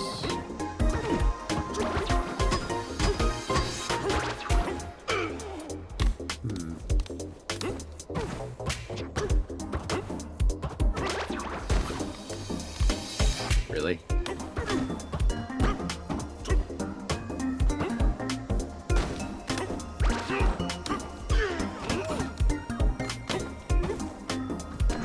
There we go.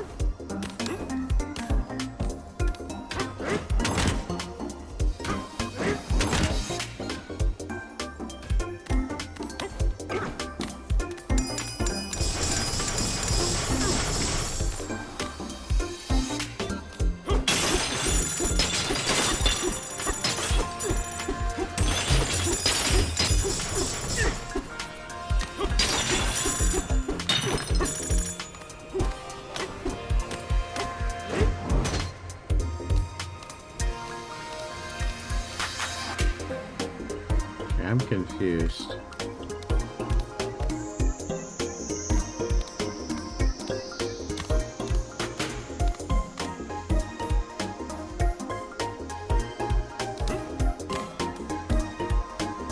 So that's where the banana is. What gets you to the banana? Oh.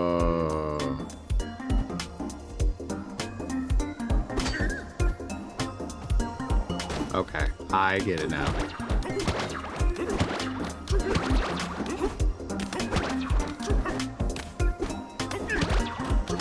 Sure, I gotta make that base as good as I possibly can, because we're about to wreck it.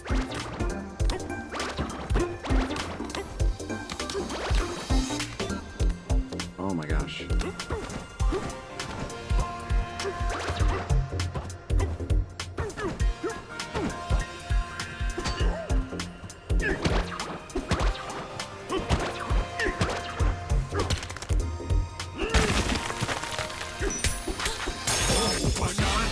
There we go.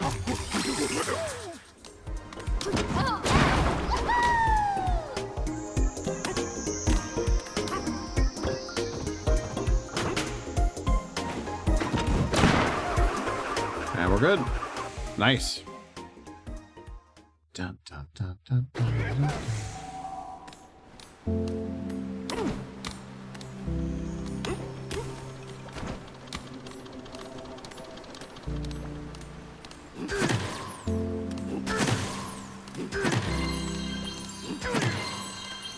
That's right.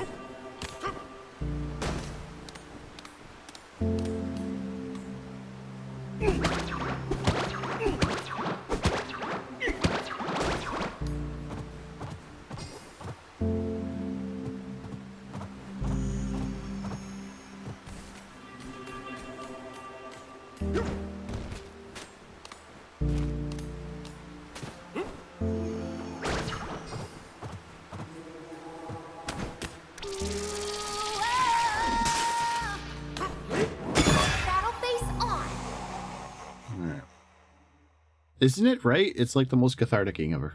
I love it. I just sit there and I just smash stuff and I zone out.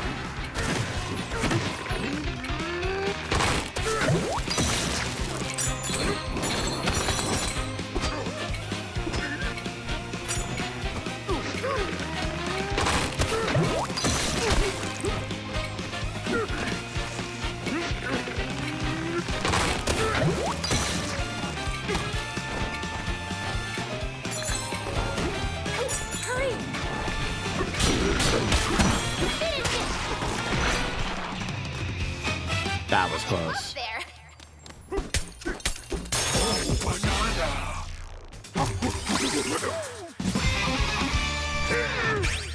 Yeah. Skill points seem like they're coming in faster now. Not that I'm complaining, but...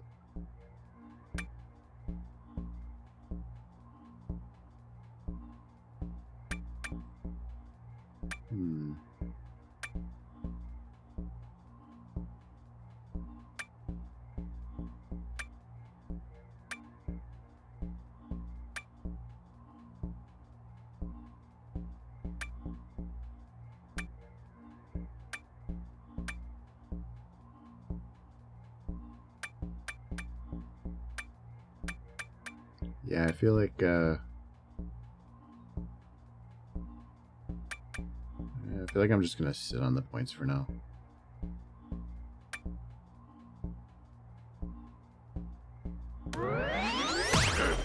Or not.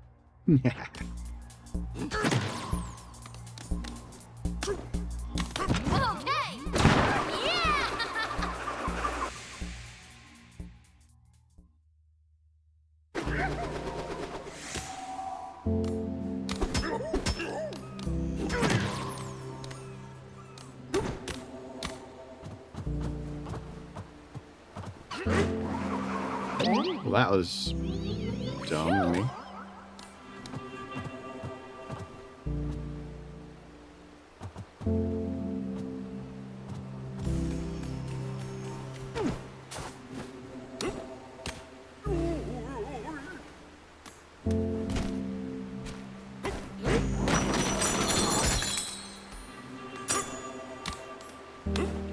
Hello.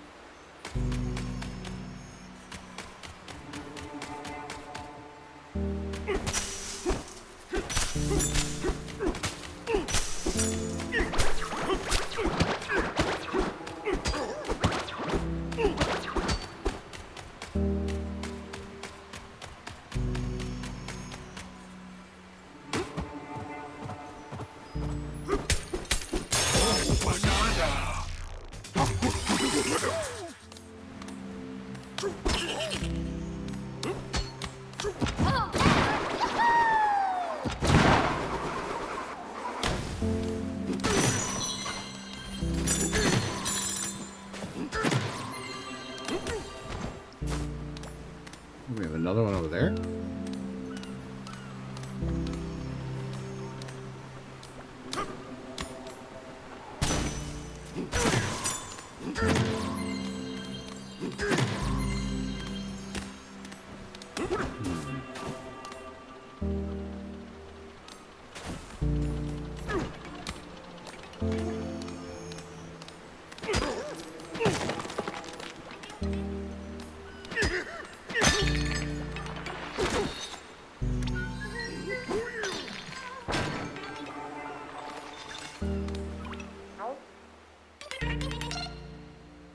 Ah, it's quest stones for quiz zone. Let's go. What do some of the salvage monkeys have attached to the fishing lines? No?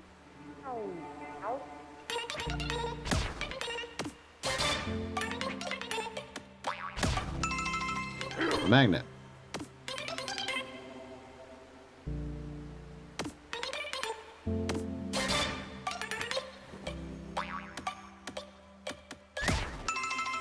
A mixer, yeah. The refiner's all the worse for wear. Void could have been monkeying with your tools. You better check your warranty. Just one question left. Keep your wits sharp, because here it comes. What gets restored when you sit on a chair or bench? Health. These are easy questions. Congratulations. It's a banana.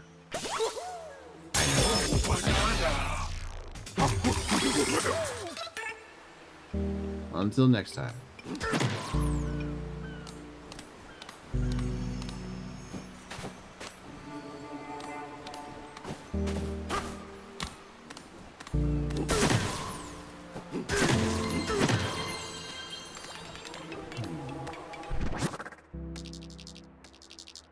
So we went through that already.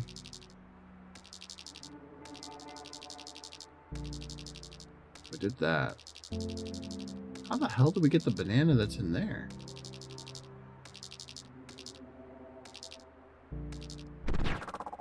Makes no sense.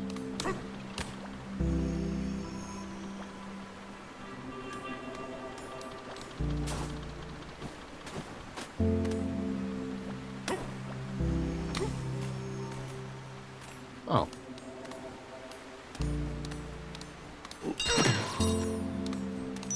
Oh no. A banana! We're gonna go to the other side for this.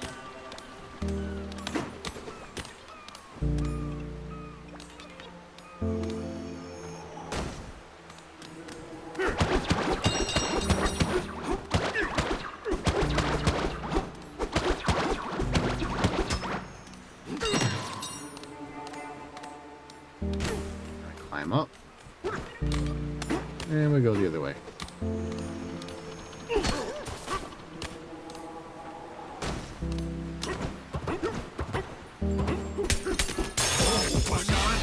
There we go. We got them all.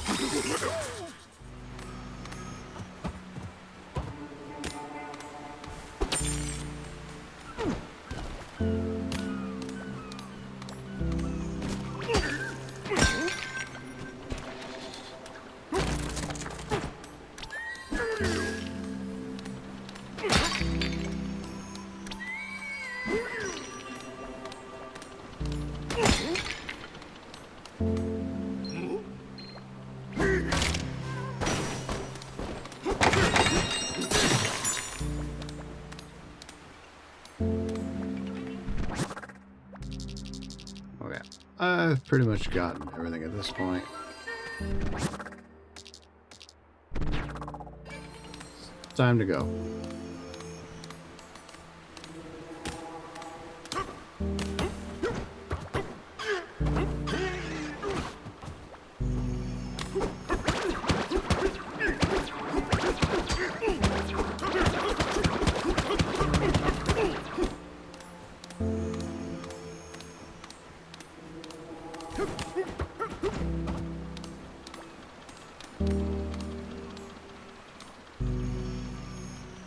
Just Rampy. A branch is snowy, the other's leafy. We are deeply curious about them both. Either one could lead the origin of us. In moments of indecision, we stand on one foot and spin around until we are overtaken by dizziness. Once we fall over, whichever path we point will be the one from. At least they both point down. Well.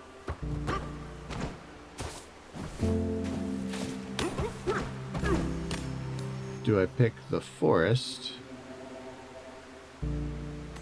Or the snowy area?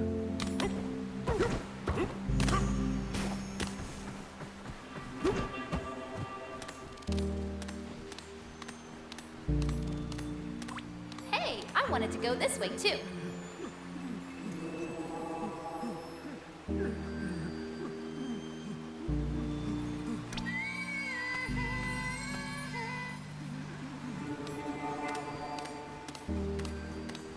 Yeah, it's pretty cold.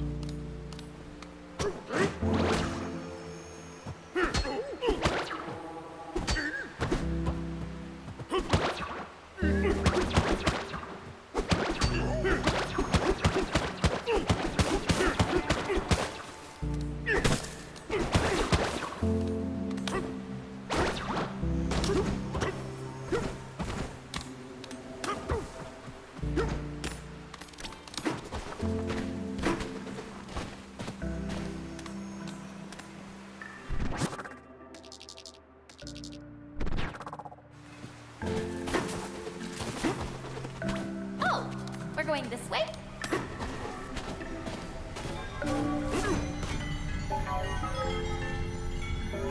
Yeah, I think we're gonna do forest. Wow!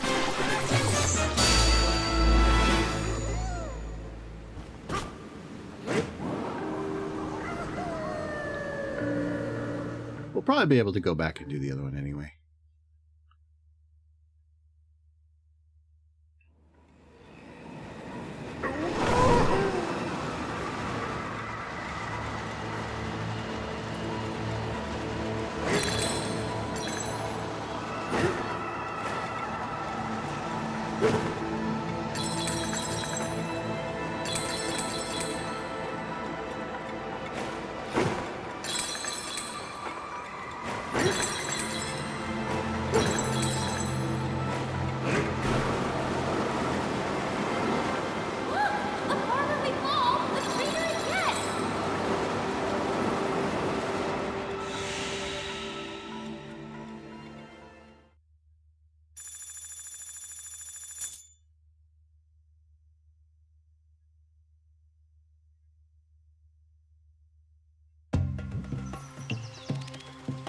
Oh, that's cool looking. Sublayer is 600. I'm getting pretty far down. Beaky Thicket. Ooh, ostriches.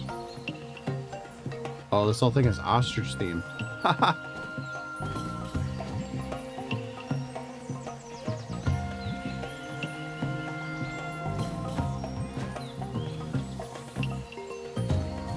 Alright. Let's get our banana reward. Breached into the forest lair.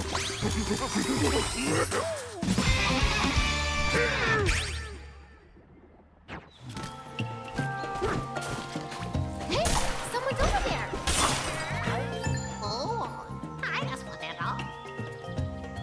We have guests. Welcome, welcome. They got a bite. It pains me to say, but a rather vexing chap by the name of Void came through here not long ago. A wicked thorn infestation of flood of poison that plagued us ever since. What's that? You're on the hunt for this very Void fellow? You should make your way to the Eggshell Hotel then. Certainly the Elder will be keen to assist you in this endeavor.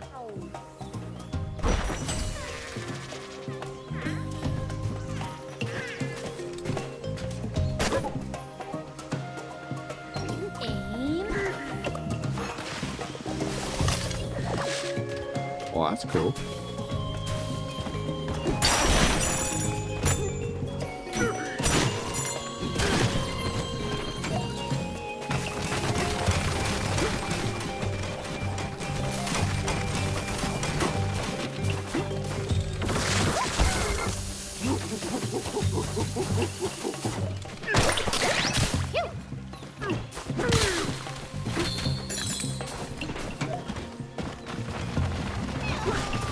Okay.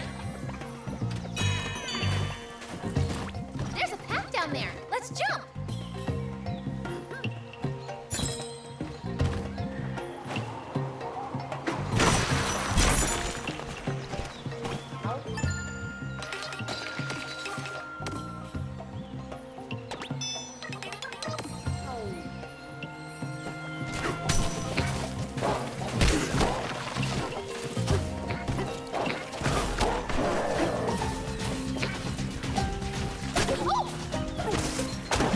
Oh no! A village! Let's make some friends.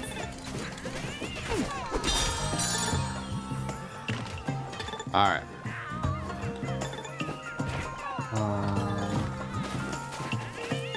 You need a break.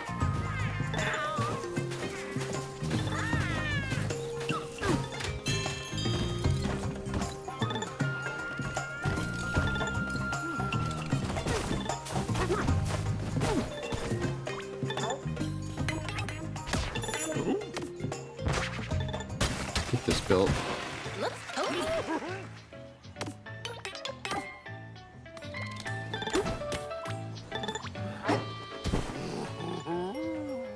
Alright. So, Donkey Kong's gonna get all rested up, Hey, DK. and I'm gonna be you doing the awake? same thing here. My arms Let's listen feel to Pauline different. for a sec. I think my grip has gotten stronger. I tried to drink some juice just now, but the straw broke in my hand like snap. Hanging onto your back all the time must be a better workout than I realized. Sorry, little straw. Good night.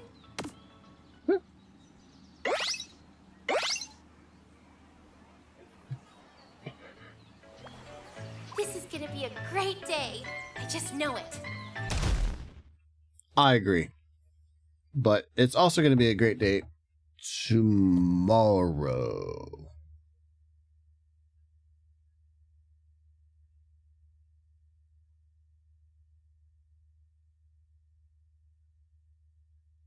Yeah.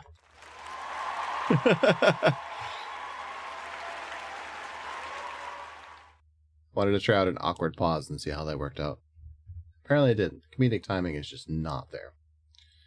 So, alright. Where the hell am I? Let's turn all that off.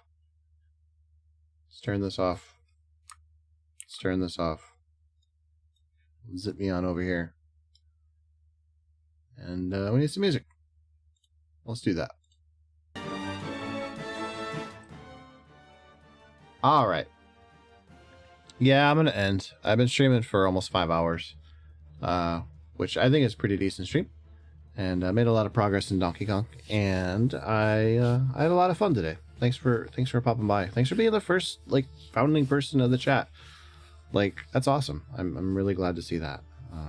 So yeah, it was actually a really fun night. I'm glad I did this. But I do got to get some rest. I have to be up for work in a couple hours. So yeah, terrible idea to be staying up too late. But some days you just got to do it. But yeah, don't know if I'll be back tonight. But I will be back definitely Thursday. Well, I suppose late Thursday night. But we'll be playing some Battlefield 6, I think, just to get it out that first day. But then yeah, we'll be back to Donkey Kong, and we're gonna try and get that finished up hopefully in the next couple of days, if not by next week. But yeah, I have a lot going on, so it's hard to schedule these streams, but I'm hoping things will calm down at some point. Might be a whole year of this, but I'm doing my best.